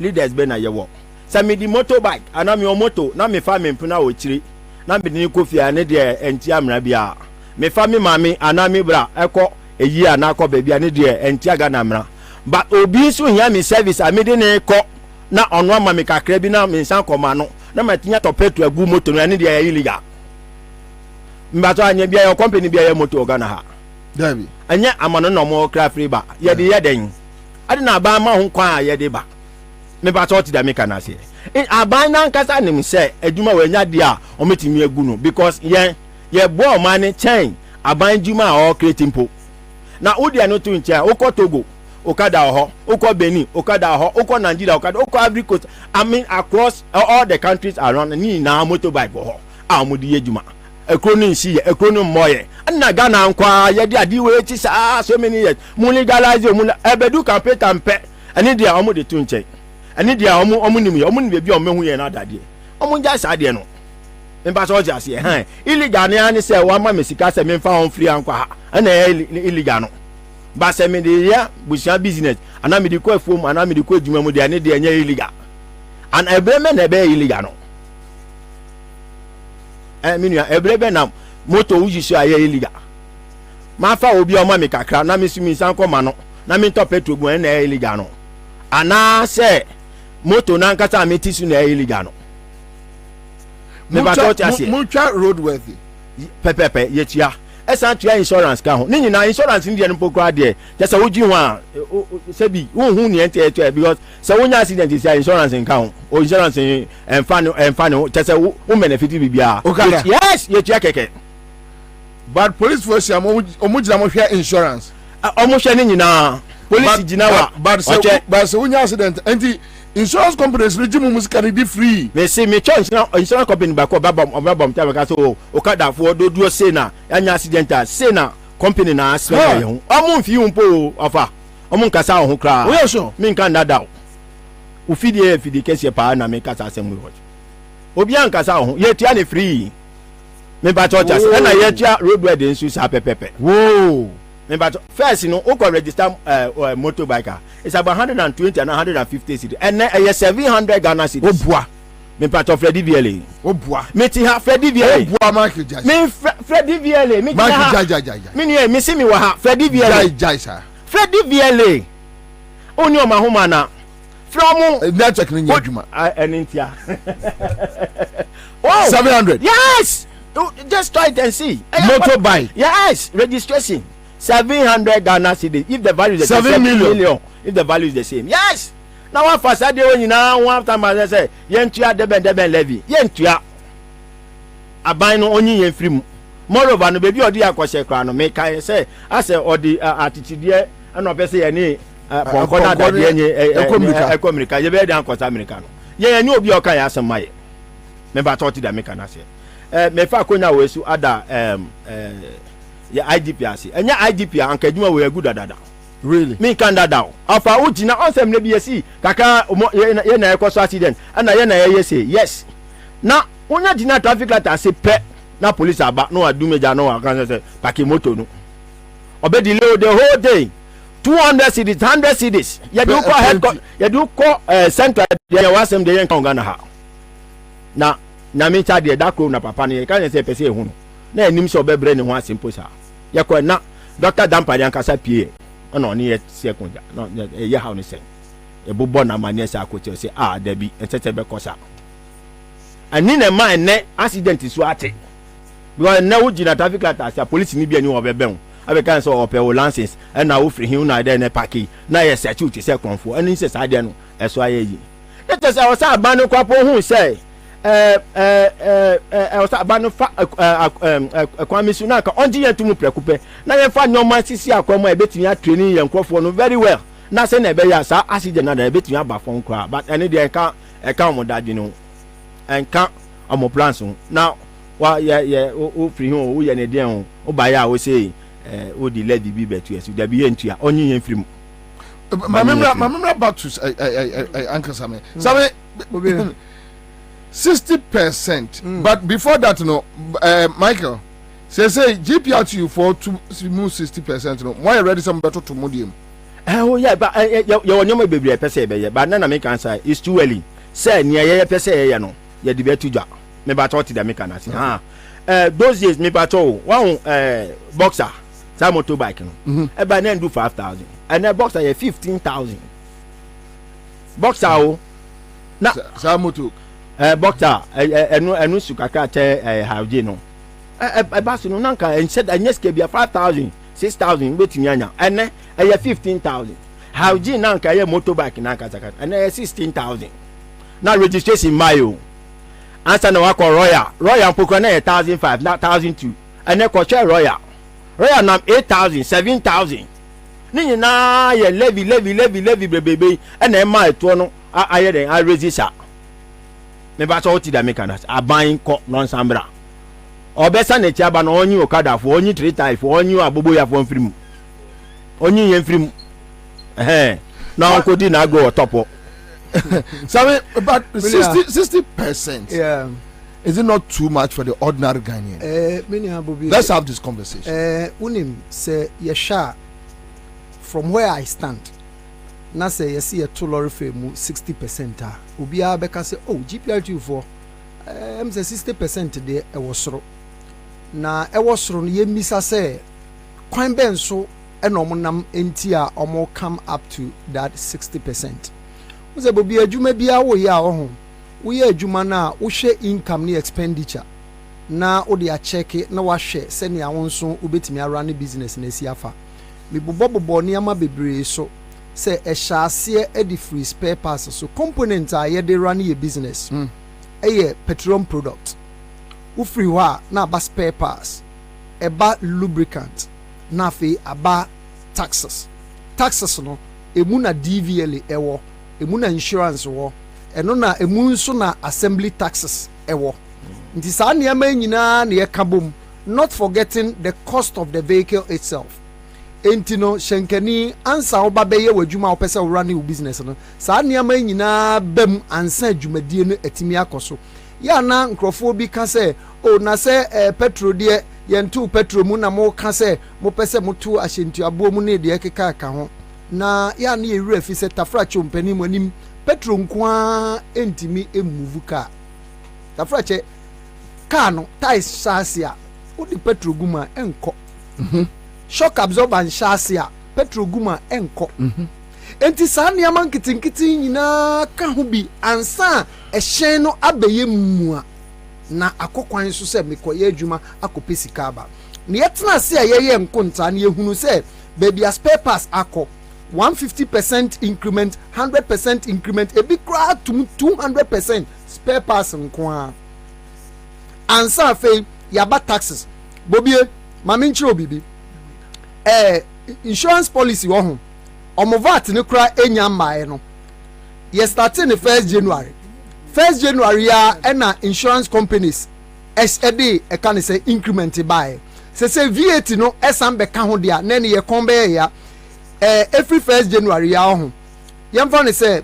commercial vehicle 15 passengers last year ni yem fa say LT no o de yem fa say LT ana say Toyota Fish obi a nim say Toyota Fish na ovan kane no last year ni etu 658 cedis registration no insurance a year policy can say premium na sa na ete say epeja ni mu aba 772 cedis adinje besi 1st January America say ya ena increment na ba 1st January ya ye did 31st year I am telling you private car no kane no na year ukocha third party 423 cedis no say page ni mu 400 and let me check for you 482 cedis. Can you imagine? I have all the list here. Can you imagine? Wow, it is an yama nyina ka ho ansi etimi aye adwuma Kofi Buame yi opposition ewo Ghana mo de ya na mundi politics nkomo nti yetemwase but let me ask you like a normal or ordinary Ghanaian Kofi, what is happening? The aye huni nyina ne say aban asedia aban no ejinani dia ma hyenkafo. That is how, from where I stand, that is how I see it. Because onyi nani ma hyenkafo a enka ye unse uno ba ho na se uba ne sha asese osu a Bobie, what do you have to do? So pay attention. Kwaku ade na osu come de o ade wo yare wo yam ye o ya utie o ya but what you say hwe before 2021 December 6 strike na ye koe no. Before then, do you know what we did? You started complaining about 13 kind of saying taxes egu petroleum products no so. You identify 5B. 5 no ba ko ne pollution and sanitation and pollution levy. You ba bonten be kan say sanitation na levy no mo kan bola fee no e bola fee. Minu ya utu ya bola fee wo fee. Wo ye bola na sa utu nsa frɛ kind of saying tricycle bi so mefa o charge o. By ya sand egu fu also. Ena kind of saying price stabilization and recovery levy. Sa price stabilization and recovery levy no ye tu obi a aban introduce by say sa mansenjwa manso on we friends crude oil e kosoro do a sa to na ye tua na ombo ano nkakra akra no ye de ba be kushin e to no e bo no na e bo na timi stabilize se be ya wona okoto no emre omukomu perfect. That is the essence of introducing that tax. But ye misa say ye timi di aye omde akosiaro wo omde collateral me chese ya ti da wo etu bi ti say energy debt recovery levy emre bi na mo beka say energy sector aboka na nka energy sector aboka driver ni nkotua yo ya ti ase mo de aba begu fuel so tax ayeji. I think it's about 16 pesos. I think I stand for correction. It's about 16 pesos out of fuel utua also. Yetua sa debt recovery levy ya fitina nanom reso second yetua sempoa akama oche obi antimi meka nkyere eno ansi yetua ko ye bobo sa to nyina so ne ye de koto aban anim se aban yi sa 5 taxes no emfam free ho se de ebe ya fuel price no ebe ba fom ne yenso ye mpese ye koto ye cash ntuabo mu minua wo 2022 May Day ena His Excellency Nana do danko ekufuado ebe mountain stage ednika workers kasa hese sa to ne de oyi free ho a enye yinde na yi echi se me boa Ghana for emra medi adanse ene ehu se da bi enya de papa no ase yesu na yesu no watimi etie enti no ya calculate sa ne ma nyina ehu se he ye kase ye cost striker emfo bia ho u partner bontin su sa emfo bia ho for me to survive e wo me nso madwuma me ye ntafra che shenkani me nso de ame ya me pese me de bobra da achi man hwe ni yie na man to lorry fa enim kakra na driver ni nso ho antimi ahenhan ne kakra at the close of the day onye sika nhwe ne ba onye sika ntua ne dan ka nkakra obenya 60 years 70 years eko 80 years no na afi onenanam stations esiri sika obi di nsa tene ne so obeka sa akoye kwase ampani nso na saa bre no wankasa ne ti hu and it is say ye kase ye ti hu say ye pese ye to lorry fare by 60% for us to survive give and take ye monkomra say no me tuwe wo kasa nyina no me imagine sika me di ko efi asante mampon say me mama me 10 cities say me start say you know say me the 5 cities be ka ho. That's correct cause obefro car e di emra be na mo be chance age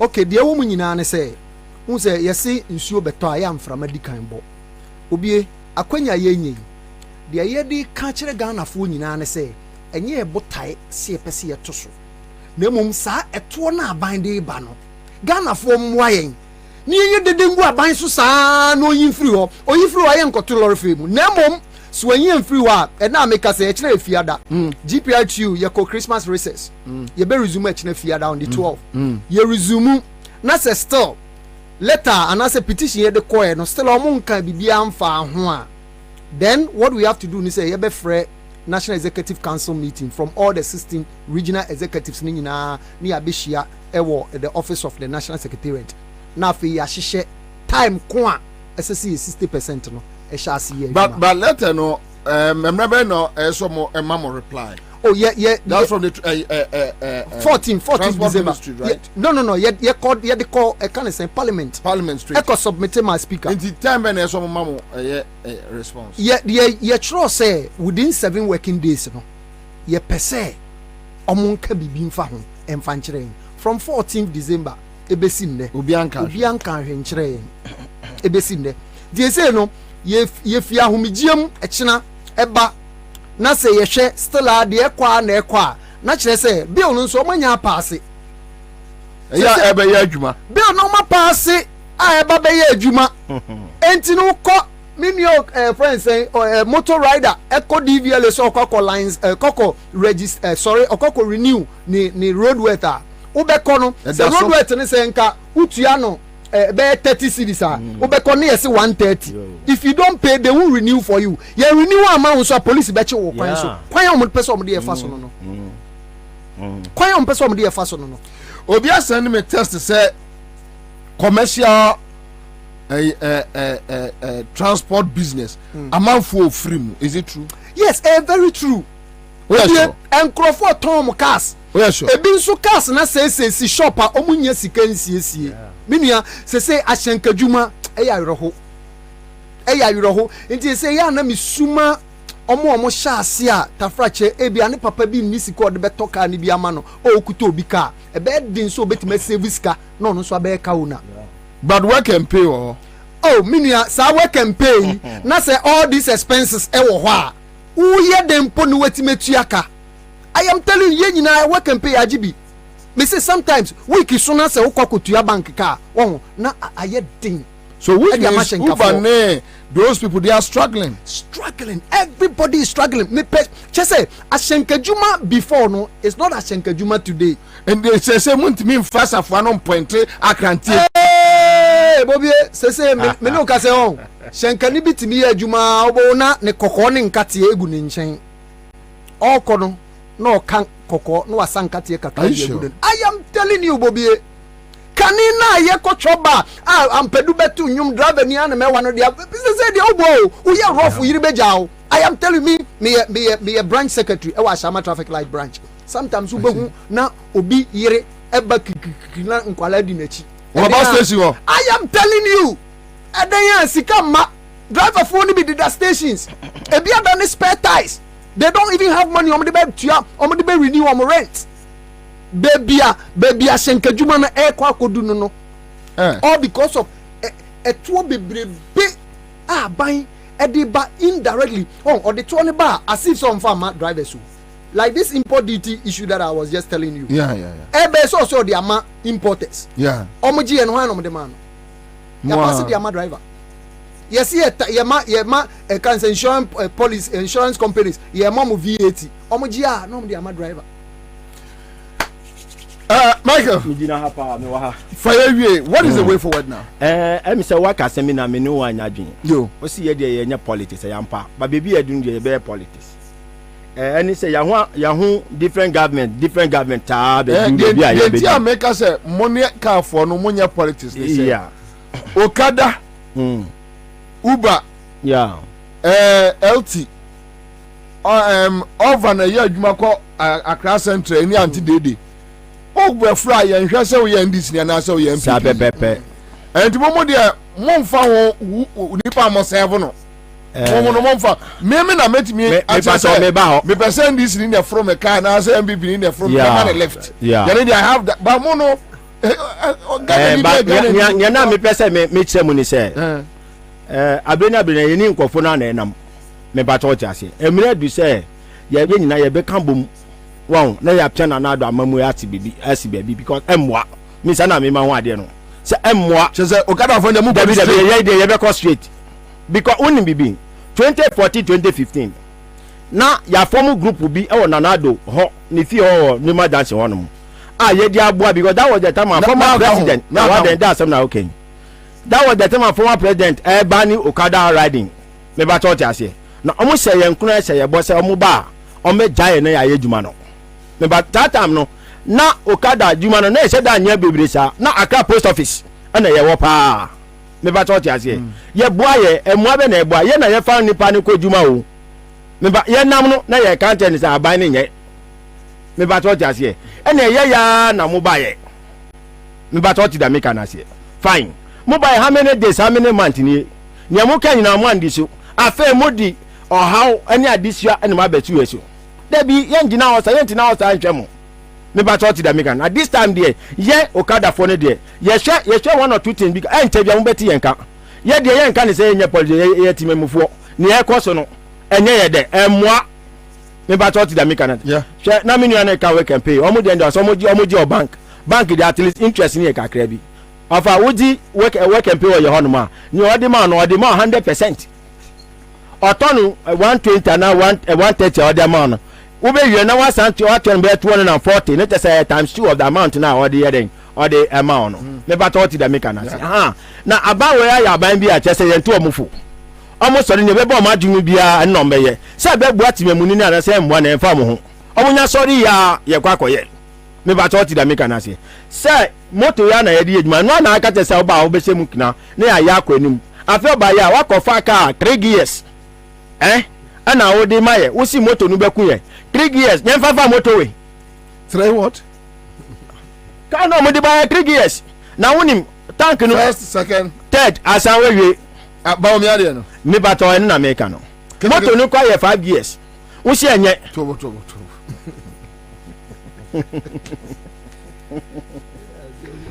ba o bi aka no yes 3 years eyi first second third eno anano we ma church as o si 5 years ni kwa beku ye ko fa de bra na ye che woni anti na wo anti wo akonya do se anbi wo anko be bia ma ne se wo se we ma ye ka o mo de ma mo de ai wo hifa na ye ti huni me ba church as ye o mo we ne no man kasa mo form another association within the party no ana o mo pia ya sin because e kwa ye sisi se o mo fa na o mo nya de na ye hu to ye no o mo nya ready to me fa sa kwa no so ana ma form another team ye ba bonte na wa ba be kanta ye ba bonte na wa ba be kanta ye ba bonte na wa be na aban ka ti say ye die che wonte se o ma ba bonte hu wonte na me twa ye nua samia oku emre ni so minim se o be ba bonte be fa ye biem na ye twa no se do loto ni kwapo na ye bomodia na etwa ye ndi biem ya twa onu kwa ko ono si abre ono so ho ma okadafo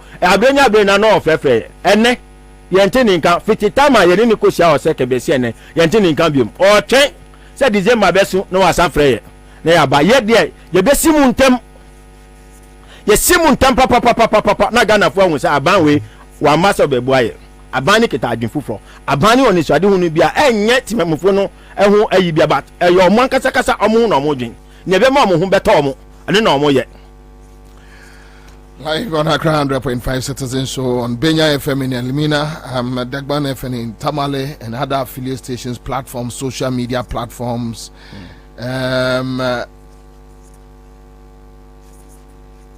Same also Ochna Namobe first meeting. Yeah, Ochna na ye be free break aba. It's on the 12th. Nti Ochna and a national resume. The national resume a ye share ni say e bia na omo be friend within yenim heya nti ye hwe anim se mo se chana fiada ye hwe anim joada benada ukuada na se call bia ma na ye nso ya frɛ national executive council meeting mo se transport fare increment beba ye frɛ national executive council meeting from all the 16 regional executives ni na beba ni nyina ya adwenkro me ya kyerɛ da ye mfamra nti no eno no ho nhyehyɛ ene ye be but ye bompaye say me ndru senk me ndru increment no obi me bay me for obi ka na ba yo nti me tuma obi so gye me ba eco classes obi ye be gye no e be affect you obi yeah me ma me tie kurase me nua bi tie kurase me ba boy otwa kwan eco e ka ne sen telecom university abrebia ye be gye no nti de nti na me pepre me ho say me de me dese me nkoto lor fam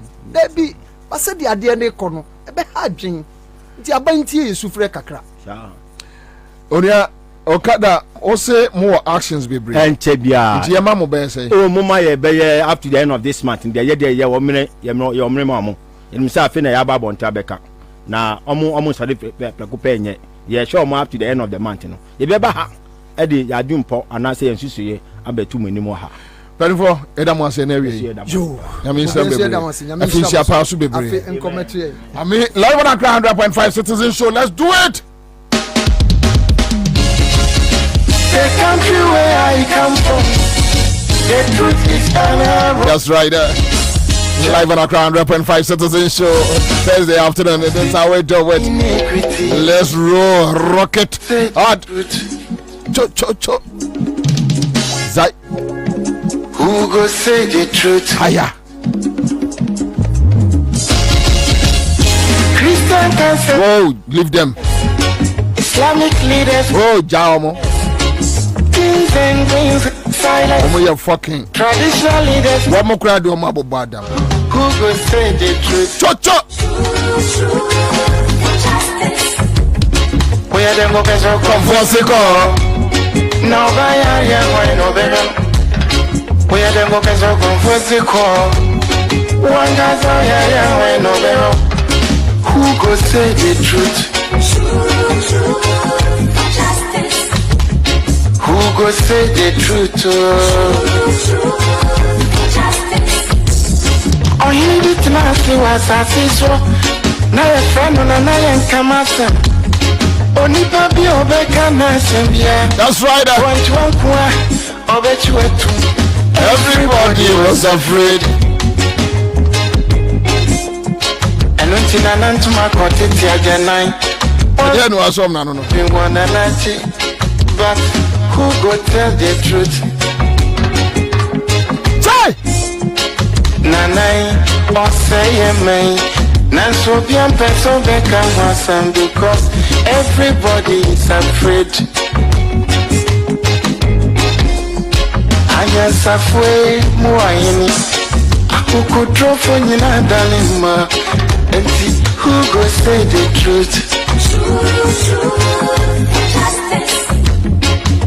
Obiaja konson so to grow your man set to me be a kakobrafo. If I nyina ye Efo, when you know yet. Now so could down so be dear back or why no keke. I feel it for the money more piafo, efo, no cross on my move. Ansah fue more in I could draw for you, darling. And who go say the truth? Abaya the boat, you know. Yedi bi bebo nyande bi kachisa with your mouth pipinuma with your mind never shine like reference. But who go tell the truth? TUC silence, even journalists silence. So then who go say the truth? Right is right. Wrong is wrong, no matter how you justify. You say you wanna get rid of corruption. Someone want to help you, now the person become your target. Jobless, no they mean senseless. Poverty, no they mean useless. One day, they go resist. All right, so that's it live on Accra 100.5 Citizen Show Thursday afternoon. Mame, just me first winner. My first winner. Me pacho wa winning a yesika chade ne ye free number 90. Peke ema ye ne hu se sikana abegu phone so. Star 413 hash. Star 413 hash. CMG sketch there. Every me 1,000 Ghana cedis each. 1,000 Ghana cedis each. 5 Ghana cedis. Tio 5 Ghana cedis. Na o say o enter process no star 413 hash no. Edo be ko stage 2, stage 3. Na de wo ko panyanyan na dem 1,000 Ghana krom. Ona okro no. Udem funyan we obi adi wato adi edem. All right, so Ghana for ya mote menka mutie baumia. We are talking about inflation ECOFOM. Baumia in 2012 catch say inflation a reflect wo aduane mu any taxes mu inflation hunu ene mutie okada for mutie GPRTU ya barima nom kra anya ma wo mon sore, and that is the reality. Ahokyere Ghana for wa ahokyere mu, Ghana for ewa ahokyere mu, Ghana for ewa ahokyere mu, and that is what we are pushing this year. Ghana for ahokyere, and the reason why they should vote and vote wisely. May ya juwe we be try say won to say elections or consequences. Yes, that's the point. Na ahokyere wom ne fatu aba ye no na ye drama ne den this year. Liso aba be come sir opani akwaba ye nu akwabra eja nto akwaba aja official paso liso dey afi share was studio so ona me no enhia e was studio na bibi aboko dey ade aka ne dey wa hai ana nyame ko aka na mu dai na fojo ayira wanka ayira I didn't say ayira akade ayira o besanka baza ayira ensem sisi 2023 de na ya fio hey na ya any politicians in Kwana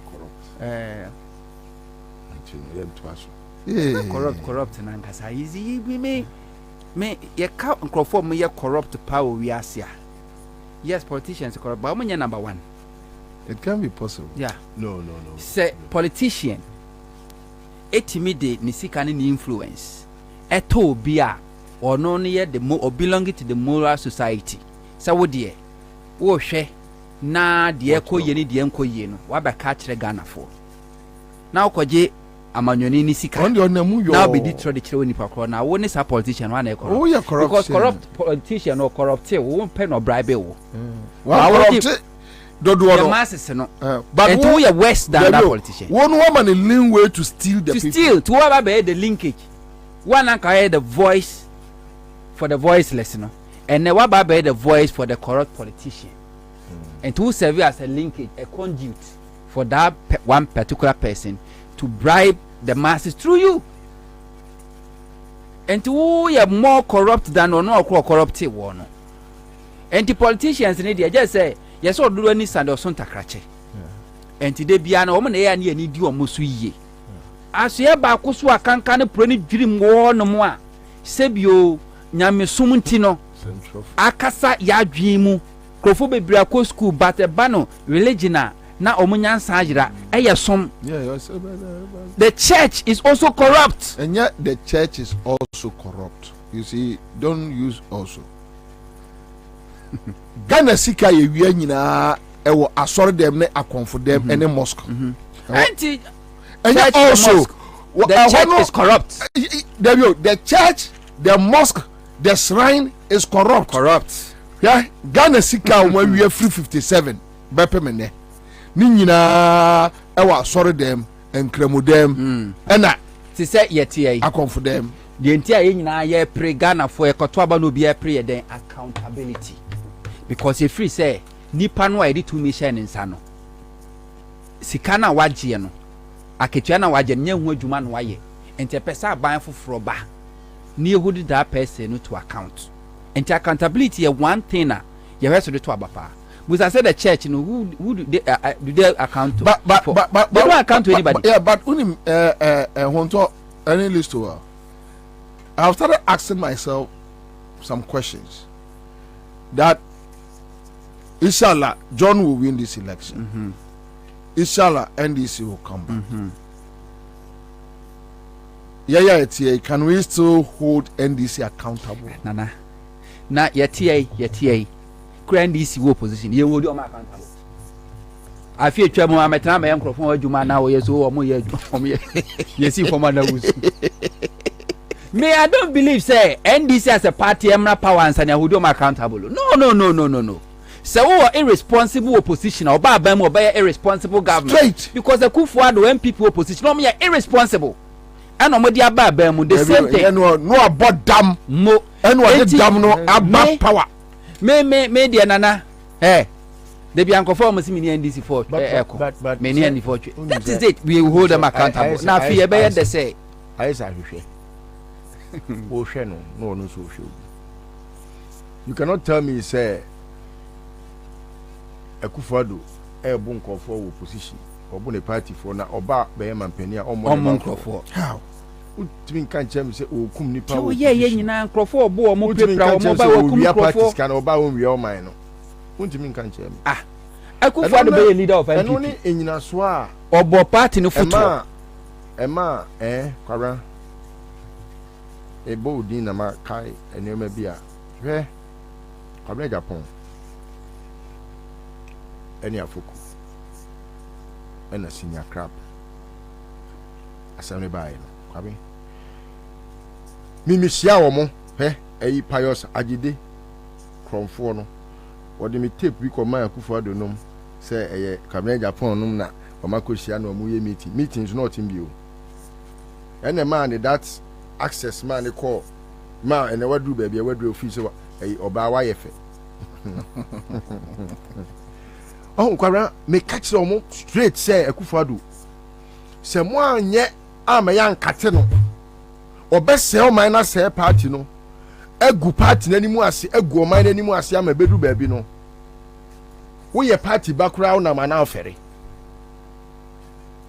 asema me kan yi ene ma pani bi ka kire me say ehia memre bi a o say eka me ko a friend is asofudie wo politics mo ana kam ye archbishop no because kwara me ntimi nka say oh me wo position ti na me WSK o na ba bem dia me jai anuti se na NDC fo bi eti opposition na omo ye nioma bi na enye ade a ese fata say ye de bobra wo mamu na wanka ne ne anse kire osi aduasa mienu anka nkire ne ne na wadwe ye o say ye ba aban mu ana betimi aka na wo ye otrofo anuti no it must begin now e sha se ache so wadwe say me twen na na ye ba aban mu a ene sabre no na sabre no me ken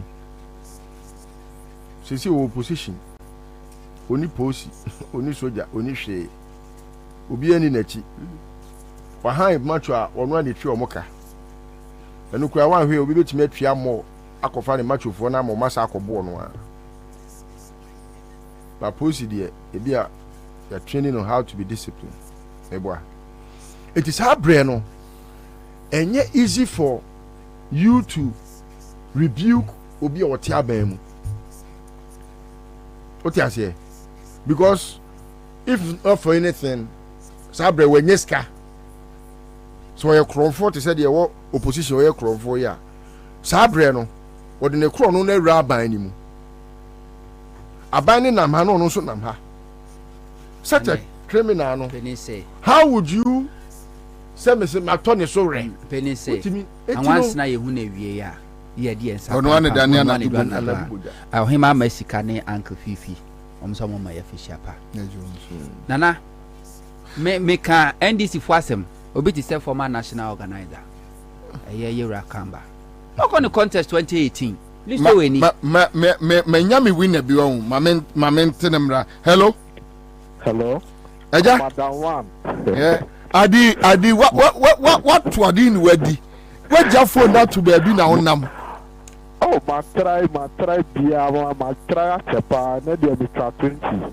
wa he and that's why the wagin is so be win me farm again to simple because ma try sa who be a phone send that so 1000 that so where you are afa where you are what for the form but me tell me back to say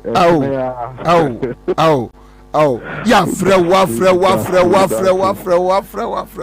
Wow, see, I'm just catch a dear no. Yeah, my main castle and trim. Say, channel quicker. A man numbers ni me jame. Wow, aha. Into a car, I am on Montiasie. No, be afraid of fear, Busan. I mean, say, I dare no fast, no what because a machine.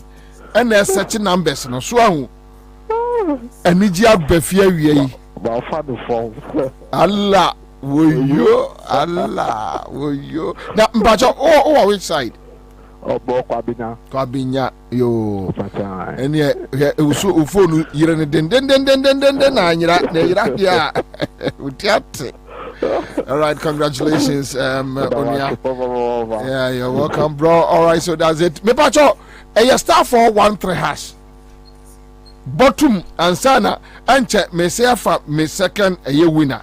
Aye. But for munim you mention enyuma say yeah. Looking at the situation no on top me restrict him. Actually no me wo niam bia say nka me yan ho adwuma ya ye bia taxes, other issues, VAT on electricity, domestic users, a dam complete more dam unisa ankwasi adeno emfantre Ghana ni wabra dia yet to the CCR krano boys ne gas need to me almost struggle me minimum bu wa just for frost of 50 cities no their electricity in this for no o sai e de ade we kodi wo mo a ujisika no so a kwasiade ntampe koke kwasiade na mudidi mumfanya de papa bia but same no enkomon bi wo wa yere so hu hia nti mebie mu amamo minim se ahonto ukra ne mani bi na obi asukura bi but mame ko straight na yanti we ni mfiri wo na de akura wa wo pesa wo tifiri wo no no aye ho adwuma so ofa Ghana web. And Ghana Web, the story be a buy. And the story nearby no is about wound to me. So which means we are not talking about anything out of a order. Now wound to me offer Ghana Web or Menshia Sermons chairman wound to me for challenging Otumfuo's authority. Me bacho o wasa ne flyer no. Wound to me the no fato a page in sumame. Obi say eye bawomia na ashanse pushing want to me to do that. Well, yeah, better. So offer Ghanaian Web Ghana Web say the Menshia Police has reportedly issued a summons to the New Patriotic Party MPP Ashanti Regional Chairman Bernard Enchibwe Siakon and their chairman want to me for allegedly challenging the authority of the Asantehene Otumfuo Osei the second, according to a report by MoniaOnline.com. Wound to me during a sitting of the MPP Parliamentary Primaries Vetting Committee last week challenged the authority of the Asantehene. The report said the party chairman, without provocation, stated that he has established his own kingdom and will not hesitate to challenge the Asantehene if he disagrees on an issue with him. And quote, I have built my own kingdom, I have my own police and my military, and I'll speak my mind to Otumfuo if I disagree on an issue with him. That is in reference to Otumfuo, unquote. The report quoted to me as stating. So it goes on and on and on. So the report noted the MPP national organizer Henry Nanabuachi, who is the chairman of the vetting committee during the said incident. Kokosohene Nanakwa Kudia, who was also present during the incident, is said to have taken an exception to Ntumi's utterances. Now, quick one, there is this tape here. This tape, no, you say you want to me voice, claiming say wankasa. Any voice. Okay, all right. So, young Gonkote, won't me, and yet the so kind of Muntemi ye. When ye tape why say yes what the mo be say wankasa explaining himself say am ne okase o say oni kumase o mu hunu kumase and menshia ehwe nanim to appear ewo empanimfo ni but yes say also oni kumase but why tape Ediaba. But before that, Kwabena, could they tried going to mention one I'll be breaking it down to come a then cap Majai no amount. So Yanko Tie they said denial tip from a wound to me. Yo, Chairman wound to me near Wakua, Chairman wound to me near. Na mesuma Yura Asante Henry. Mesuma Masum Skadra na Masum MPP. Near Asante Kotoko. Me obi a wasante mamu bia ni wose me kasa me dubu ni anidie ana me de mayewura ansa na makasa asante man nyina bedi madanse omo a ivi omo mpamasem kura bedi madanse se untumi ebu a wose me de masikadwa na se yewura da bia me de ma na no dai me ye vetting enye bibia ni see ye national organizer wo ho ana ye woman organizer so ewo ho ye nasara ewo ho ana ye lawyer ba ko Fred Idi ono so wo ho MMDC is fu nyina din wo ho ana manhia south fo ade amanfo bi a mo wo ho so ewo ho enye bibia manokra ankant bibia entia eye tapo na ba vet no na me ka se adwem mpo na me ye chairman na B the national organizer and ye chairman nti o ye say me ni kai interview na po to duro ho nam so minister me say o ye nam se da che hene we die Yewura keti ya mompo baye ya musa de bibia nti wo de pempese ebebusa wo bibia nti vetting wa pass eneko ti say ya na mekaye man ka bibia mana amroso anna the chairman of committee ya na da P aka say chairman Mr. busa de bibi anna meka say Sadia da check nan ka bempese bebusa wo bibia o hene ba ka bempese bebusa wo bibia na so the chairman of the committee ne kase chinchina bebusa wo bibidia ene me ma dia me pese bebusa de say after 2024 ye we ne 2025 fa dia ana Ghana for expect say na Ghana bisi asem baako pɛ ɛna mebusai asem baako pɛ ɛna mebusado ana o hyase free Kwame Nkrumah time ana oka de was woka bia awo vetting nase ana odi bedru ba bia wo so wodru eno de mempese me de betudwa o wieye ana aye na B national organizer say media me be do ho adanse ana o hyase se odi adanse ni nyina so ka ho ni nyina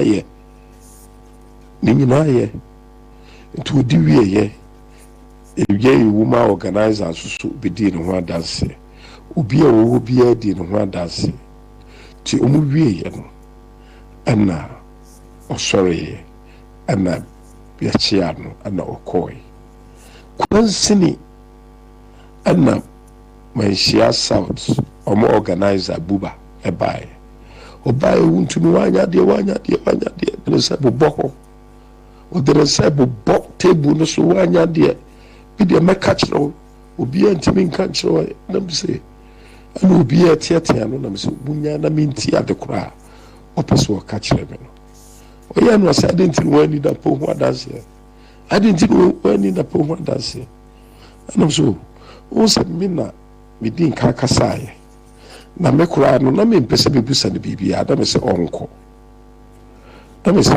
itimina di kasaye no wanya de o de ne se bobo ho e hona me susu be yese no kura mi ntwantro because obia wo ho ana me se abuba be de o ya mabuo MPP vet ya senior wo aminima kingdom free hako so when free ahase dem has yakwa ubehu de beyo ana the chairman of the committee yena na bi no ase uwe chairman was chairman I support you go ana obi a wa yire bi aso e condemn on kwansini ana na kwa kudua kokoso hene e chance say kingdom na wo kan no na wo patch say ana so say ye MPP yi na dia na akwa ebe ye a eye ana say na me ka say woni asante hene ana say nana we ifri himfa ye wo MPP vet ase hwan na kobo ye uradi nana ma a woman organizer beka say nana abia ye vetting ye asba okay say chairman ka boni o adenti na we sir nana bi etu na nugu nana kwa kudu asese nana o yes ye be mo afri ha say nana kwa kudu time pa macho and I'm saying that unum bua me de wo mayura but my aspect is even probability my aspect is BBC na beba and na on say adia yi no so ye no na me de abufuo so na kasa na me ka kire say on free hase nko enu ani eno pa macho ya to aso aye vet na mana you successful it is na kwa kudua adwen say o twa ntra de o sha kire bia no o pese o twa ntro no enkosi hwio because maybe de me wo bu sronko edema asanteman edema asantemawura ene ye hene otokoko so e wo bu bebre de man chama wontu be wo bebre de man no afei aya asanteman kura no obia adonim o konkrata mu kwa bakosemu ya minka busua no ho ana o ka busua no ho kura so a onye obi a sabe obetibi akọ se okwakotibi enti no wesro obi bia o ye se enye no kura kura enye no kura mintibi nyasa na ntro di obi apese odi a obetimi adi batemre bi achi no onyankopon ebe pa no ho ntoma enti asema ye kan ni ade nyina media for na say anu asanteman obi abetimi abusa na ma ampoma asante regional woman organizer na nabi ono oye right hand man manapo onye obi abetimi convince no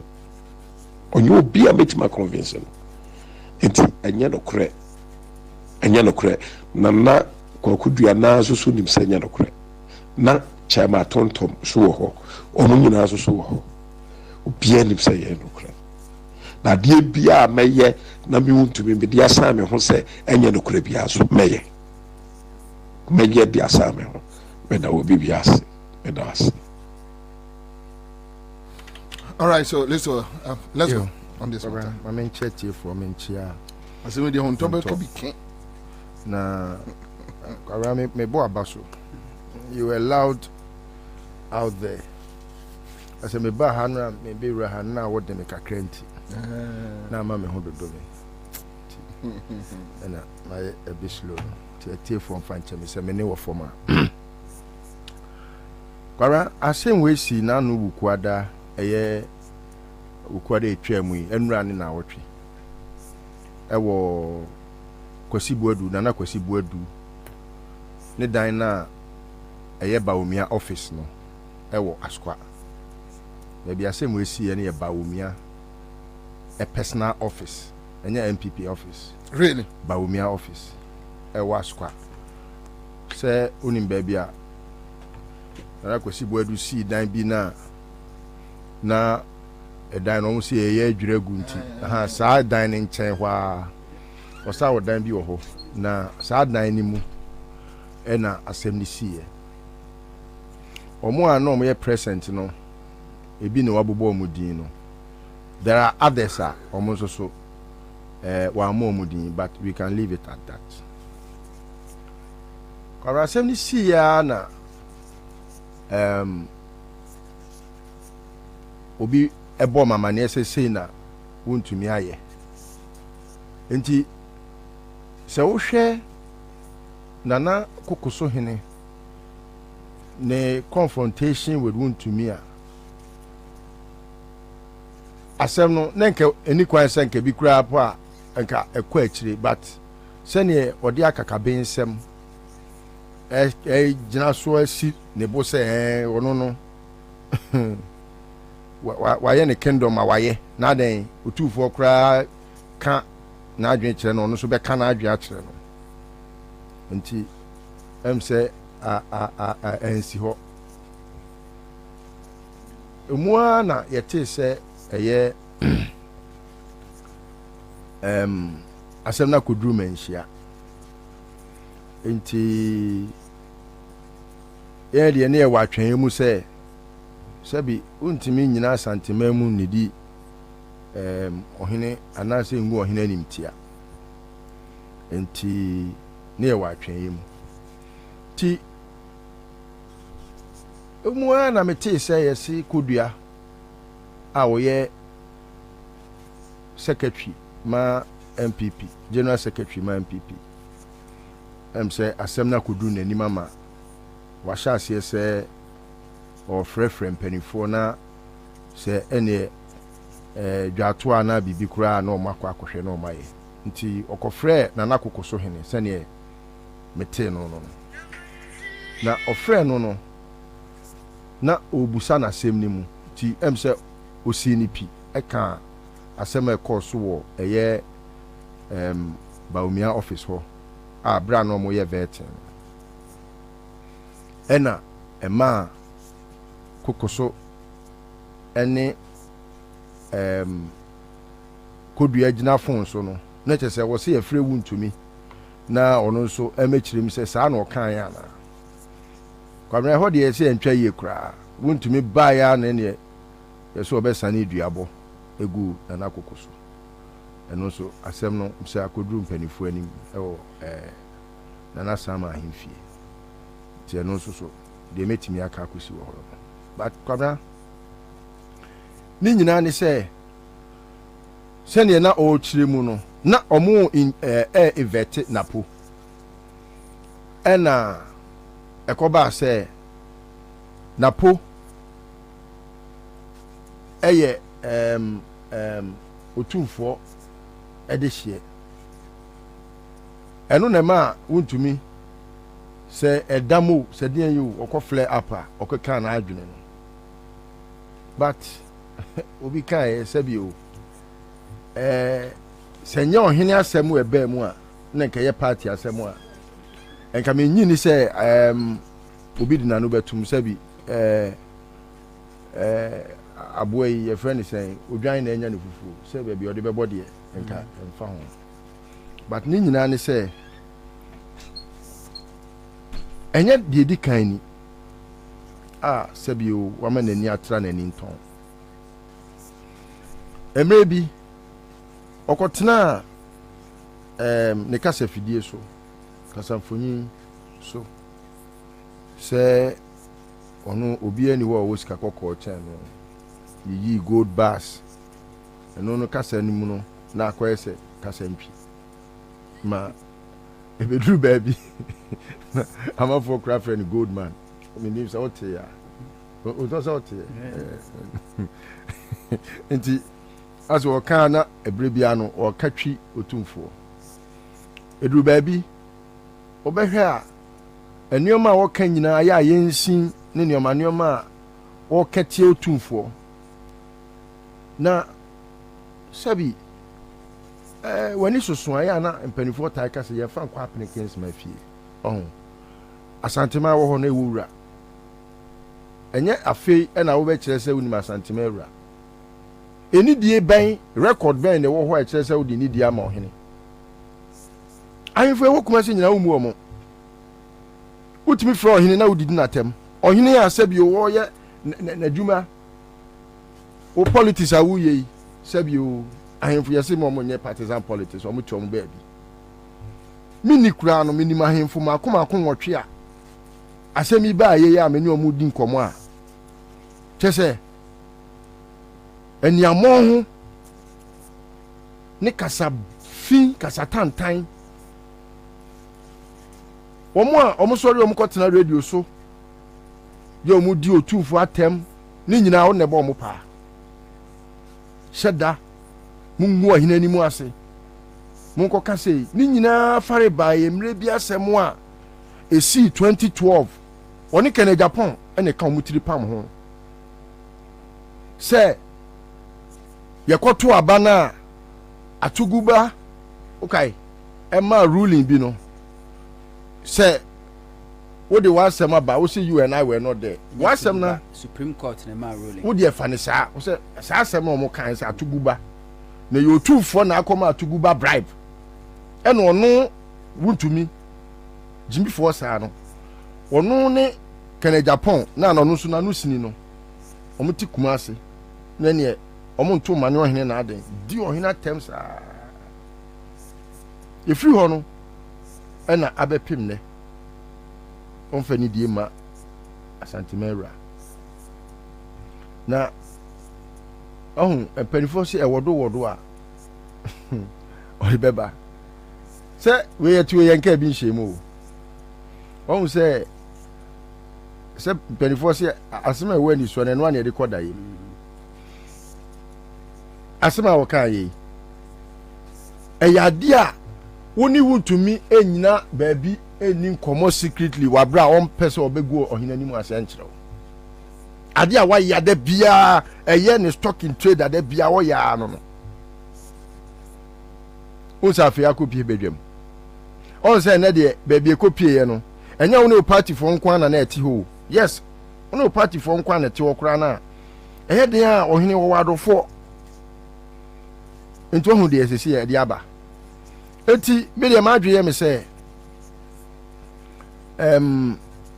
ɛyɛ ahemfi asɛm me sei me na epoku ma no duru dwom kura enuru dwana no ɛna me ntimi nka ne kɛse pii ɔkotrɛ nkɔwe ne mako na okaze so okaza mama ehia o ana oh na bi now 2023 sɛ me kasa mama ehia okaze last year ne bi dwom Mahama dabi na dem me fie ai na ntimi so me fa me nsa bonkum nkyerɛ me fie kwan me nkasa mama ehia sɛ ɛyɛ me fie ɛhɔ na me fie ɛhɔ na me fie dwom kasa wanu manu dwom sɛ bi ɔhene na sɛ bi wodo na akoto nipa tenten kwan ho a me de me na epoku me sɛ bi amoatia me de makoyi mo tie ntimi nko nipa tenten kwan ho enti baabi a wode ne na akoto no wono ahwe kwan obɛfa so obɛyie na emom me de bɛyɛ futua ma yɛ nyinaa sɛ amayɔsɛm na ayɛyɛ no kwabena hwɛ me ba yaw me minchwa no se wontumi ka so private military and police what is the meaning? Oh, so when you say because you see the entire me busa was when you say Delta Force any invisible forces no oh I want to mean na ye okay because me police ni bi catch them say police ni bi catch them say MPP for we ni omo businessmen ewo police motorbikes esisifia yes omo ko ba bi omo timi frɛ anybody the normal dressing is a police ni omo ye now that's what they always do really yes they have it I see they have it omo ye te say wuntu mi we ona ma na motoke di nanim ya wahunda Kwabena we enya opekura bi phone lines okay really enya de mehu wuntumi tene open top mu na moto di nanim ɛna mabu akwa me na ho ana obi frɛ me na ɔmo nenam kwada so kwan na ɛkɔ tano so kɔ abu akwa no yeah ɛna obi frɛ me sɛ unu yɛn so de we krasi ni pa o unse kukuma se for de na oto nam dan wa to brebo no de akuma adwudwa sei na ayi convertibles ya di motor ke di animu ya de ya rampant kuma se we asana me ke kwa se de me kura me tumu nchine dodo kuma se obi anim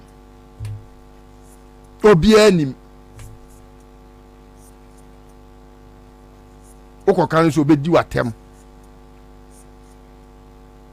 mesi ahemfo mako nwotwe ni wadi o matem ahemfo mako nwotwe e okuma se di watem o ya no ase busa so wo sika I see. Yes.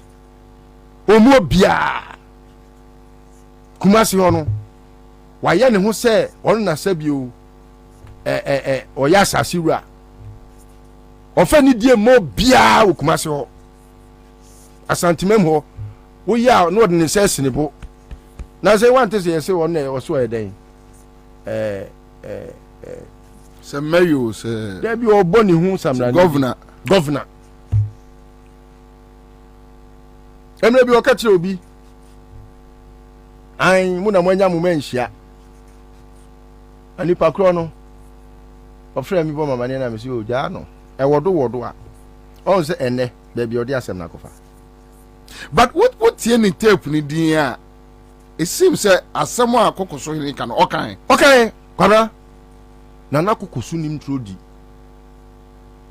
oni ntro na se bi wuntumi we apese we se bi ede no de ne ye kotoko ne apese hwane so ode ne ye de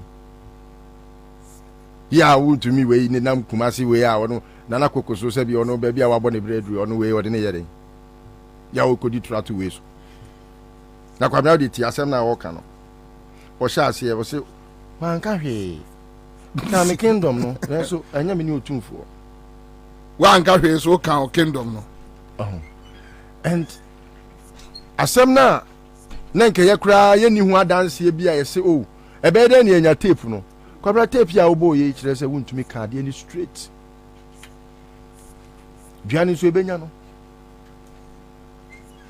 onu abo ni hu dua usu dua no obo edua no on kodua fonso kodua ene frɛ kokoso ena kodua no frɛ kokoso no ni din komo say oh yes say na aba say trying to see how they can settle the issues no ena osigina so na me frɛ wuntumi na de bia sem na pro akɔfa asema ba fie asem ni fie no akɔfa asema ba fie na so na wo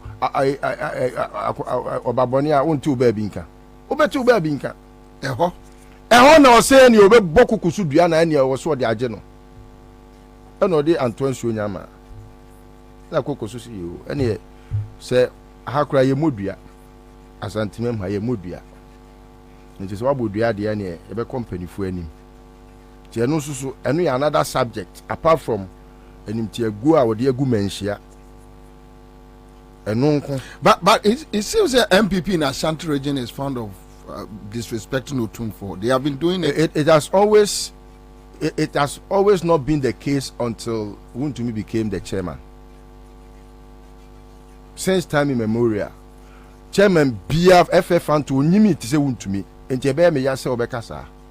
FF and now because of Gabi Asante Bedia to Gabi ne Asante Bedia complaining openly. Yes, Gabi ne Asante Bedia to you su Wuntumi. Akontas hanso mine ne nioma a wo ye ni nyina oni akufo ado ye o madwuma a wo ye o akonta mine no ya akonta no ne akufo ado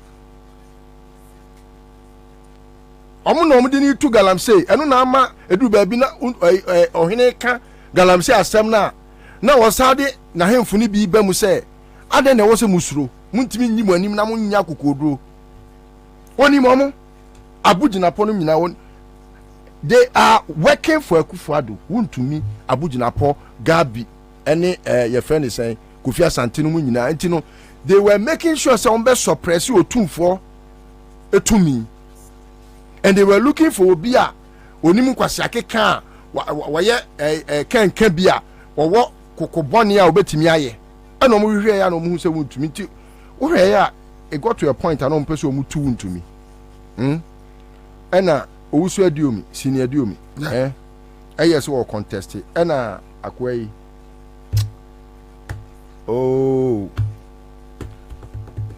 me no me ref ni din o. The okotu adio me no.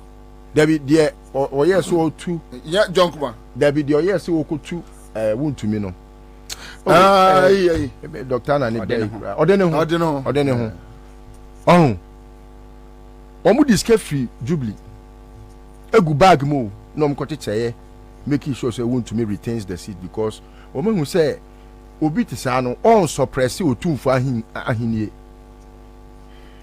Na wontumi de Kwabena so sometimes eya na nyoma ni bi wo wa namfo ntem ohu but senya saa enka wo de yenko is legon ha kakre ya wontumi namfo no bi wo ho na kotie asemi ba ya mede baako mede sene omo ya omo tie omo se una so on de dabi odi ohina tem dabia ofa ne nya hwe dua bi hu mire saa no ene se bi o se ne nsa so na chi eno kura mpo hwe se Kwabena obi a wo se wo sika ana se wanya sika wontimi kura mpo ne hu mfi odware kura ne hu mfi na anu bi a me hu no a kempini bi a hye no na me se hwewei na odidi ohina tem enti no me de eya himfi asem and I know sabio enye me na me be kire baby I am abro amfa ne puma entwere and obi nso nka se pudo nhye but ya man yosem fine ubetimi de akoba bia ubetimi de ya wa man yosem de obeye bia but say you drew baby sana we must be careful they meet me aka onto odi ya fine bojam mienko an company say strategy for abachichi de ontobi na nso mi ko bi ne man ka bi de ahwe be ka se bi o mani san obi ntino e mo ni taw na makọ ye me mani shi so ba de din ka ma me ti fo ne ahwefo nyina afishia pa na said ye nyina eguso aye bompae no afise se na de foforo na rade ye hwe no abrabom ne o man Ghana no na aba NDC national executives regional executives constituency executives branch executives ye mamu nyina mo afishia pa na unka hunu se ye to abama on so ye national executive constituency or regional or branch executive or 4 years 4 years no election ba akope na ya wo hwe se obawe ni presidential parliamentary until first 2 years no na de be yes adwuma no now they are winning 2 years abeka no e all the boaboa ho for maybe for re-election or no other future e brenu susunie without victory we are national executive we are constituency executive we are regional executives so when timia we need power ma party what fail it doesn't matter how close we increase we vote whatever what fail and since 2016 NDC executives from national to branches you failed when timia secure power from a party 2016 mu faili 2020 mu faili ye mantimi an secure victory bo sha mo ko ye kaka delegates o mo nto abama mo na mo be we ne power no mo antumi dia mo de beke kan edwudwa manum o na ye vote na increase ya nkan chem se mo nkwana mo nko increase NDC vote na mo na so through opposition that was in the mandate delegate in the mamo man ko campaign anko shebo se yento abama no be increase NDC vote na ma through opposition mo kasa mo kwa we ne power mo da to opposition akwanya ba kwa saba here December 7th some be redeem himself if we say NDC for mu free mu officer na ewo kokomlemle sa dan keto anu mo na mo ho kire mo na mo nya ba bi kura ampake mo ka apart from national chairman and secretary na mpanyimfo amakakra na office kura mu ni bi no enu pa na mo ho kire mo no na mo de ye adwuma we ne power na se de penika tie ma refie if is NDC for mo ba mo head office ya mo asinu adabraka kakraka fefefe Ghana ha obi ani bi no asem crofo is so live so comfortable life into crofo office a ura party executive office abeka so ura CEO office or person otna office na also air condition na laptop sinanim na or receive guest instead of so no be form no akoye adwuma no ono no twesem crofo na headquarters na omo mehwehwe no ewo ho na adwuma no se constituency for pieces for your program no mo to nsa fresh some of the national executives for na me more debate in the coming days ebodi some mra monko na monko graze occasion no kra no na njija grassroots no they don't go but President Mahama nya turu to say pe no obi adi na chi omusa so no obi adi na chi enti 2024 ewremu eye 30-70 for Akufo-Addo and the government 30 for NDC whether I like it or not yebeka nana we are the power yebebo abaso what 60 50 yeah 50 because nana the ten say power ni the MPP alusu but the enu nya guarantee say NDC be kwa kofa no fala you have to work I was so ye ho adwuma enti international for Ansah show them reform timuda ne dɔɔso dodo ninia me ne o kasa me ntwa no nto meti asa no me yare o mo enso ja abetena yi me no abetena wo ye adwuma me dwene ho hawa metwa next yenya si election year mu yenya si election year mu afe na wo mo anom so me communicators o mo e free send this co position o matena o ma mo say afe the power be ba afe o mo be flood radio ni TV so o mo na be kasa no mu yo aka to any dey NDC ba power timu dan do dodo we need them let them come NDC opposition o mo live so comfortable na say NDC for man timi a we ne sa power we are I was say NDC grassroots to march it to the headquarters and sack all of them and close that office down. But Onto, I am afraid NDC and Timian Luzua, NDC be good. And you're good na be good keke. Me say, the NDC national executives politics in Ghana again. NDC national executives. So man Timia win power ma NDC 2024. Party headquarters na wada braka no. I was see a march call near cruises our party office in the down you tum near the Makai for no dear hostel no them. So because they are living comfortable. Charitable with words. Oh man, any power now. You be boom, you be boom. Now you be you free office. You be boom. You be you sakeke. Ah, na what be that? And you can. So man we need power. Nobody should go there again. Because ebe na mo sha kokomlimle sa danke to anum kwa na mu office no. Na mo ye adwuma e we need power. Edu election NDC ni bia nim say NDC when it come to election strategy NDC number 1. What happened? Anyone officer air condition room. Obia one office. Computers wo. And on say honto first no Rollins time no. Do na manfo ne MPP for bo game but no munya ehun no manim bie sa se o mate ase se o opposition kura no obetumi o so opposition kura na ede because ya no bia musa accountability enya accountability mpo opposition no grassroots ni bia no ode ne ha ba beto so say no because that is the accountability that is it odim say obi me on ministry be opposition no odidi last year omo a sha say omo de omo so pictures no omo kan na ye kan bi no me say omo ate so kakra you say there eye and you know pounds no so say eye pa yes na ade bako a NDC mabuno wo social media Kwabena makeup ne de omo nye NDC mabuno wo social media na omo de dada ya omo de dada omo says NDC mabuno wo social media get yourself something do something for your party than to sit on Facebook and be hyping people them. Oh my mother, oh my father, oh my sweet this and my sweet that. Now you posting people. Hey, go down there and work. na munya that godfather and godmother ten na moye ho no wa dwene se party ni ba power na se unya position a o ye ne god son ne god daughter nti ubenya bi na party na ma power and mkrofo limit no to say social media get down and work ejuma no wo from ho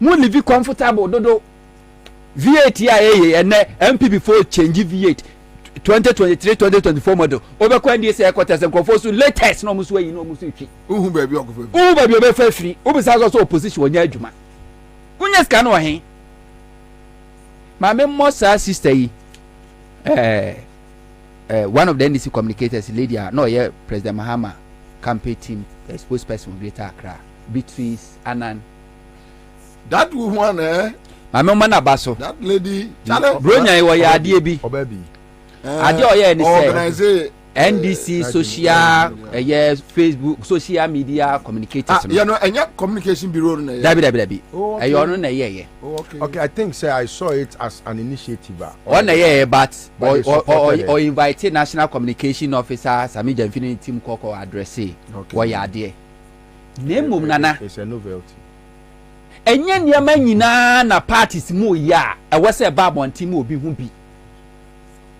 on common sense grounds so we encouraging Crawford motivate to say do more even opposition you recognize as a NDC social media commentator enyen ye no kukuam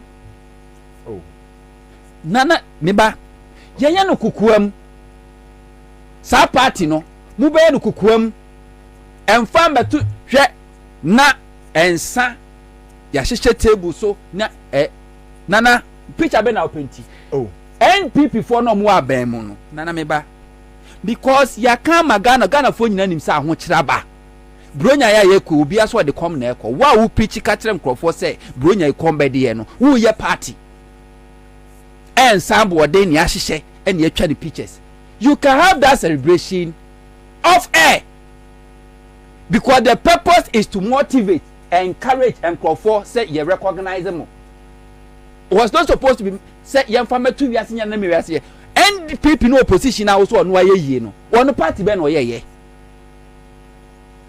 so no money grassroots there be party be no ye also onya dai o money grassroots party be no ye enye party ni amanyina na wo se be da bonti ma obi hu I much as I agree no yanu kukuam political strategies ye di motin crofo no nana ye no kukuam ye mfa ma bonten wo de ba bonten a wontima me kan kyerem se na wo ho kyerɛw sne obi a wo Ghana me why you are partying no okay me I think say me difficulty kakra me difficulty ne in 1 minute yeah I will do that in a brief me difficulty ne say enti sabi o me say ahia me ntimi nidi obi nka se medidi ade a omo ye no enye se omo aye party bi wanwaso bi a omo akoto Ansah akese bi a party omo ye Gabi ne saba akopɛ kura betime twa party nana majimo 1 minute majimo 1 minute okay I will still have to comment on this majimo 1 minute me nka se mo didi o nana ade shenkrofo nkran mo mutu no nkwa ato wo ye adwuma ema party ni say nipa no say yes somebody recognize him adwuma me ya your intention the purpose of that party no was to recognize man krofo fi say you are recognized ye hu adwuma a wo ye no wokukuam ye mfa meto abonten u celebrate u to opposition u sukom wo si Ghana for won kire yen ento ba abaje yen wo party na wo ye Ghana for do say na ye party enti senka ya no kukuamu na ama meto abonten do so me social yenkop meetings ahodo communicators in committee and to preach say they should be hypocritical no that's what they are being real. What is hypocrisy about you see they are being real. What is hypocrisy about the other side of the issue is that this is what I think. I'm not saying you are wrong, neither Nana Poke is wrong. Donated, but I want a member. Yes. But member. Because they have The seen that the donation still and Quebec income na that donation still go. The ordinary Ghanaian na onam ewiase omodam. Enim say ye kase Ghana ayeden a enkyere so obi akobuada. No correct. The ordinary Ghanaian 2016, 2015 when they were preaching Ghana ayeden. Na Sabia Okunum at party. The pictures are there. Yeah. 2008, I was there. 2007, 2008, especially 2008, Mills team Omu movie. 2008,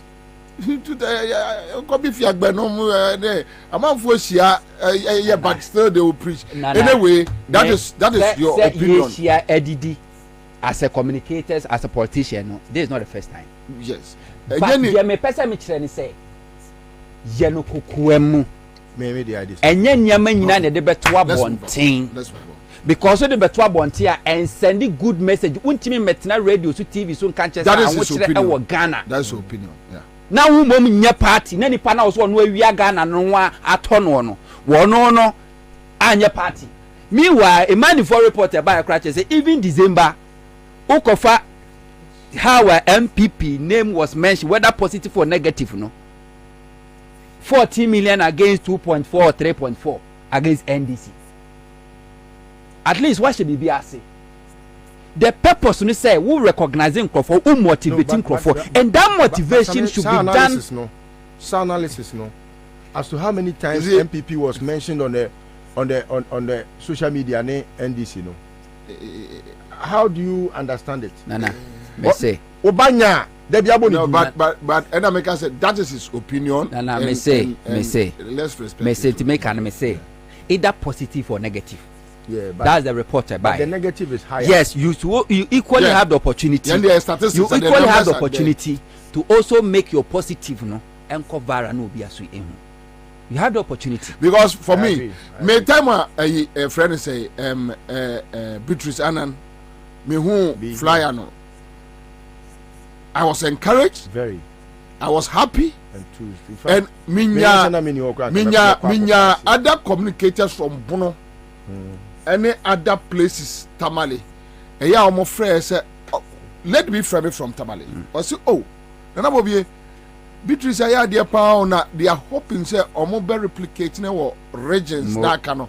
Na ama I saw moon cry say at least they are not being left out. And into me sha ase no me born na baso. Say trimopono. That's okay. A positive because a dear bakwa encourage you sreni e ma okoko de nkwato sense wo hu say me wumpo a wo bia hu madwuma maye wo motivate wo microphone say you are part of the system. But nyeni nyina na wo say the beto abonti ma sign in. Let's move on. Yan fa no nto na yan kukumase. Hey, nka mesi minka bi. Abuda be kukumase. I say 5 minutes. Oh, when I'm time, na walk kind of list so kind of my idea. Say I am come this thing that I am come I think say 5 minutes in one fabi. List to wa fabi. Please interview. Please. Na me pacho. We dey appeal. We dey how do time me o same 2 minutes. Na me say 2 minutes. Because but radio, how I understand radio, yet radio number of minutes number of minutes at least to spend here no now me I don't believe in rigid radio. Yes, mami ko kumase ye didi nkomo kakra nana me wuntumi asemo am okay say no crescent post o kan ya tefra hwe ase wana ye obebutu me hu say enkosi aga so far as MPP wo mu no enkokosi aga. Yes, so far as the name MPP wom na ye menhia na ya Ashanti region enkusiaga market on the wall. Yet Ghana ha Ojobonsu as a Kumasi mayor. Now we develop Kumasi. O si KT market no si retro park. No ye adwuma. Yes, Ojobonsu dey no ye bone be no ye. Ya faka ye yinu so paye wo menhia. Ya faka on say onu kra was free adishie. Oh ya adishie for free mo free. Oh ya adishie kron. Ye yinu so paye. Ofri papa kro. Ye yinu so paye eye ya makodobonsu adwuma bo no. yan ka chan so ba manhia be yi ne ho ano ye yiri so paye ye twanwa ne nkokɔ ne mponche emoja gu ni tiri so odike asema okoka ye yansema odike o manhia ye twa na su emodike adwane firi asante mantamu ebebo no ho adwa won kran for some months and anawoko ya invite no yansema no because odike won belonging to MPP kojo bonsunye MPP adentina du wuntumi su dia muntwa dwan we asema say invite no maneba ye twa no su dwan adena muntwa no su dwan mo fro kranka ward be ko adent yes mo pekra ye betimi atwa ade ase ewo adena muntwa no su dwan we twa de ase bi that is the hypocrisy we invite no meden odike dia ba no man kwa so nchechirem no mutwa no su dwan twa no su kojo bo so ma na nchechi mutwa no su mutwa mu yin so apaye that's not fair odike dia no omo tonza frɛ no wa ma no mo yes no but I was against the course no listen no odike dia that is not the issue ya invite no omutwa ne trisu dwan sana oba okota wi omkobubu ni office no eye oba ye no so omra meyi ne ho ano wachiri so apaye atwa ne su dwan akobubu no office uwi afi na ka chenso omra meyi ne ho ano adentina wuntumi omuni no initial no omkobubu ni dan no ema agbansiafo Mercia, no. I was against that. I am fully be grabbed by your press conference. I am fully so Timmy Diame can say because so decay any MPP into your come for to treaty no. One also ya santini this year. Your bonnet training, your con office, send office. We Johnny be born with one crime. Kojo bonsi ya santini this kron. Why NDC nintini ye twa no su dwan ye yini so apaye na o he na du wuntumi so dia omra me so meden wuntumi kra de omami asesala ni aha edu wuntumi so dia one de ye to nsa afre no omra manhia ne entwetwe nkomo omede ai a confirm kra ye ntwa bi nguni tiri so because of what MPP ti we enkonkosi aga so far as wuntumi MPP ni me ene ya Ashanti region nana enkonkosi aga me fa me brem ko hokra ma wi ho we call electoral commission go baba human quick credit and investment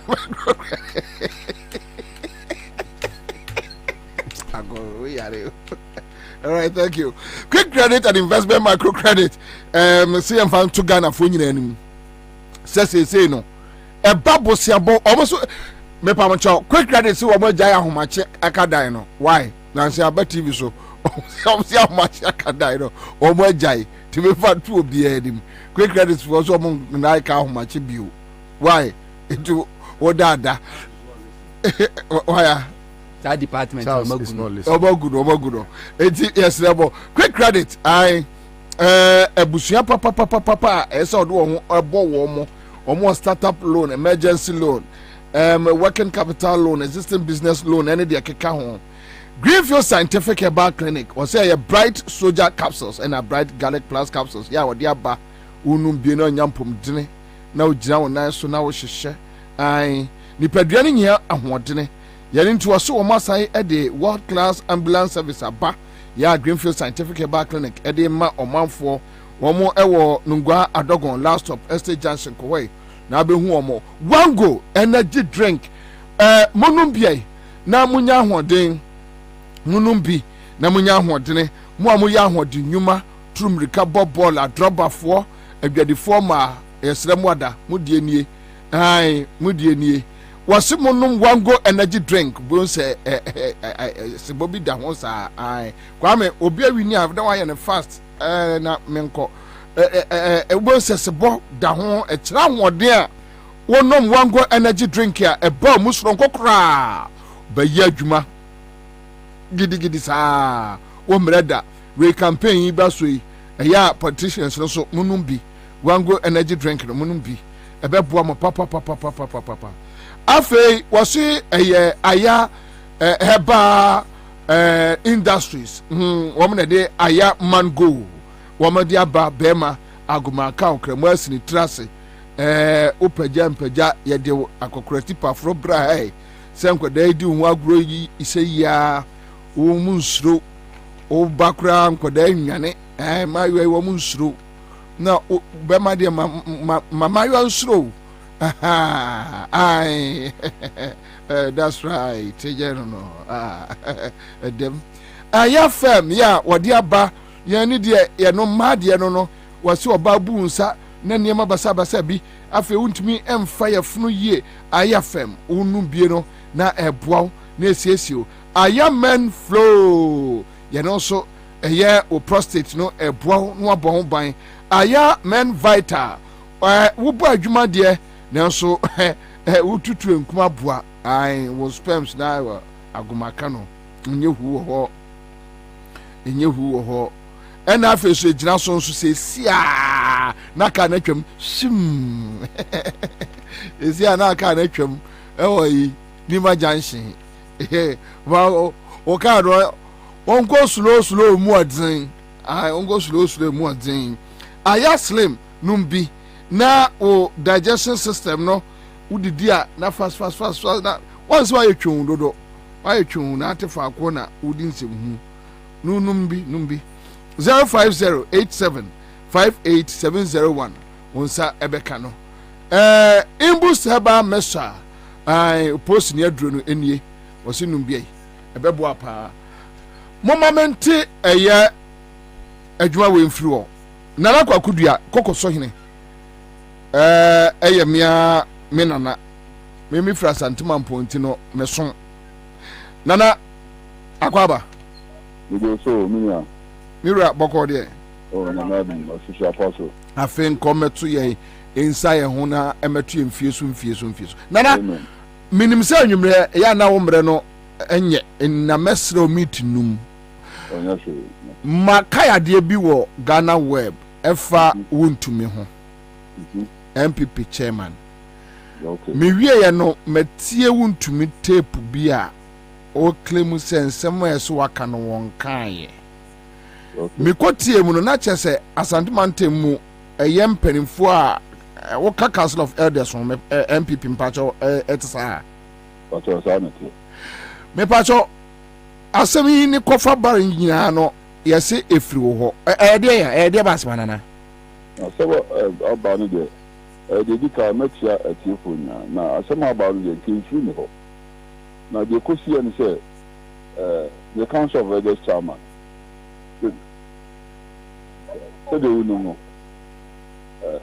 say na no man pon ku fa bda na nya me adu begin he nam say na meja de dia man chia Ansah begin to buy no and on the Council of Elders chairman Asante Region so de unu ya ekoso ti ya coverting no na ba say Dr. Mato Puku Pempe you above it oko ti etitwa na ka mo mbeba no na ba say your one who say organizer no aba enu ntumi abeka me ba cho national organizer baby organizer men show organizer friend abuba ni onu ntumi be ya kasa di ye kwa ebufu say na o chama ti o na organizer Bobie on in Kasasa and Japan Abuban Koy. You take him not as Abubano by say, other than Kofobi Doctor one dance here. No, Doctor Buano de Bia, what part no Ashanti region. No one to me in one dance here. No one cafe, no manoko. And that is what new to me now. The more nice to me, Casa, no Casa, no crime panicho. Me constantly chama tonto motimin chen e mo no kwa katen chama o se do nya ti e pata uti fa oni kwa to no kasa na se ba ko di ka ka de ne ntimi kan we do so mudu ne ntimi kan na so o kan we no na o sabe to aso biem se o no wa building the kingdom empire ne ho when am stored in Scotland the bema ne na tra ma nka kasa so mu da betia na sabe santini na ko bubu ni me na metia se emum politics nti na emum asante se me tonkon we draw sasa na aka nti be 20 minutes and to kwatinam heat argument den de ko basa nti na odaruma also wa building a kingdom asante me wanam so wo kingdom enti dia na okaso so ehọ no ana saa na ɔkae wanka bibia nto aso wadi ka ka no da men kin kan radio so and do ben sia sɛ o ma o mo ho no o mo so mo defend no na bi ho ahwa mo no mo defend ho ba no mo do no so mo nka so ya betie okay ne de what man ka ipa wo ho no de more than 40 it is all ko yi se pa mi na dance ya o ma ka so so mo ho so ma ni pa 40 wo ha wa ka de timi ga to wanka na no de mo du mi timi ka no radio so na no de du ko pin so wa o ba bi nu ano so ntina say konti na fe hit no ba no na ma no akoya so so we da na nam pa so we de MPP kingdom and I'm looking at MPP world kingdom so ha na de ka so enti me de me ho ade achi bi so na sama hin frame say ya be report to me and then no be report to obi be report say untu na kan say we vetting no hin so mu on frame mu sabe na sabi me strategy mi wura say me fan so nyama nu kasa nche no na sabi me na machi man de me ku dina me kasa me MPP ni na sabi MPP ni bi di sabi opum so nim be yeti obebu na nti a say me ye party ni nti na party na hinne no party na to hinne o me mfama chante sem so ndu atopre da ina me kan ko ewu nyina tunu ko mu me kan me de ma pie me de ma wo ma du sam ya ho asem me de me ko no ho na mu se dinner secretary friend that's in Kodia so na me say you know na ja asem an also e de boko no ho ya friend say me phone to me na obe casting bi na eti say na start to na na mkoka na mo bi na de call e na e bu sa me ba ko yi madan say na me ho na me chichi mi chichi mu ye no so na we de say nya yi de chama wo so no be say chichi mu na ene ne nkasa so start ya say o bala na so say general secretary kasa na be fed the chama of phone so kasa say wo man general secretary ku ankasa na mkasa ense no say unyai no ma chama kasa obi na no o antun so nyama ma hwan so kaya nkunu ma nkaso na mako nkunu me yire ni masufo ni mabusu afo ni na nso me da se na mkasa ni nti wana mcha akobo ba ma na ma na o de ko to yire na so frame asem no ni titi na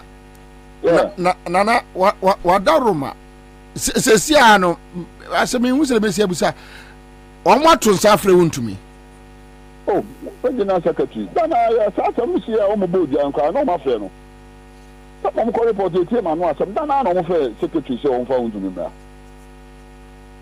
na omo de fiada no fiada e cho chale na oche na omo de wontumi akọ dabi mo na secretary se wa afre wontumi na wontumi so otu kwan sa dana na dunti oba obeba na na ma hu se wo voice e bi din na nam se bibi ensi enye no kre na me ka asema to no so asema na me ka to me jidi na afi o me jidi o ma support wa o first regional chairman be di me madwuma restaurant o na hotel campaign office kwa na oni bi o po me ya no ne last year ko yi busa no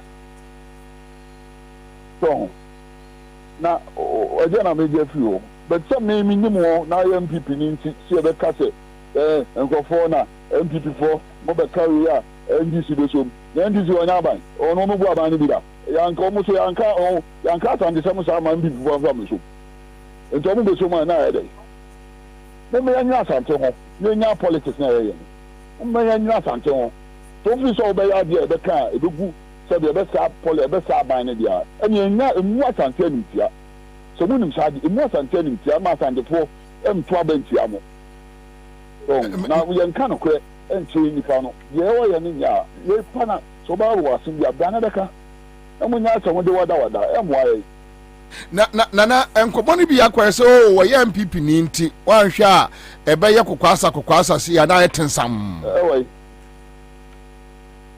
ewa ha menim je me de se de msi hu ni de enya kokwasa sa